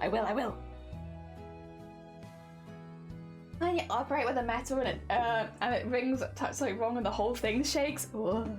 Whoa. Whoa. Oh dear. I don't hate them. I think so far my favorite one has been the Pride event. The Pride event emotes are really good. And bonus bits. Oh yeah, bonus bits if you donate at least 300 bits. I did that to test it on Bateman's stream the other day, and it gave Bateman an extra. I donated 300 bits, and then Twitch put an extra 75 bits on top for me as a bonus. I thought it was only going to be 30 bits as a bonus, but apparently they added extra, so you got an extra 75 bits. Pretty good. Thank you for that. Wait a minute. I just did that, but I can do it again. I can do it again. I'm gonna get this last stitch in though. You have to wait a second, because I'm stitching. There we go. That looks really cool. I like that very much. I'm very pleased with this. There we go. Nice. And snip. We can finally start filling in some colour. I mean, purple is a colour, but still. Oh dear. Right, let's take the pins out of it so we can see what it looks like outlined. It's the big embroidery. Sounds like Jelly needs a hype train. People were very, very generous last month. It's next to Christmas. I don't expect anything. I'm here for free. I'm here for free. You don't have to pay. I'll keep coming back, as the last 3 years have indicated. You will not get rid of me. Ah, oh, dear. There we go. I like it. It's big. It's a big embroidery. But, like, I like that it can flip upside down. So you can have both. Either or. It's pretty cool. Do we want to do Toe Jam first, or do we want to do Earl first? Maybe Toe Jam, because I think Toe Jam will be the down that I would have used, because I kind of like Earl upside down. He's kind of fun on the ceiling. Oh dear, purple is a creative, no, green is not a creative color. You like the fat one? You want to do Earl first then? Okay, we can do Earl first. Earl's a good bean. He's got the glasses and the sparkles. Oh dear, sorry, I'm like hiccuping out of control. So Earl is orange. We have the orange color palette for Earl. Which I believe is these ones. Yeah. These are the colors. Oh no, that's well, that is actually kind of a color as well. That's the shadow color. Yes, no, the oranges is what I was looking for Earl. These are our colors. Earl has the Essex glow. Earl, yeah, he does. I like Earl. Earl is good. Earl does drop his pants randomly, but other than that, I like Earl. A bit of a weird character quirk that his trousers just constantly fall down. But other than that, he's cool. I normally played as Toe Jam because Earl has more life but is so much slower. So Earl is, out of the two, in my opinion, the more difficult character to play. Because although Toe Jam has less life, the extra speed goes a long way when trying to run away from the enemies in Toe Jam and Earl. Like, genuinely, it makes a massive difference. Sorry, I need to get this nice and tight in there, which is why I'm just like pulling it a lot to make sure that it's relatively tight and the hoop is feeling good before I start embroidering. Ooh, there we go. It's people at Essex. Oh no. Oh no. Alright. Alright. And then when it comes to the bit at the bottom, just as a quick precaution, about there. Okay, just so I don't waste too much thread. I don't want to go too much further than the border, so I think about there. Yes, I like him. I was worried that I wasn't going to be able to do a good job doing Earl, to be honest, because Earl is like a really specific shape. But I'm pretty pleased with how Earl ended up looking. I think he looks pretty snazzy. Hell yeah. That's some crazy grandma. Yeah, there's like a mother with her baby in the shopping cart. Yeah, I don't know if there's a grandma actually. Is there a grandma? There's a Viking lady, but she's on your side.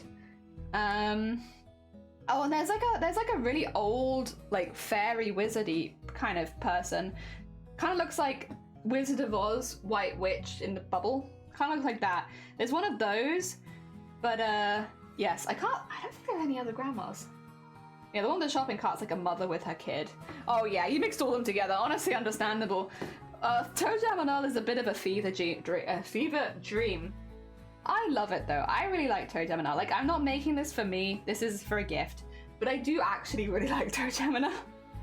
So I'm not mad about making it as a gift for someone because it's also something that I enjoy. Then again, even if it was something that I enjoy, when you're making a gift for someone, you're meant to think of them. There we go. Nice. Okay, we are prepared to embroider Earl with his little boombox. I gave him the little boombox because it's one of the things you can use as a present, so it kind of matches the game. And then, do we want to start from the lightest and work our way to the darkest? I think that kind of sounds like a plan. Maybe. Or do we want to work from the darkest to go to the lightest? No, I'm going to go from the lightest to the darkest. I'm going to start with this one. We're going to do all the light patches and work our way down. Yeah, I think that will look better. It's hard to tell. These are all, by the way, on their own, quite big embroideries. So these will probably take a while. I say that. We are doing some long streams anyway. But these are all going to be... we might do one character a stream if we use the whole stream to do that one character.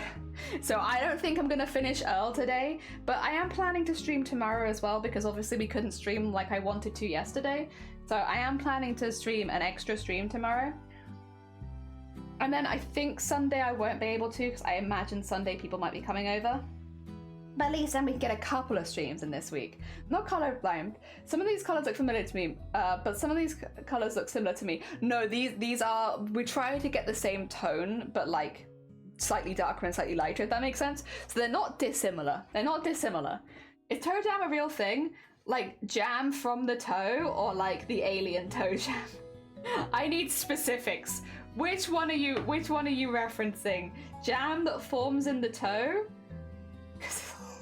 God, it's just a gross thought, but I imagine the answer is technically yes. Jam from the toe.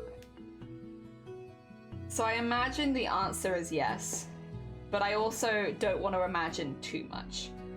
I'm okay with not imagining that very much, while the answer might technically be yes.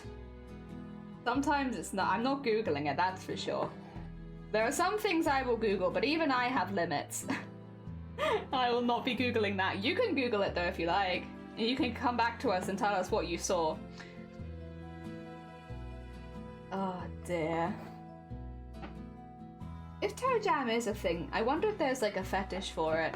Because when we've talked to people about foot fetishes before, it does seem pretty varied what people are into. There might be a whole, I guess, group of people that are into it. I'm good. That's fair. You know what, that seems like a smart decision. It's the end of the week. Why do that to yourself? On the end of the week as well. Have a nice end to the week. Don't Google toe jam. Oh dear. Yeah, I like this game. I'm glad as well to see, like, when we've played it on stream, how many people have actually recognized this game and have good memories with it. It's really nice. I still need to play it with Deimos, because so far I've played it with Shifty, Bateman, and Vile, but the only one where we've actually finished the game is with Shifty. We've not managed to finish the game with anyone else, so we need to see if Deimos can finish the game with me. Oh dear. I will say though, I do think me and Vile had a good chance, if not for that the handicap, which was the fact that everything was loading awfully and we had really big delay. I got some wonderful clips from that stream, because it's very funny, because on my screen there are several times where like Vile just dies, but then Vile just doesn't die, because on their stream they didn't die, only on my stream. Oh dear. Which was very funny, but it did make it a little bit more difficult to play, because we were both watching two very different things. Ah dear. Okay. And there. I'm gonna try and stick to embroidering horizontal, I think, and fill it in like that. Just for style, for hecking style. I remember trying it out years ago and I thought it was weird and hard and I preferred your playthrough. Honestly, fair. I have a lot of nostalgia around it too, and I do think that obviously, for me at least, it boosts the game in my opinion, because I had that nostalgia, because I played it growing up, whereas people who didn't play it growing up might find not find it quite so endearing when it's being like annoying. Nice games I loved were Graffiti Kingdom and Popolo Croix. I don't know if I know that one. Wait, what is I'll have to Google that one, I'm afraid. I don't know that I know it. What console was it on? Graffiti Kingdom I feel like I may have heard of. I definitely didn't play it myself, but it's like I recognize it. Popolo. I don't know that one. PSP, that might be why. I never had a PSP. I don't think any of my friends had a PSP. The first handheld device I've ever had is the Switch. Graffiti Kingdom was PS2. Well, that explains why I might have heard of that one. I don't think I've played it though. I think I recognize it, but not that I've played it. Has Shifty played that one? Wait 2 seconds. I'm actually gonna just quickly Google Graffiti Kingdom because I'm like, did Shifty play this on stream or am I misremembering? Oh wait, no, this is something else. No, this is not the game that I was thinking of, and I definitely have not played this game. Looks cool though. Very heckin' colourful. I love a good colourful game. Don't think so. I played Jet Set Radio. That was a good one. Didn't you say? I've played Fire Red on PC emulator at 10 times speed because the person who downloaded it for me downloaded it where I'd have to play it at 10 times speed. So technically, yes, I have played Fire Red on a PC emulator, except that I don't think that I really had the Pokemon experience because the main enemy, if you play a Pokemon game like that at 10 times speed, is doors and trying to get through the gaps in the door. Because every time you click the smallest the smallest amount, it just suddenly runs off into the distance and you're like, great. So trying to get through doors was a real pain in the ass. And it kind of, I think, took away from the story and like just generally because I was just spending so much time trying to get through doors. Yeah. You drew characters to play on and then you could copy other demons turn into... Ooh, it almost sounds like an early version of like what Scribblenauts would become then. Where you can draw the stuff and it comes to life and all that. Sounds like a before Scribblenauts kind of. There's a modern game called Cyberpunk Bomber. Actually, is that the one that Shifty was talking about? Because I think Shifty was talking about something like that. I can't remember if it was the same team as Jet Set Radio though. Yeah, you played Jet Set Radio. Was great. I loved watching that. I loved the music and everything. Very fun. That was not one that I had, I think, very much. If I had it in my childhood, it would only have been a rented game. But I really enjoyed watching you play it. It had good vibes. I appreciate the vibes of Jet Set Radio. There were good vibes there to be had. Okay, I need to move this down. Yeah, Bomber Cyberpunk. I thought so. And it was 3D and it's janky because it was on PS2, but still super fun. The voice acting was Kingdom. Oh, Kingdom Hearts. Oh dear, it's a spiritual successor. That's the one. That's the name. Oh dear. The wording that I am looking for. Spiritual successor. Okay, we got a little tiny bit of orange on one of the antenna. Nice. It's a start. It's a start. Oh dear. Space Channel 5 was fun. I don't know if I know Space Channel 5 either. Oh dear. You know, when you're a kid, you think you have like every game in the world because you're like, oh, the only games that exist are the ones that I see on television or the ones in my house. So as soon as you get into a house, I have every game in the world. And then you become an adult and you realize that you didn't have every game in the world. It was not true. It was just like your parents made you think so you'd stop asking for games. Ah dear. Although most of our games were hand-me-down games because my parents also play video games. So most of the games we had were the games that they played, finished, and then moved on. So we had their old games, which made me think a lot of the time that we were playing really, really new games because to us, the game would suddenly appear. So it must be a new game, but actually, no, my parents had played it. And now we have it. Ah, dear. I remember Samson collecting rhythm games at one point. I don't know if I've ever played a rhythm game. Not even once. I've always been very interested in it. I really like the soundtrack from, I think it's Rhythm Fever. Yeah, I really like the soundtrack from that game. But I've never played the game. I'd be interested in playing it. I don't know that I have the best rhythm though. But I'd give it a go. Oh, dear. Oh, and the soundtrack from Rhythm Doctor, which I think is a newer game. That was good. It's a good soundtrack.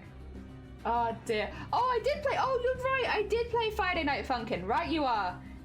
Thank you, Shifty. I take it back. I am a rhythm game expert, for I have in fact played Friday Night Funkin'. I know Space Channel 5 because Ulala was in Space Race, a Sega racing game. Ah! Or you could get one game and it was better last a while. Exactly, yeah.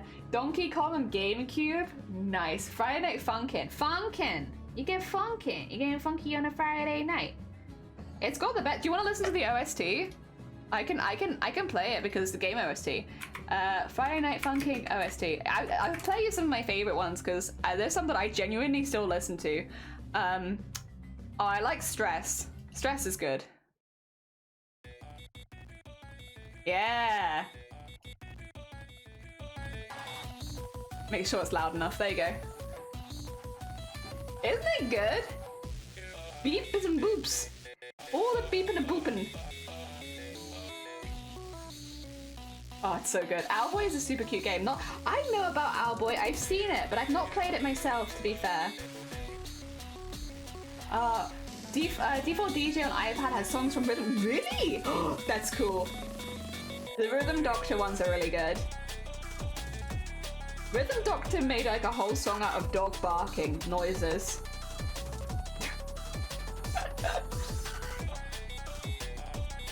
Oh dear.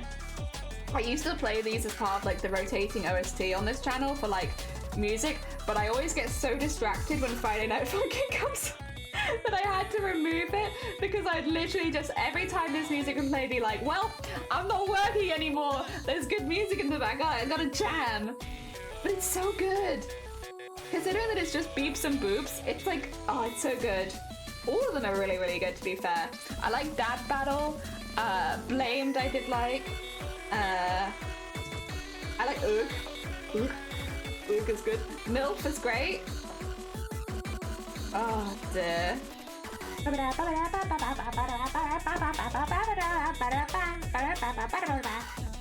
So quick. But yeah, this is a rhythm game, so you can kind of tell, I feel like, that there'd be a rhythm element to this game. Because it kind of sounds like a rhythm. Oh dear. There you go. And get that there. And in there. That's great. I wonder if I can do Rhythm Doctor. Do they have that on here? Rhythm. I can never spell rhythm as well. Rhythm is a really hard word to write. Whoever came up with the spelling for rhythm, very rude. Rhythm Doctor OST. I want all of them is the thing. I want the whole OST. Oh. This one? Yeah, we can listen to it. Nice. Good stuff. Oh dear. Did it tell you which ones are which?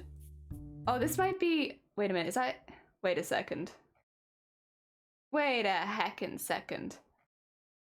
Oh no, I think that's just gonna be... I think that's actually just an hour of the first one.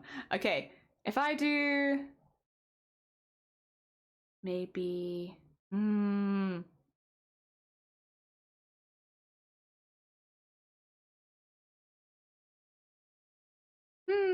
Maybe this is why I don't have it on the list, because it's a bit of a difficult one. Maybe because it's a little bit difficult.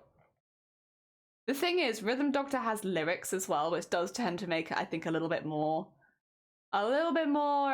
difficult to listen to. Ah, it's fine. It's fine. We can go back to normal OST. It's all good. There you go. Oh dear. Papa Rapper, Beat Mania, Guitar Free. Oh, we did have Guitar Hero. I don't know if that counts, but we did have Guitar Hero, so my slime ranch is getting a bit loud. Oh dear. Remaining Donkey Konga, Samba de Amigo, Guitar Man, Mad Maestro, Frequency, Amplitude, Buster Groove. I imported a bunch of controllers and games. Hell yeah. Wait, so you're like probably a champ when it comes to heckin' rhythm games then. I'm assuming you were really good, because people do get really good at rhythm games. Are you one of those people? Are you like super good at rhythm games? I play Guitar Hero and Rock Band, which I guess in hindsight technically are kind of rhythmish games. Ah dear. But I don't know that I'd necessarily say that I had particularly good rhythm. Like, I can keep a beat if I'm forced to, but you know the whole thing where you're listening to a different beat and you have to stay on beat? Yeah, no. I can listen to a beat and stick to that beat, but I need to be able to hear it. Otherwise I will lose beat very, very quickly. I'm not that good at them, though I did run a fan site for a while. Oh, heckin' lovely. And that sounds really nice. Nice, I like that. Oh dear. I would like to try some more rhythm games though. Like genuinely, I'd like to give them a go because I think even though I wouldn't be very good at it, that I'd probably like it. I have 2 DDR arcade machines in my house. Oh my god. I loved DDR. There we go, that's another rhythm game that technically I have played that I've forgotten about. We had like the dance mat at home, but then I was always so much better when you'd go to an arcade and you could play on like the hard floors. Oh, that was so good. They were so good. Oh, those were fun times. I didn't think that I was very good at that either, but I had a really good time, like throwing myself around on the DDR mat. I wasn't one of those people that, yeah, was very good at it, but I had fun. And I feel like at a games arcade, the main goal is to have fun, so I was very good at going to games arcades. I just wasn't very good at rhythm. Oh dear. Damn, that's cool. If I don't know how I'd fit this, have the space to fit that in my house. It's like if I had the space to fit that kind of thing. Then again, was it, again, I keep talking about Shifty stream. Sorry about this, Shifty. Was it your stream where we were looking at old games, arcade games? I think, like the games that you could get in arcades and you could buy them secondhand and stuff. I feel like this was a while ago, but that might have been your stream. It might have been someone else's stream as well, technically, I guess. But yeah, no, I remember that and being like, damn, there were some games I really, really liked. But I think DDR would be a big one. Oh, and the air hockey table, of course, which I guess more people have that one, but air hockey is great and I loved it. Are there still arcades where you are? To be honest, we live a bit far out for anything like that, but if you go to certain areas in the UK there are. I think it's just more in like cities and stuff rather than small villages. Because yeah, no, nothing like that where we are specifically, but I could probably drive to one. Yeah, I think there would be one within driving distance. It's just, yeah, not super close. Possibly, yeah. I think we talked about Daytona. It was Daytona. You're right. That's the one. Memory activated. It was Daytona. That's one that I've only heard about from you because I didn't play that one. But yes, Daytona. When I win the lotto, I actually want to open a video game arcade bar. Hell yes. I like the when as well. I like confidence. Dave and Buster's have some rhythm games. Round 1 has a bunch. Some of the modern ones are really neat. I like UV and Groove Coaster plus DDR. Yeah. Oh, that's really cool. That's really cool. It's cool that you have it in your house so you can play it anytime. And yeah, I'm glad other people also enjoyed those kind of stuff. Yeah, I really liked it. Oh, there you go. I think this was 2022 when I was talking about the going to Daytona machine at Twitch. It might have been this. Listen, my memory is awful in that I'll only remember really odd, obscure things from years ago and nothing useful. So honestly, that sounds about right. That sounds like something that I would have a core memory of for no reason. Oh dear. One of the biggest. Did they? 24 million? Oh my gosh, you could buy so many games arcade with 24 million. Unlimited arcade. There are a bunch of mobile rhythm games that are easy to get and play on phone or tablet. Yeah, that may be a better starting place than owning my own DDR machine, huh? Oh dear. Oh dear. Not 24. Oh, okay, it's a 240,000. Man. I don't know what I want. Okay, I wouldn't say no to 240,000. I'm not going to be that person. But I do think that's kind of a scary amount of money. Yeah, 240 million. Because, like, what actually do you do with 240 million? Because I feel like that paints such a huge target on your back if anyone was to find out. Like, if I won the regular lottery, like, won $1 million, that's one thing. But if I won 240 million, like, what do I do with that? That'd be scary. Like, you'd have completely different considerations one day to what you'd have the next. And yeah, like, it would definitely change your life. And I'm sure it would take a lot of, like, worry away. Like, when it comes to healthcare, growing old, all that kind of stuff, like, you should really be set for your life. And, you know, so it would take a lot of pressure away in those ways. but I think I'd be quite scary. I mean, I'm someone who, if they take £20 out of the bank and puts it in their wallet, I'm like, oh my god, there's money on me. I'm at risk. I'm in danger. I have taken money out of the bank. Heck, like the idea of looking at £100 in notes is like, oh my god, terrifying. Let alone having 240 million on the lottery. No one know unless I wanted them to. Yeah, I think if I won that much money, I would just be tempted to be like, hey, do you want some money? Because this is a lot. This is a lot for me. So hey, could you do me a favor and just take a couple of million and just thank you. I mean, it would have to be with the expectation, like, nothing changes in the relationship, I guess, if you did that with people, like friends and family. Like, if you grow apart, you grow apart and there's no hard feelings about it. But I think that's, I'd probably donate a hell of a lot to breast cancer research and migraine research. That's a problem. I have a disease that money can't solve, which means that I guess the best thing I would do is just donate to the research that means that maybe one day people can have a cure, because it's not going to happen in my lifetime, I don't think. Oh dear. You can help a lot of people out, yeah.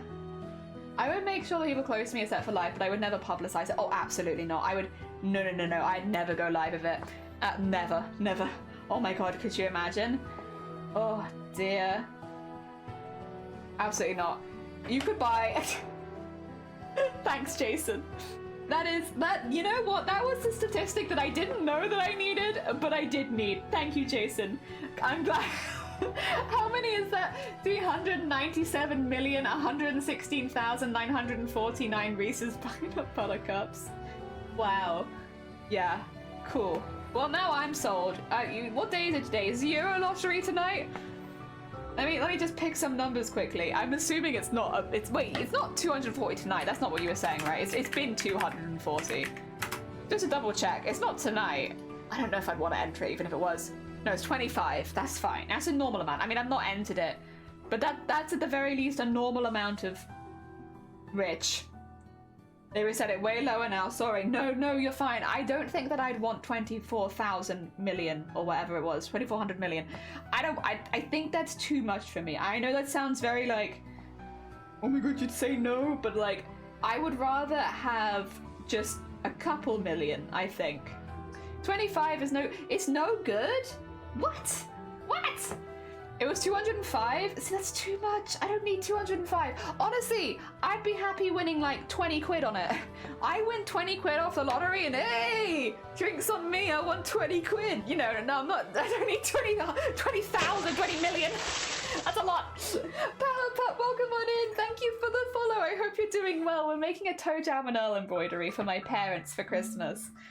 Oh dear. We're also talking about what we would do if we won the lottery and how much we would ideally want to win. Mainly because apparently the Euro lottery was 240 million last week, which is that's a lot of money. That's too much for me. Oh dear. Too much money. Don't get me wrong. Winning a few million, that sounds great. That sounds wonderful. I am set for life with that. I don't need that much. I just need a place to stay. Oh dear. 25, that's still quite a lot. I mean, what do you actually do with 25 million? Like, other than buying all of those Reese's Peanut Butter Cups, which, thank you, Jason.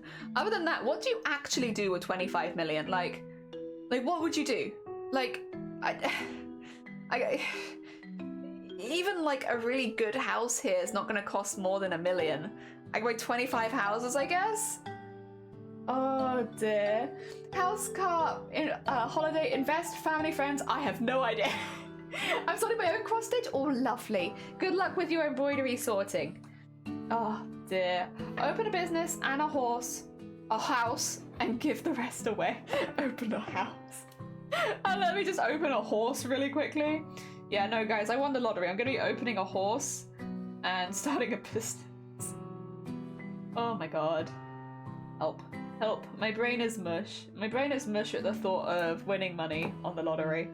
I don't really enter the lottery though. I only really enter the lottery on my birthday. It's like it's been a bit of a tradition in this house is to enter the lottery on my birthday and then not really the rest of the year. So the only time where I could actually win the lottery would be my birthday. Yeah, the rest of the year I can't win it because I don't enter. Difficult to win when you don't enter. You never... 2 billion? What do you do with it? What do you do with... Like, again, I don't want to come across as like, oh, money, that's above me, or below me. But like, actually, what do you do with 2 billion? What do you even buy? That's so much money. What would you even buy? Buy a country. Yeah, like... But like, do you want a country? Because I'm kind of okay not owning a country. I don't know. Like, I just, it's such an obscure amount of money because like I just wouldn't, I wouldn't know how to spend that. Like I wouldn't have any idea. It's an intimidatingly large amount of money that I just wouldn't know how to spend. So I don't know. I don't know if I want that much. Invest and live off the interest? I guess. Also, Crafty, good morning. I hope you're doing well. We finally finished the outline and now we're finally starting to colour our toe jam and Earl stuff in. We're starting with the lightest colour, we're going to work our way down. So we're doing the highlighted areas first. Oh dear. Funnily enough, the thread is actually about the same colour as your name for me. Very hecking cool. Oh dear. Yeah, I guess that's what you're told to do, huh? It's like, yeah, just invest. I think if money wasn't an object, or wasn't like in the way, I think I would like to open up a makerspace. I don't think that I'd open a store. I think I'd open a makerspace. So, and like I would stock it with like 3D printers, laser cutters, sewing and embroidery machines, overlockers, all that kind of stuff, so that people that wanted to learn to sew or run sewing classes could teach there. And that also anyone who wanted access to the machinery but couldn't have it in their house because of renting and stuff like that could just go and use it. I think that's what I would do. I don't think I'd open a store. I think I'd just have a makerspace and be happy. Maybe have like, you know, bring a cafe in for like this side of the makerspace so it can be like a makerspace and cafe. But I wouldn't want to run the cafe. I'd want someone else to be in charge of that, I think. Because I love coffee, but I'm not so invested in running a cafe. Yeah. Yeah. The IRS requires minimum withholding of 24% of the prize minus the wage of any gambling win. Oh, okay. So when it got robbed, so oh my god, they only got 1.5 billion? Whoa. You're right though. If it says that they won 2 million, that is a lot to take. I'm happy I live where the lottery wins aren't taxed, yeah. Oh dear, you can buy it and design it and have someone else run it. Yeah, like I think I'd be fine with that just because like I don't really have a lot of investment in running a cafe. Like I'm not that interested in it, to be honest. But like I do think there's something really nice about having a makerspace with a cafe attached just so that people can have like a bit of a relax. Obviously everyone's different, but I find all of the machinery quite overwhelming. So having somewhere where I can like chill out and relax between printing sessions and stuff like that would be really nice. That's what I personally would like. So I guess if I was running it, that's what I would make it like, where you can take little breaks. Also, because like some prints take a really long time, maybe you're doing some 3D printing, but you can leave it for like 2 hours before having to change filament. Like you could go to the cafe, meet up with friends in the meantime or something like that. Yeah. I think that'd be nice. Again, this is only if money was not like a problem though. If I had all the money that I would physically need to be able to run that, then yeah, sure. That's probably what I would do with it. But, you know, meanwhile in reality it's probably not gonna happen. Oh dear. It's a nice dream though. It's a nice dream. And if I do enter the lottery, that's kind of what I think about. It's like, that's what I would like. I just need some more birthdays. Yeah, it's not my birthday until next October, so it's gonna be a while. Also, my birthday this year didn't fall on a day with the lottery runs in the UK, so I actually, no, not the normal lottery. I only had the Set for Life, I think, which is similar to the lottery, but it's a little different. So that's the one that I entered this year. I don't play at all, so no chance. Yeah, it's fair.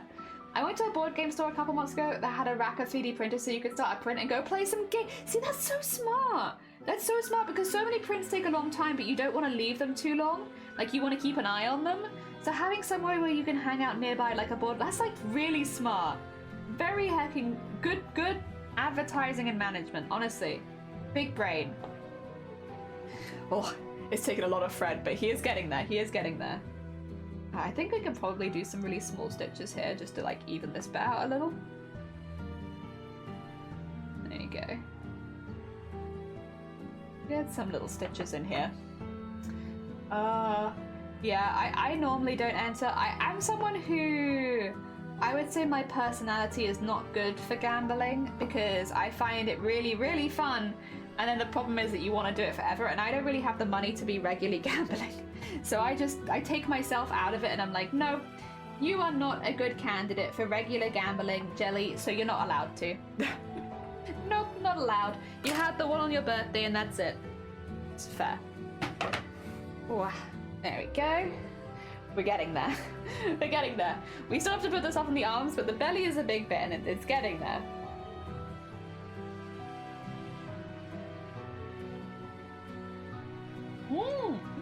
Oh god, it is nice to be making the tea halfway through stream, because it means I actually get to drink warm tea.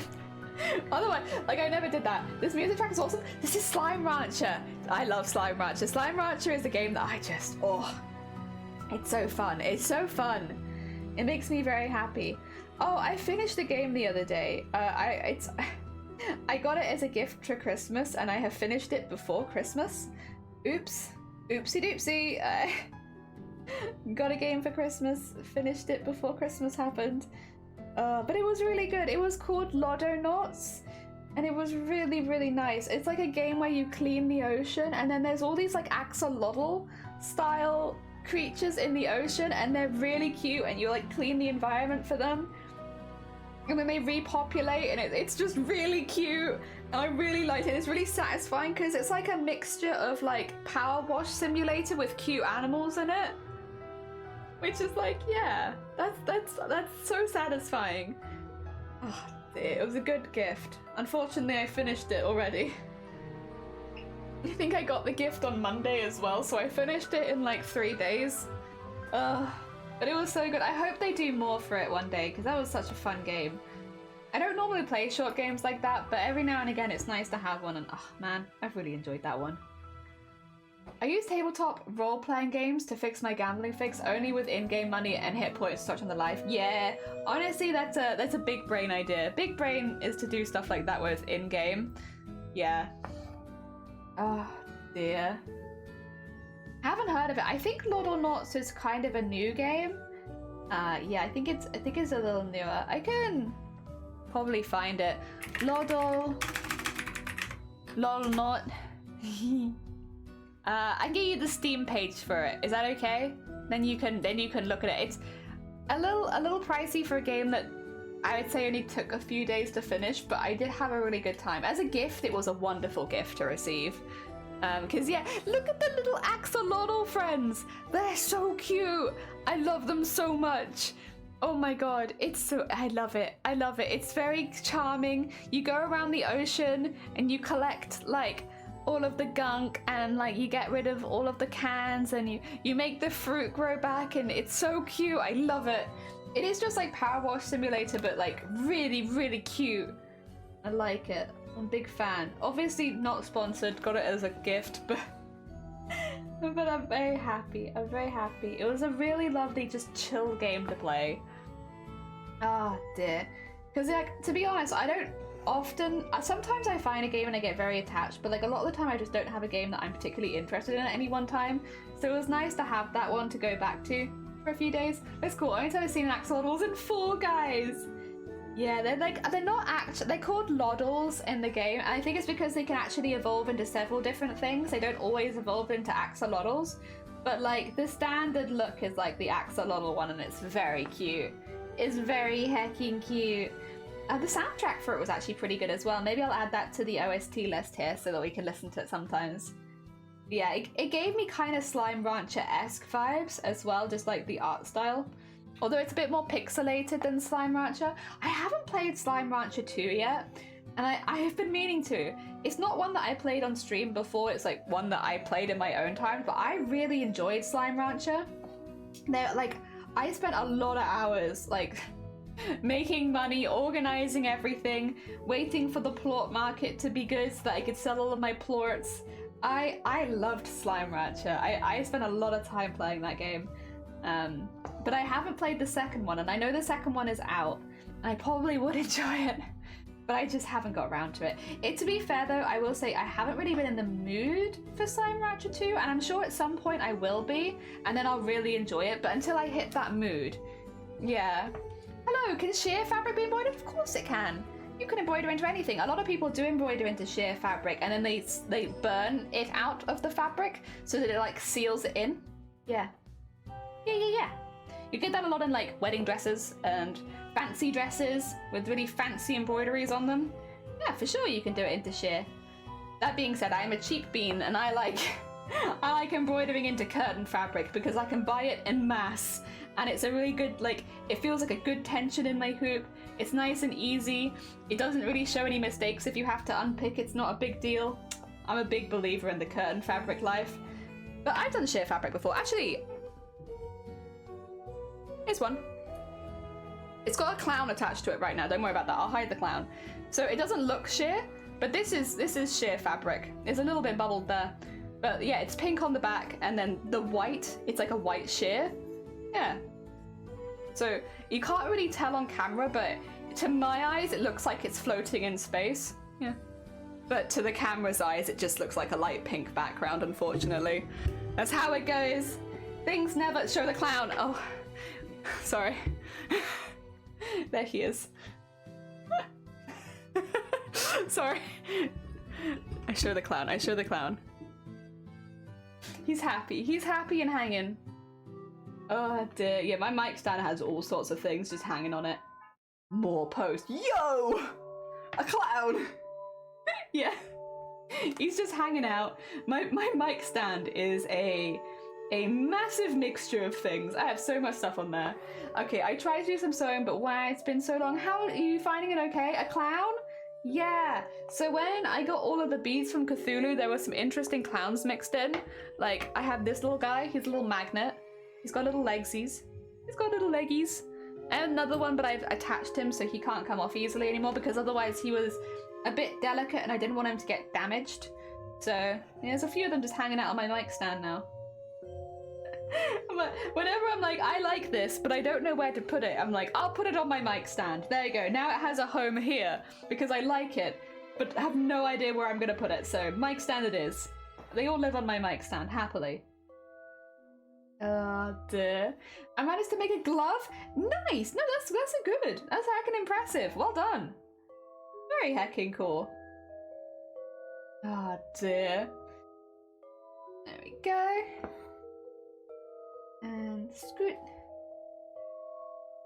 Slowly but surely he is becoming orange. He looks so cool.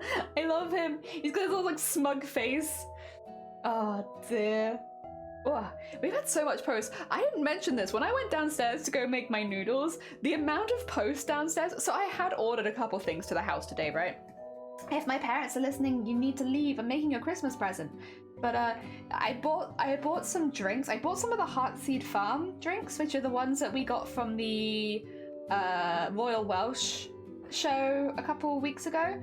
I bought some of those because they're really good. They're non-alcoholic. We're driving. A few people are driving there on the day, so I thought it'd be nice to bring some like non-alcoholic drinks for people to drink, and they are really, really good. So we're bringing a selection of those. So those are arriving today to take home. And then a couple of Christmas presents that were a bit slower. And there's something else, but I can't remember what the last thing is. But yeah, I was expecting 3 packages. There was like 6. And there's another, the doorbell's just rang again, which means we just had another delivery of packages. That's not me. Whoomst? Where are they all coming from? Oh dear. It's very exciting. Some of them have really pretty envelopes and stuff though, which is cool, but I have no idea what they are. Oh dear. I guess it is the season. 'Tis the season. The stuff will arrive at your house that you're not expecting. Luckily, we are home 24/7, so it doesn't really matter. Oh dear. We'll always be here. Oh dear. What a silly time. Oh dear. It still doesn't really feel, I don't know how everyone else is finding this, but to me at least it still doesn't really feel like Christmas. Like I know Christmas is literally like, what is it? Less than 2 weeks away? Like we're actually pretty close to Christmas, but it just doesn't feel like it. I don't know why. I don't know what's wrong. but I just don't feel like it's nearly Christmas. It's logically I can look at the calendar and be like it's almost there, but I haven't really felt too Christmassy yet. I'm wondering it's because we haven't decorated. Because we're not spending Christmas here and because we have so many building works going on, it doesn't really make sense to decorate this house. But I'm wondering if maybe that's why I'm feeling like not super in the Christmas spirit, because although I wouldn't say that I'm the most Christmassy person in the world, I do like Christmas. I like the lights, I like the food mainly, but I like it. I think it's cool. I like that it brings people together. I like giving gifts to my friends. You know, I like all of that. So yeah, but like for some reason this year it just hasn't really felt so Christmassy yet. Not in a bad way, like not that I'm sad about it. I'm waiting for the Christmas to hit and it hasn't hit yet. Oh dear. Although it's probably gonna hit when we go home, because I think one of my siblings is making homemade brandy butter. I don't know if the driver's gonna be able to have pudding. Because we do have a habit of just, you know, this much alcohol, this much butter. But we'll see. Butter slosh.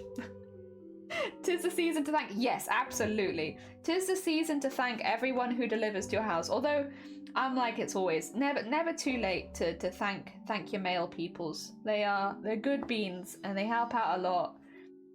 They make life a lot easier. And I guess it is a busy time of year for them, so maybe it is a very good time to thank them because they're doing so much more. Ah, dear. Oh, dear. Except for that one delivery person who threw my camera over a 2-meter fence. Never forget. Every other delivery person, thank you for your hard work. That person, why? Why? My camera! And you threw it into a puddle! It's electronic! Thomas, thank you for the follow. It's very kind of you. Yeah, the camera that I'm using for my webcam, the fact that it works is genuinely kind of a myth to me, at least. Good packaging, I guess, is the answer to that. But when they delivered it, so we were actually in when they delivered it. We were in. They just didn't ring the bell. And, you know, sometimes that happens. People don't see the bell or they don't realize it's there, so they don't ring it. But because of that, we didn't hear them because they didn't ring the bell. And literally, Shiny at the time worked in the room the front door was in. So, like, it was around like a little corner, but it was right there. So even if they'd knocked, he would have heard. He was like 2 meters from the front door. So there was definitely nothing that indicated that somebody had been there. And then he hears something come through the door, and I just finished stream at the time, so I walked downstairs like, oh, did my package come? Is my camera here? And Shiny was like, I think they've just posted something through the door. And it was like, oh yeah, there's a slip. Oh, actually, it must have been a bit longer, actually, because I think Shiny said he'd heard something posted through the door, but he hadn't had the package. So there was probably a bit of a gap there. But then I come down, and he's like, yeah, I think they posted over the door, but I don't think we've had the package yet. So we were expecting to find mail come through the door, but instead it was the slip that said we'd missed a delivery, which we were both very confused about because we were here. And then when we turned it over, there's a bit where it says where they've delivered it instead, which is either normally to a neighbor or back to the depot and stuff like that. And they'd scribbled on it, over fence. And we were like, over fence? What do you mean over fence? Because there's no fence around the front of our house. So we were like, what do they mean? They mean like over our neighbor's fence? Maybe? And then we were like, surely they don't mean over the back, because we lived on a hill. So the back fence is 2 meters high. You have to chuck it as well, because you can't stand next to it. You have to go on the road below and chuck it over the fence. And they had they had gone to the road behind the house and chucked it 2 meters over the fence into a puddle, and it'd just been sat there going soggy.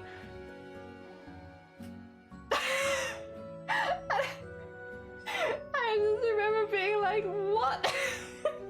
You know, you couldn't have rung our neighbor's doorbell or just literally just taken it back. I mean, also, could you not have rung the doorbell? Like, it's, I would say, surely more effort to just go around the back of the house and chuck it over the fence.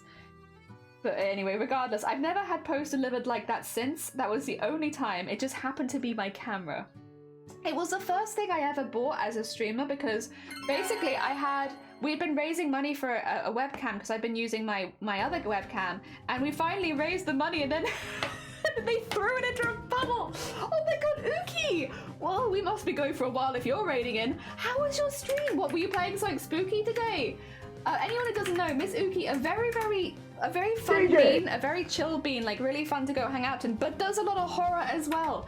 How was your stream? What did you get up to? I hope you had a really good one. There we go. No, art. Oh, art. I'm afraid to ask, what were you doing in the art category today? Was it fun? I hope you're doing something really fun. We have no judgment. Whatever you're doing in the art category is good. You're good. Raziel, welcome on in, and Din Din, welcome on in, and Hax, and CJ, how you doing? I hope you're doing well, and Spiky, and Deadly Snake, thank you, welcome on in, I hope you're all doing well.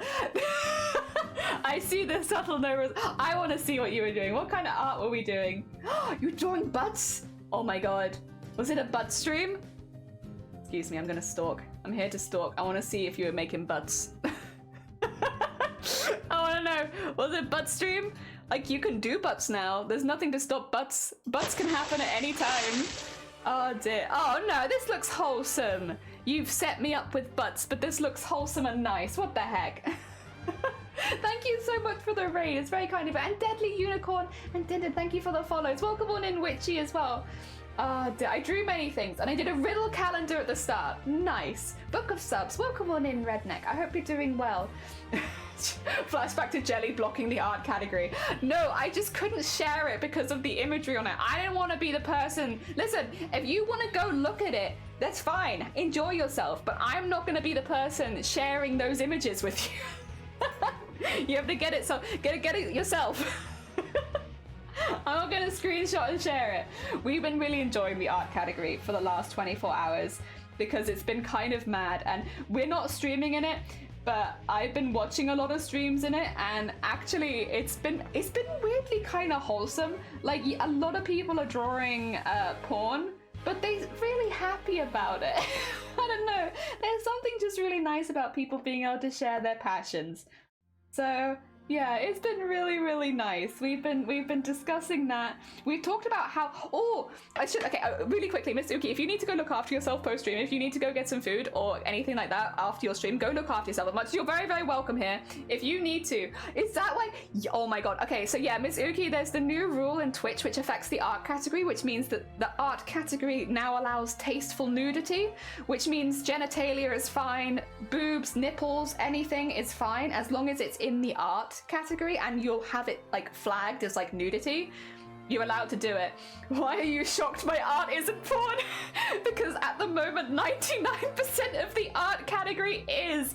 Actually, if you go to the art category, you'll probably find lots of videos of people twerking as well, because twerking's allowed now as well, which means if you go weirdly to the art category on Twitch, some of the top categories are going to be extreme twerking ASMR, 18 plus twerk off.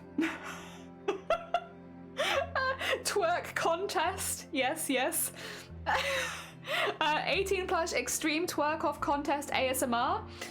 Mr. Trick, you should have drawn pee-pee. Yeah, you have to be careful though, because it needs to be artistic, which means you have to put your soul and effort into it. No, no throwaway pee-pee. You have to go hard. It's an art category. Artistic, exactly. JOX, welcome on in. I hope you're doing well. And asked me my mod forgot, but oh no, I'm sorry to hear that. Yeah, no, there have been people getting banned if they themselves are naked or their model is naked. They are getting banned for sure, because you can draw naked people, but you can't be naked. But basically, the art category is really fun at the moment, and if you need a good giggle and a good laugh, it's been really fun. I've really enjoyed it. I've been having a great time. I was having a really hard day yesterday because all my technology decided to like shut down mid-stream, and it was like, great, now I can't stream. And then I was like, what should I watch while I'm doing my tech support? Oh, let's put in the art category. Oh! So it turned what would have been kind of a bad, sad day into a day where I was uncontrollably laughing to the point where I couldn't actually work on my tech support stuff. It was just so funny. The other thing is, yesterday, this has changed because people are like moving away from the meta already, but people were doing like MS Paint porn, You ever seen porn in MS Paint? Because I saw a lot of it yesterday. So like, you did have people that were like legitimately like very good and drawing really beautiful nude fit pictures and stuff like that. And then you had people on MS Paint. There was one person, sorry, by the way, we're an 18 plus audience here, just as a heads up. If anyone is uncomfortable with this conversation, completely understand. But yeah, there was someone yesterday who was doing every time someone subbed, they made Kermit's penis longer. And if you clicked on that stream, it was something. I literally couldn't watch for more than 2 seconds. It was just so ridiculous. It was also a really, really good picture. Like, the person's clearly an incredibly talented artist, but just every time someone, I don't remember if they followed or subbed, it would just be like, but yeah, no, we've been enjoying the art category, or at least I have. I can't speak about anyone else, but I've been loving it. Also, Chrissy and Bitochi, thank you so much for the follows. That's very kind of you. Dear, can't go half-assed with the twerker. No, it's a competition. You gotta do well. She called me a liability. I think I did. I think you're right. I am, but still. They were not naked. They got mass reported and auto banned. It's happening to a lot of people today.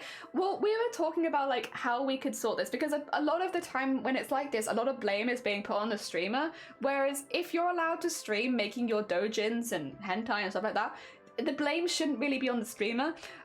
The solution that we've come up with as a small streamer on Twitch is, why not have the art category and the NSFW art category as 2 separate categories?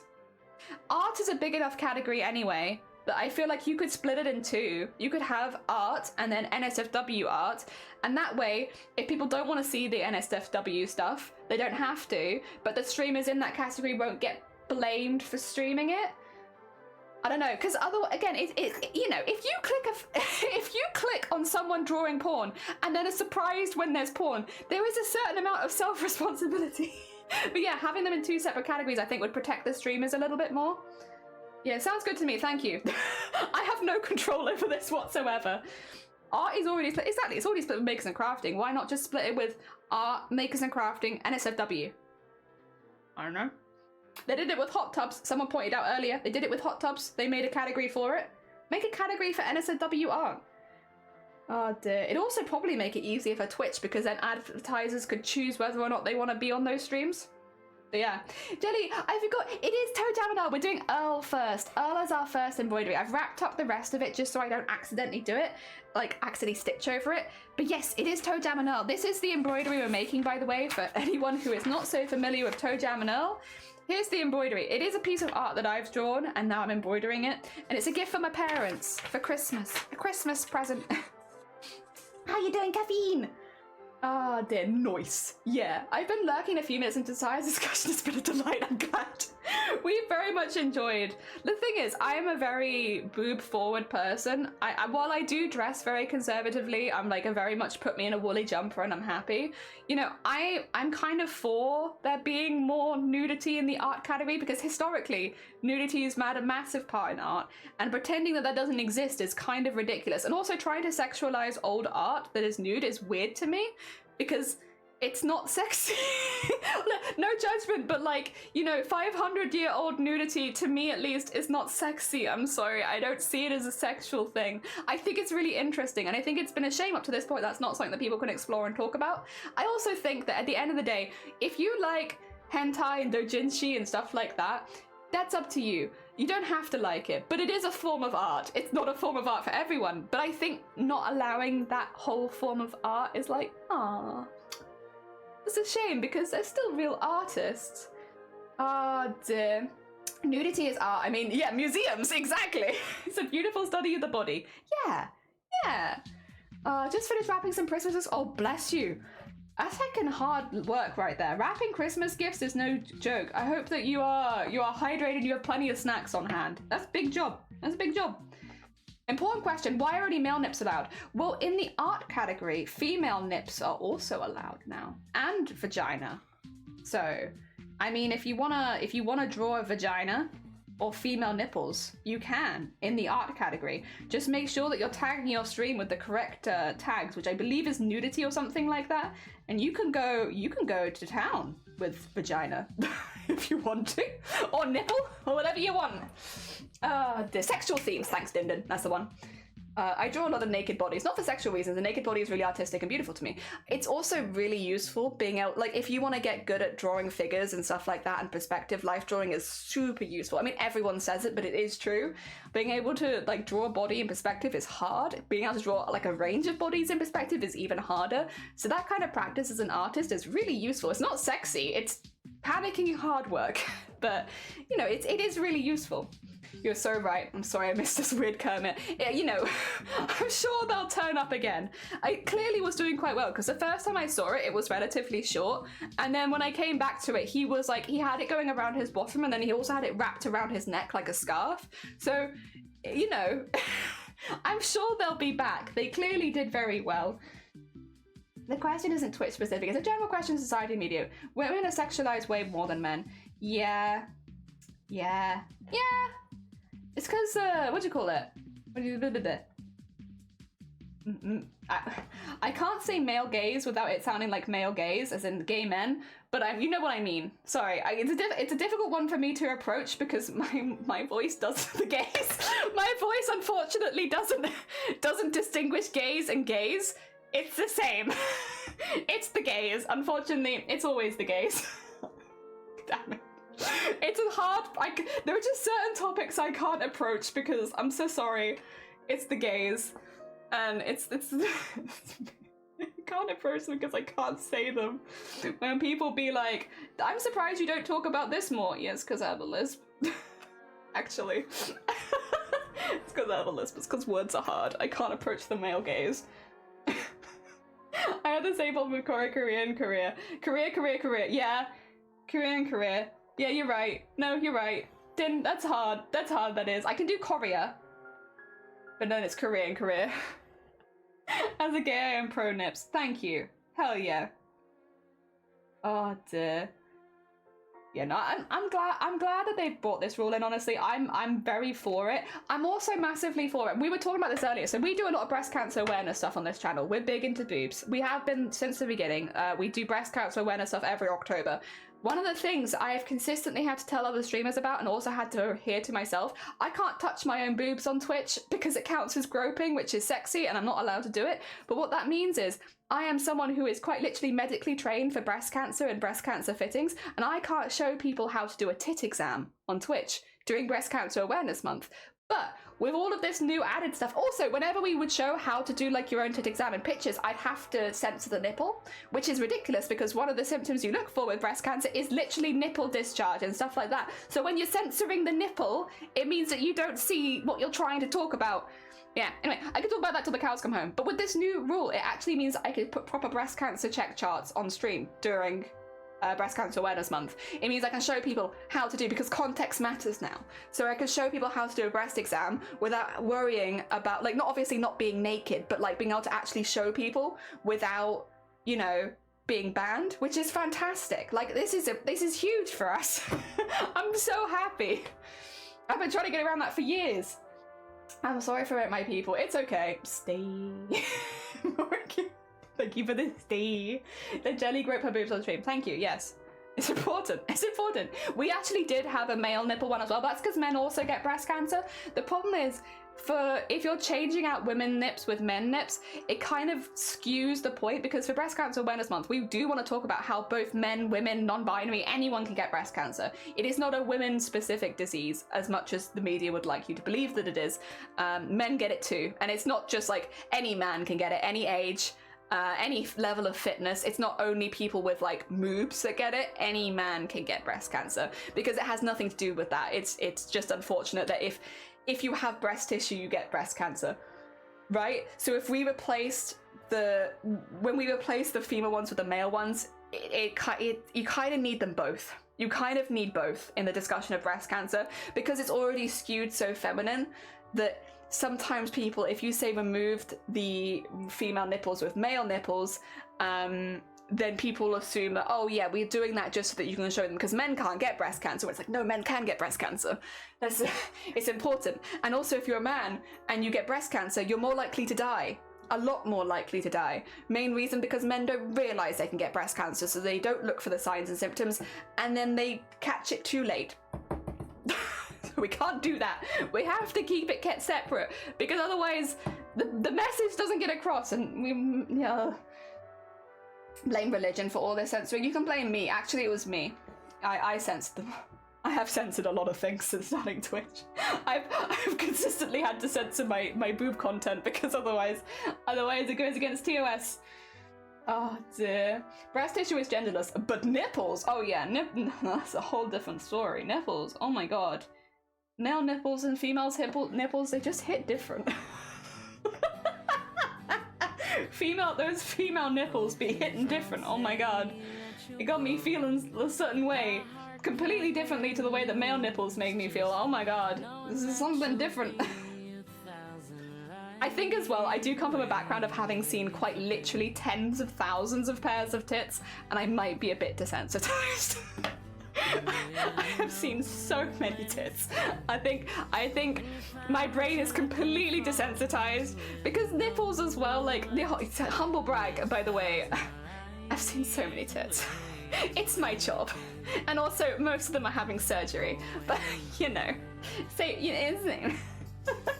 But yeah, no, I think I'm a little desensitized to it, because for me, boobs have not been sexy. Like, boobs are not a sexual thing. They are math. They are maths problems waiting to be solved. And if you don't want boobs to be ruined for you for life, don't become a bra fitter, because otherwise you'll only associate boobs with math. If you like math, though, I guess it's fine. I do like math. I was in Movember charity scene because of the info I learned from your stream about male breast cancer. I was able to pass it on to you. It's sure. Oh, bless you, CJ. I'm so glad. Yeah, because like that's an important thing to talk about during Movember for men specifically, because men are more likely to die of breast cancer right now, simply because of the lack of information going around. Male breast cancer is not more dangerous than female breast cancer, but because men, society-wise, are less likely to go to the doctor, unfortunately, unless they're fully dying. A lot of men just will not seek medical attention for lumps and bumps, which means they get left too long. And then also, because a lot of men don't realize that breast cancer can occur in them, they'll more likely overlook the symptoms or not worry about them so much. And then, yeah, also, because a lump, while that is the most common first symptom, because it can also be like a rash of the skin, unusual dimpling, a sudden inverted nipple, like if you don't know about those symptoms, you wouldn't even necessarily notice that you had them. And with breast cancer, because it does travel to places like the spine, like the brain, like the bones, it's very, very dangerous once it leaves the breast. So if we can keep it contained in the breast and catch it at that stage, your outlook is much, much better. But a lot of men, unfortunately, leave it because they don't realize and stuff like that until it's spread somewhere. And at that point, it can become very untreatable. Yeah. There you go. If you like maths and you like tits, you'd probably really like being a bra fitter. It's a lot of tits and maths. A lot of tits and maths. I don't understand people's religious over-sexualizing women with shoulders and ankles. Oh, we ever looked at naked women like, damn, look at those shoulders. Okay. So, how do I approach this topic? I get what you mean with shoulders and ankles, because I don't think shoulders and ankles are particularly attractive, like, on their own. And not for me. But have you heard of, like, the back of the neck? Because I remember that in some places that's, like, a sexy thing. And, like, I didn't really get it until I saw what people were doing, and I was like, oh, I kind of get it. And I know the back of the neck is not, like, meant to be sexy. I guess not meant to be, like, there's nothing really there. But also, kind of, though. I was gonna say back of the neck, yeah. It's like, I don't know why. But it's like the same line of like, yeah, shoulders I don't get, ankles I don't get, but back of the neck though. Can I interest you in back of the neck? So I guess it is different things for different folks. Oh, all the sense on the topic makes me think of the Justice Men and the Hunchback of Notre Dame. Just no booba. No booba for you, no booba for you. I've never paid attention to anyone's neck. Fair. Collarbones, though. See, I'm not so keen on collarbones, but I respect that you are. I respect the attraction to collarbones. I don't know. I guess I can kind of see it. I think I'm just, back of the neck. Sorry, I'm very basic. If you like shoulders, hell yeah. You like ankles, hell yeah. I think back of the neck. Yeah. Oh dear. What a weird conversation to have. But funnily enough, you can also get away with drawing. You could have gotten away with drawing shoulders, back of the neck, collarbones, and ankles on Twitch for a while. There's never been a rule against that. So you can, like, to your heart's content, doodle your ankles and stuff. No one's gonna. I kind of like the idea of that. Starting a Twitch channel just to do like ankle drawings of ladies slyly revealing their ankles or their wrists or like their collarbones. That sounds kind of fun though, actually. That legitimately sounds kind of nice. I like a strong silhouette on a man. Give a masculine silhouette. Fair. No more ass for me. Only the back of the neck. Well, the back of the neck leads to the ass, so it could just be like a map. I went to sex ed class for adults and the educator instructed some biology on how nerves and nostrils can be trained to be sexual. Really? Really? Oh man, no, I don't like it. Touching my nose makes me feel like my nose is gonna be blocked soon, and whenever I think of my nose, I just remember the times where it's been blocked and I can't breathe through it. Oh, morning all! There's a K down that deals with male breast cancer. They're comedy, but it does get information about what's showing. Oh, that's really cool! Hell yeah! Oh, I'm glad they're including more stuff about that in media, because again, those sort of things reach a lot more people. So if people realise that it's a possibility that can happen to them, they'll be more likely to look out for the symptoms. Also, Feathered is one of our beads who raised like $2,000 for breast cancer awareness. Feathered was a big boob supporter this year. How are you doing, Feathered? I hope you're doing well. A little bit of a back muscles, neuron activation, yeah. Jamie, I had to get changed because I didn't want to paint. I didn't want my new trousers dirty. The only trousers I had were booty shorts, and are you painting in booty shorts? Sleeping. Oh no. Well, I hope that it helps with the creative process for you. I don't know if I can do creativity while I'm that cold. Feathered is a cutie. They are a cutie. They're a cutie patootie. My partner decided to leave the nostrils out of our learning. Honestly, fair. Yeah, I think it's just the blocked nose feeling. It would bother me. It's all I had. Your art's gonna take like a blue undertone because you're cold. I'm feeling a lot better. I think we're getting over COVID now. It's been a rough few days. Oh, bless you. I'm glad that you're starting to feel better. How many times have you had COVID, Feathered? I feel like you've been quite unlucky with it. I could be wrong. Maybe I'm getting confused, but I feel like you must have been quite unlucky to have it so many times. Are you painting Workers' Jockstrap? Be honest. No, please don't be honest. There are certain things that we don't need to know. Do not worry. Ignore Grobbit. Grobbit does not speak for the rest of us. Sometimes unknowledge is best. I think booty shorts is bad enough. Yes. Well, booty shorts is not bad, but it's like, we don't want to make people feel uncomfortable by being here. Like, I'll be honest, statistically, there is someone here who is likely to be in their like, what do you call them? Underwears. It's probably that. I was like, what is the way? Can you say underwear? Yeah, you can say one. I can literally say tits. I can say underwear. But yeah, there's statistically someone who is watching in their underwear, and we're not here to call them out on that. We're not here to call them out. You wear whatever you like, especially if it's hot. Oh dear. Yeah, we do not call people out. This is the second time. We did get normal flu in between. I was confused. I'd forgotten normal flu existed. Normal flu also sucks though. Oh my god, you've been so unlucky. I'm sorry to hear that, Feathered. Oh, I'm glad that you're starting to feel better, but yeah, it's very bad luck. I'm having some chicken pep. Ooh, delicious jelly. Pan the camera down. We need to check. Oh, like on what? Ugh. I got sweatpants on. Don't worry, it's too cold to be wearing anything else. I am wearing a long sleeve top under my jumper. It's cold. No, I am definitely not wearing underwear. I would be in the same position as Sleepy if I was in underwear. I would be shivering. It's too cold. I can't believe you said underwear. I know, I'm so sorry. How many times have I said penis today, but I can't say underwear? No, that's a step too far, that is.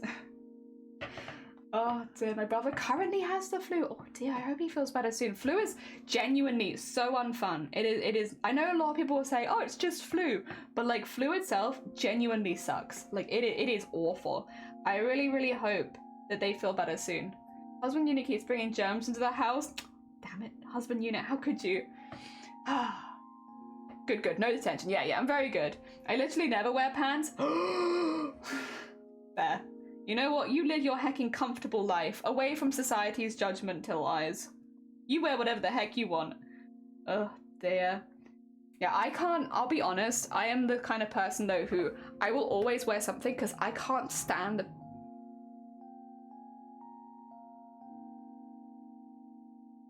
Oh my god. Sorry. I can't stand the feeling of, like, thighs touching thighs. I hate it. So, yeah, even in the summer, I'll always wear something because I just can't. I can't with that feeling of thighs touching thigh. I hate it. Especially in the summer. In the summer, it's the worst. When you're like, it's too warm and then your thighs touch. Blech. Blech. So yeah, I can't do it. If you can live in pants, heckin' amazing. I'm heckin' impressed, but like, I cannot do it. It gets me. Understandable, yeah. Wait for the children's size. That was the first time I ever caught actual flu, and it was so much worse than COVID. I was sick for 2 whole weeks. Yeah, literally. So I was really, I've only had flu once. I get flu jabs, when I was in university, I did the whole like, oh, I am a young person and I'll be fine. Lol, flu can't get me. I am young and invincible. And then I got flu. And honestly, it serves me right. I'm someone who's meant to have a flu jab every year because of my lung issues. So genuinely serves me right. I deserved it, but it was also awful and I hated it. And I was so sick. I was so sick that I had to move into the living room of our shared house because I couldn't get up the stairs to the toilet otherwise. So I would have to stay on the ground floor to make sure that I was on the same level as the toilet because I was literally so weak, I couldn't get up the stairs. It was horrible. I have not been that sick, like, ever. Like, there's been very few times where I've been that ill. There we go. Oh, dear. Enjoying the linen skirts and... Ooh, culottes and less sunscreen. That sounds pretty good. I'm with you on that. Yeah, skin touching skin. Blech. Also, Anime, welcome on back. I hope you're doing well. Hey, I want to ask an F cup about skin touching skin. I want to ask a double G. Mate. I feel that in my soul. Oh dear. I do have, to be fair, having worked in the industry of bras and fittings, though, I have been quite lucky with the stuff that I get for free. Oh dear, you beat me. Surprise. Nobody expects it because I always wear sports bras and also wear baggy stuff like this. You'd never know. You only know when I wear a costume and I actually, like, you could actually see. Because when I was wearing my Mateus costume, everyone was like, It's like, yeah, funny that. Well, I want to relax when I'm on Twitch. I want to have a nice relaxing time. Just don't sweat. I mean, Anime, that is true. Oh dear. Oh, got RSV last year. Oh, wait, what's RSV? Sorry, Crafty. Please educate the uneducated me. What is RSV? Oh, my music has given up on me. If you think touching thighs uncomfortable, feel lucky that you don't have testicles. I every year bless the Lord that I do not have testicles because it sounds like hell. I've heard from friends. I'm like, thank you, Lord, for not giving me testicles. It sounds like a nightmare. And I already don't like my thighs touching. I don't need extra things touching my thighs. Thank you. Every year, whenever it becomes a heat wave. Fires probably makes want to curl up and not exist. Yeah, you can get like the you know, is it sloggy I'm thinking of? They're like the thin stuff that you wear that breathes really good, so it doesn't make you more hot, but it just stops your legs touching. Those. I don't remember what they're called though, but there's like a couple of brands that do them. I like those a lot. But that's what I mean, like you'll literally never, I don't sit at stream in my underwear because I can't handle that. I don't even know my cup size anymore. I mean, it's a bit of a, if you haven't had a bra fitting for a while, it's a bit of a pain. But I will say, if you have like any events coming up or times where you want to like wear something really, really pretty, getting a bra fit ahead of time can make a huge difference to how you fit into certain items of clothing, like genuinely. Although I worked on more of the medical side, a lot of it, you know, you do see it a lot still from people that are doing regular bra fittings and stuff like that, where if you're going to say you're going to like someone's wedding and you want to wear like a formal dress and you don't have the dress, go get a bra fitting before you go get the dress, genuinely. Because having like a bra that like really well fits you, it will always emphasize the figure that you have. Like it's a huge confidence boost, especially if you're someone like me who doesn't wear like anything outside of sports bras really. Getting like a really nice bra fitting from someone who does your size, because that's important, because a lot of places don't do a huge size range, from someone that does your size can be like the biggest confidence boost in the world. And also, if you have a dress that you already want to wear, take it to the fitting with you and see how you fit into that new bra with that dress that you wanted to wear, or with that top that you wanted to wear, or whatever it was. Because, oh my god, mwah, it's beautiful. It's a beautiful moment. And I know that I'm biased because it was quite literally what I worked in, but I really, you know, I stand behind the, yeah, if you, you know, you don't have to wear a bra every day. You wear whatever's comfortable for you most of the time. Like, you're fine. You best to be comfortable unless you physically have to wear one. Like, be comfortable. But yeah, I would always recommend, if you're going to a special function, a special day, a day where you want to look especially pretty and you want to have confidence and stuff like that, try it. It's really, really good. It doesn't work for everyone, and again, you do have to find a place that holds your size, and I get that. That's hard. Me trying to find my size is an absolute nightmare. But yes, it can do really good. And the same with, it doesn't have to be a wired bra.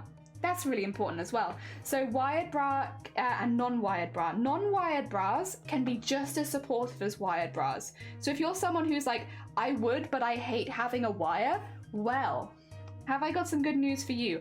A non-wired bra will give you a different shape to a wired bra. Wired bra separates in the middle, whereas a non-wired bra will push them together, so you're likely to get more cleavage with non-wired.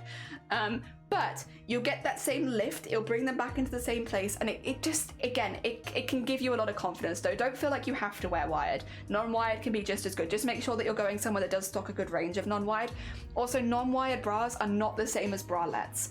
So going in and buying a bralette, a small, medium, large, extra large, yada yada, that's not the same as buying a non-wired bra, which should be in bra sizes.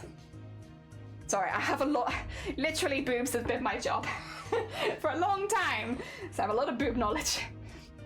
Dear Jelly, I don't know what the wings of bra aren't double-eyed on the inside. Some of them are.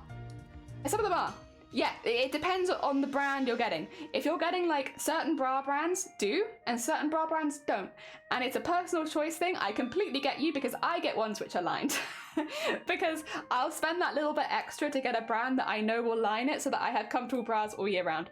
But I don't think I'm allowed to show you my bra, so I'm not going to, because I think showing underwear is still a no-no. But yes, no, I get where you're coming from, because I agree.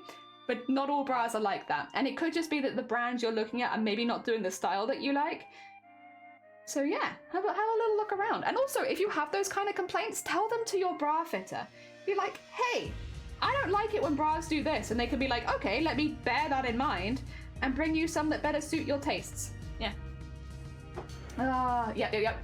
So yes, not all of them have it. Some of them, my ones, I have like a selection of super soft bras, which, oh my God, they're so good.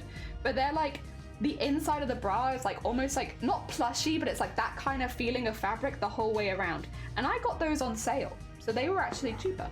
Because no one ever wants my size of bra, weirdly enough. I do not have a very popular bra size, which means I often find them in the sale racks, which is nice. Do I buy that? Like Bluetooth? Oh yeah, for sure, Bluetooth. Check your bees, your boobies, exactly. Wired hurts me so much. Yeah, if you're not into wired, don't worry. A lot of women do not like wired. And non-wired can be just as supportive as wired bras. So you don't have to settle for a wired bra if you don't want one. Oh, I actually didn't know that. I have some wide chests, so something that gives me a little cleavage would be nice. Yeah, so wired, they go up the middle here, so they'll go into here, and that creates separation between the boobs, which if you're in the summer can be really nice because your boobs aren't touching each other. But if you are going for non-wired, because there's no separation in the middle, it'll still have the same lift, but they'll just be like shoofed. So yeah, if you're looking for more cleavage, non-wired actually might be a really good option for you to try. Yeah. Ah, dear. Yeah, otherwise there's so many bras I'd wear, but I don't get why not. And the websites never specify or have pictures. Yeah, you definitely need to go in and check because I completely get what you mean. Have any bra recommendations?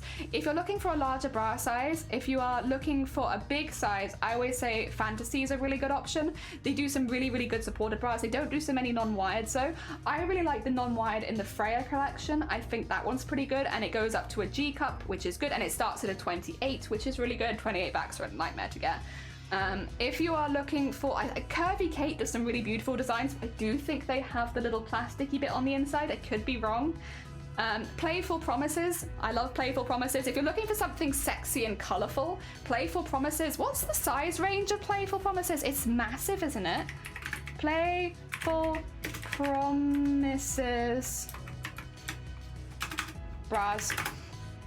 What's your size range, Playful? I remember it being ridiculous. Yeah, they start at 28, but they go up, I remember they go up really, really much bigger. Yeah, they go up to a 44H. And they do, I don't know if I can show you this on stream, so I can just, yeah, you might have to, I'm sorry, this is one of those ones where I can't really show you, but they do like sexy lingerie for larger busted ladies. So if you're looking for strappy things, if you're looking for pinks, florals, nipple out kind of stuff, they do like a really, really good, colourful, bright range for people up to a 44H. Yes, which I do like. I do like that. I would still recommend getting fit before you purchase any bras online, but yeah, like, you know, they're out there. There's some really good stuff in the UK for like bigger chested women. It's just expensive. But then bras are always expensive, so I'm also like, Ah, dear. But yeah, Curvy Kate, Freya, Fantasy are good brands for if you're just looking for like some standard bras. Playful Promises is really good if you're looking for bigger, and there are a few others as well that I can't think of. I'm trans femme, optimizing bras for cleavage when on a masculine width. The rib cage is gonna, yeah. So because we did post-surgery fits, we did fit a lot of trans women because, you know, post-surgery fits is not just for people with breast cancer, it's also people who are having, you know, implants or having enlargements or reductions. So we did talk to a lot of trans women as well. The backs are difficult, but that's why you want brands like Playful Promises, ones that go up to a 44 in the back. Because a 40, wait, where's, do I have a... 44 inches, it is a slightly larger back size in the UK. You can get bigger than a 44. I think I've seen up to 48, but I can't remember what brand done a 48. Also, where the hell is my stuff? Where is my stuff? Where have I put it? Put it somewhere again. Is it over there? No. I don't actually know where I've put my tape measure. To be fair, it does go around a bit because I give it to people and then they borrow it and then I forget to ask for it back. It's not even their fault, it's honestly mine. Well, I can't show you what 44 inches looks like, but you can have a look at what 44 inches look like on your side. I'm sorry that I can't help you very much. Also, thank you for the hydrate.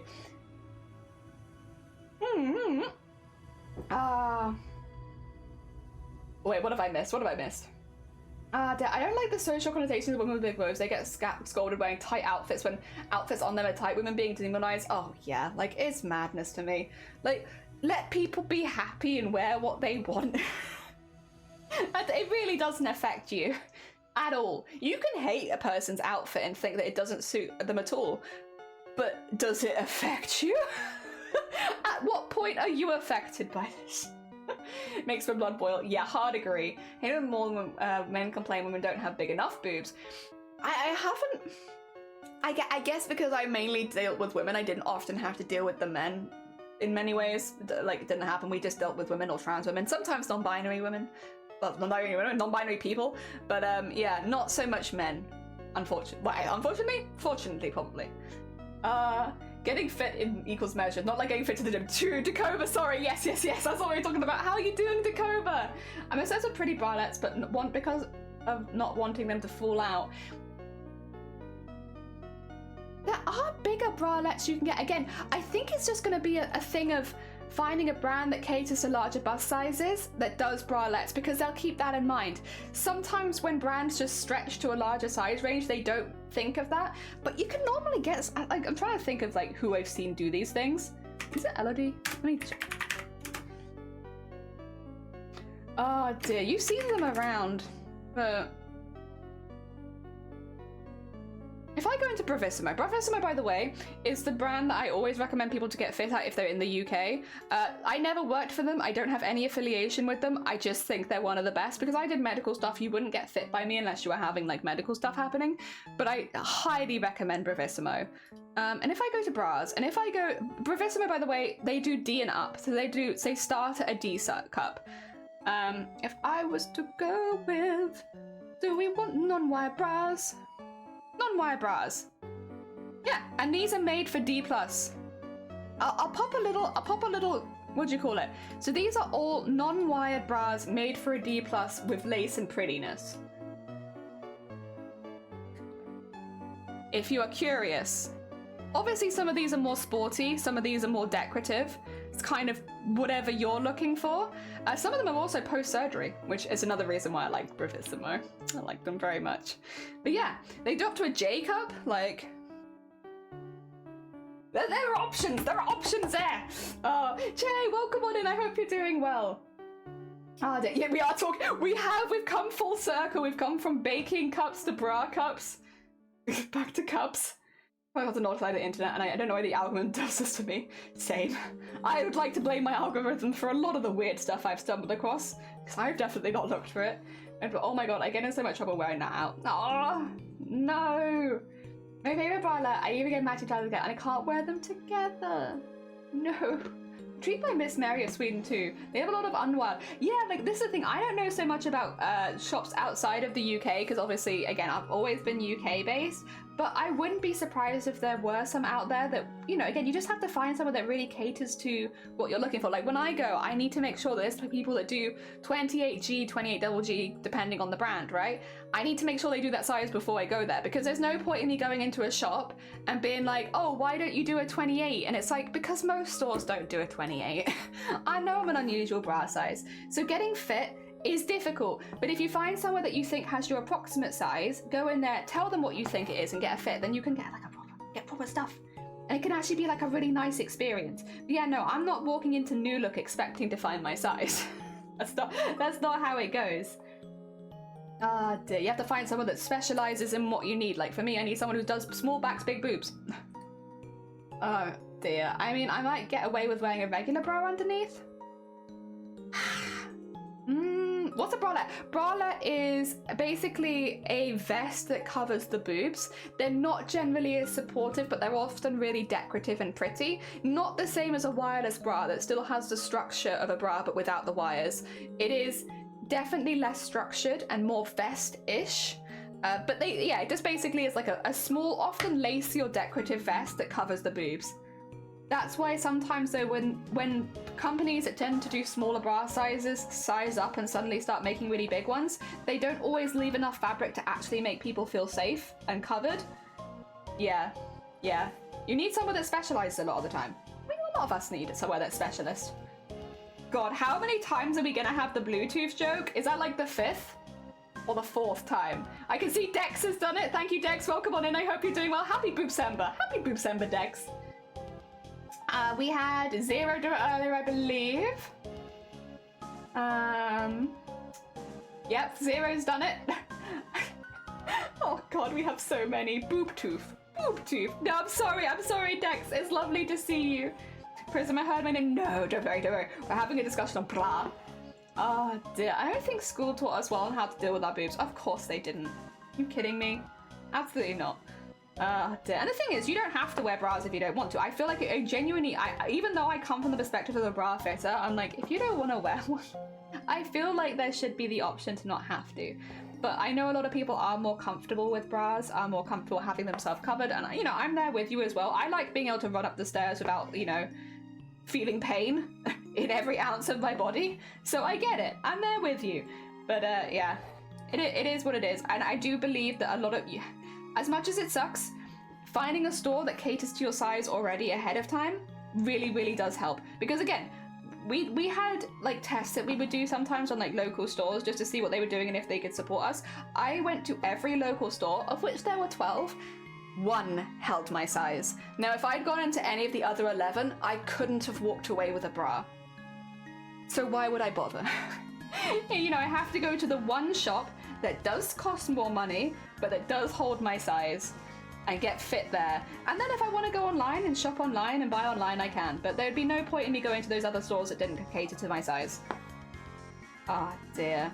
Yeah, and you get a lot of people get annoyed at stuff like that. And I was like, I know it sucks, but also, did you have a look to see what sizes they held before you booked a fitting? And if the answer is no, gotta have a look. You gotta have a look. It's important. It's important to check. Again, no one tells you this, but it's important to check before you go.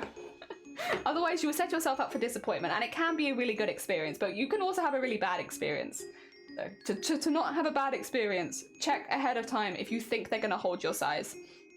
Yes. Oh, you have a wide bra? Are you trying to confess to me or something? Are you trying to confess to something? Never. Never. I'm not confessing to anything, ever, on stream. Not even once.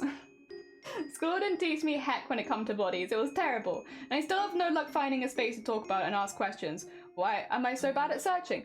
Finding people is harder. Finding a bra fit place that can fit you is a little easier, but trying to find people that will understand the experiences you've been through is harder. I mean, I guess support networks and stuff like that online, it depends exactly. If you're looking for like body dysmorphia, some sort of body dysmorphia network would be a good one. If you're looking for finding clothing and fitting for like trans people or non-binary people, a forum for that. It's hard. It is hard. It is hard finding groups, but they definitely exist out there. It's just difficult finding them. Similar to buying shoes when you're a size 49 euro. Yeah. Like it sucks, but there's no point in going somewhere where you know won't stock it. And it does mean that you're probably going to spend more on your shoes. And it does suck. It does suck. But you can waste a day going around every shop that doesn't have it. Or you can, sometimes it just takes going a little further to find the one that does. But if that means that you have a good experience, I think the reason I'm so stuck on this is, okay, can I tell you guys a story about something that used to happen to us sometimes in bra fitting that actually grinds my gears? It would actually make me so angry that I'd want to cry. And this is why no, okay, well, screw me then. No, this is the reason I'm so, like, check what sizes stores hold before they go there. So, do you guys remember a few years ago, this went semi-viral, it went viral in the UK, I don't know if it went viral abroad as well. There was a video of a girl being taken to a hairdresser and having her hair untangled after having a really bad depressive episode and not being able to wash for a long period of time. And the friends took them there and to get their hair untangled, and the girl felt much better afterwards. You do remember that? Oh, did that video spark something in a lot of middle-aged women in my area?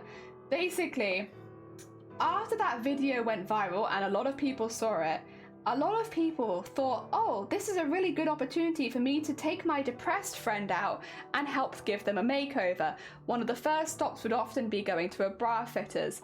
And if someone hasn't showered for weeks at a time, and you take them to a bra fitters, you are setting them up for failure, especially if you haven't checked if they hold their size ahead of time. Now, we held a very limited stock in store because we predominantly did surgery fits, right? We'd have to order things and custom stuff in all the time. So we don't hold a large size range. You bring someone in with severe depression who hasn't showered for weeks because they're really struggling, bring them to my store, and then we don't have the size to fit them, and we then have to turn around and tell your friend, I'm sorry, you're not going to fit anything here, and you think you're helping them. Oh my god, it literally would get me so angry that I would want to cry, because you would see these women's faces just break, and it's like, no, this didn't have to happen. You had to do the bare minimum research to find out if we held your size, and you assumed that because we do post-surgery things, of course we're going to be the best place to take your friend. It's like, no, we do cancer, we do transition, yes, we do regular bras as well, but like, we don't hold our biggest size range because of what we do. And we've now had to break your friend's heart, and also the self-congratulatory nature of bringing your friend in just to tell me how depressed they are and what a good friend you are. Like, the amount of people you'd have come in doing stuff like that after that event, after that video went viral. And literally, I had to actually, so there was one lady who, by the way, just as a heads up, if ever anybody tries on bras who we are very aware hasn't showered for a while, those bras get sent to be burned, basically, because we can't do anything with them. We can't wash them with keeping the tags on, so they have to be disposed of. That's fine, but you know, nobody else will be trying them on. So just so you know, if that ever does happen, you won't be trying on those same bras, because we do a check on them every single time afterwards to make sure that other people can try them on. Just to clarify with that. But yeah, basically, I remember fitting this one particular woman who was really nice. You could tell she was she was literally basically shaking. You could tell she was terrified, and she held me to one side and she was like, my friend's trying to help because I've been really struggling recently after some stuff's happened, and I know she's trying to help, but I don't know if I can do this. I've not been looking after myself. I'm not really in a position. I don't want to take my clothes off in front of anyone else, because that's the other thing is, take someone who's really self-confident, conscious, and put them naked in front of another person. And I was like, listen, if you want me to stop, I can go tell your friend that we've had an emergency and I won't do this fitting for you, okay? I can come up with an excuse so that you don't have to be fit. And we had a little discussion and she decided that she would try, because that's what she wanted to do. Again, no forcing from me, but the friend in the background, go on, you can do it, I believe you got this, come on, just go do it, it'll make you feel so much better afterwards. And you're just like, shut up, shut up, this person is really upset, shut up. And yeah, so they had it, and I don't mean this in a derogatory way or a rude way. This is not to attack this person. They had mold growing on them. And they didn't know, because it was on their back and they couldn't see their back, and they hadn't got any mirrors in their house. They didn't know. You'd be the person to break. That can happen, yeah. It can, in cases where people have not been able to look after themselves for a long period of time. And this is the thing that really frustrates me. If you care about your friend, go visit your friend. Go check if they're doing all right. If you want to do this nice thing for your friend, don't bring them out. Like, see how they're doing. Cook for them. Make them a nice meal in their house. You know, It really frustrates me. It really frustrates me. Like, at the end of the day, no one else's mental health is your job. It is not your job to fix your friends. It is not your job to sort your friends out. If you can support them, amazing, but it's not your job. And a little bit of self-consideration of like considering your friend and being like, if I was in their position, would I want to be taken out, made naked in front of a stranger, and then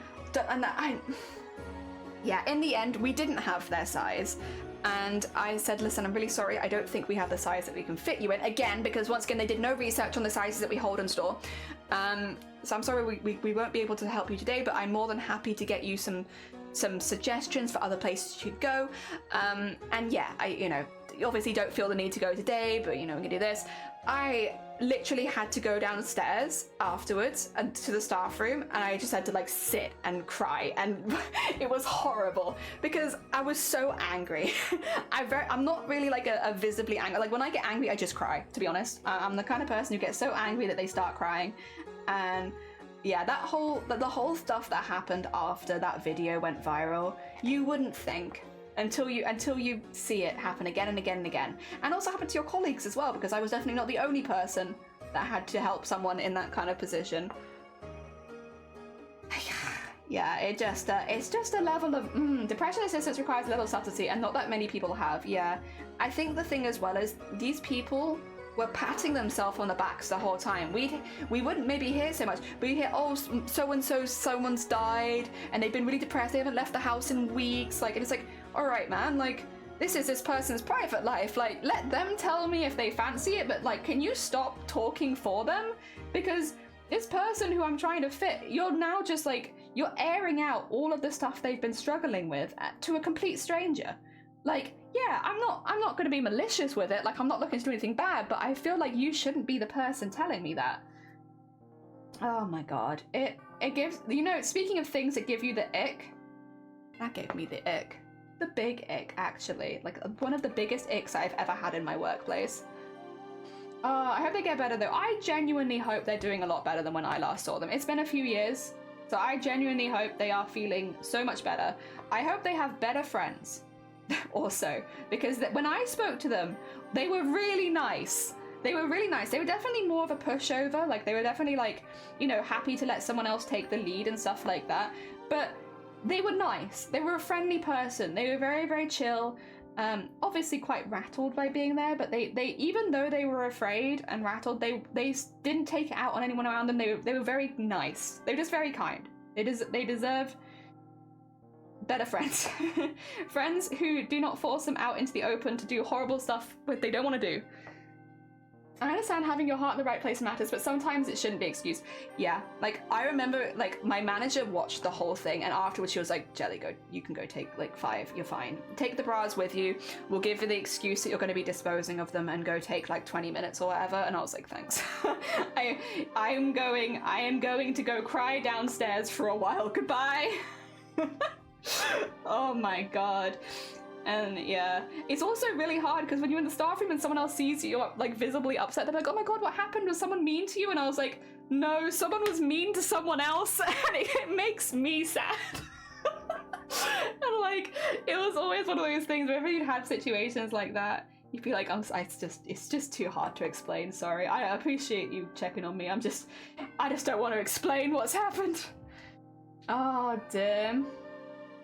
Some people can do a lot of wrong actions just trying to help. This is the thing, like, there is an argument of like, well, they're trying their best, but it's like, sometimes I don't believe that could be your best. I mean, I don't mean that in like, well, no, I do kind of mean it in a rude way, actually. I just don't believe that could be your best. To be so inconsiderate,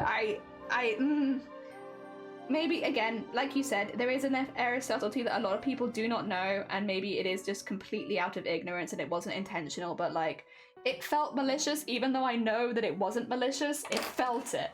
I've confided in Ben about doing press and other personal issues, and I've gone out with them and they're airing it to the exchanges. I would feel so weird about that. I'm very lucky, none of my friends have ever done that. And like, it's not even, like, I'm obviously disabled, I have a lot of migraines, I have a lot of issues with that, but like, when I've been out with friends, none of them mention it. Like, like, they'll let me mention it if I have to, but I don't think anyone's tried to explain it for me, which is like nice, because sometimes I don't want to mention it. Also, Lemony, thank you for the follow, very kind of you. You made progress. These people were patting themselves on the backs the whole time. I can hear myself again. Oh my god! Prism, how are you so goddamn quick? How dare you be so talented? This is, sorry, let me just bring this up for you. This is banned. How dare you learn Live 2D in one day? In one hecking day. This is hecking unfair. How dare? Not allowed. How dare you be so goddamn talented? You learn in one day? It's amazing. It's heckin' amazing. It's heckin' amazing. And you should be very proud of it. It's really good. Oh my god. Heckin'. Whom's are we embroidering? This is Earl. His name is Earl. He is very cool. He's got the cool dude glasses. He's gonna end up looking like this. He's got his boombox and his big glasses and his sparkly eyes. And I made his antennas make sound, but I don't think they actually do that. Yeah. This is what we're doing. He's good.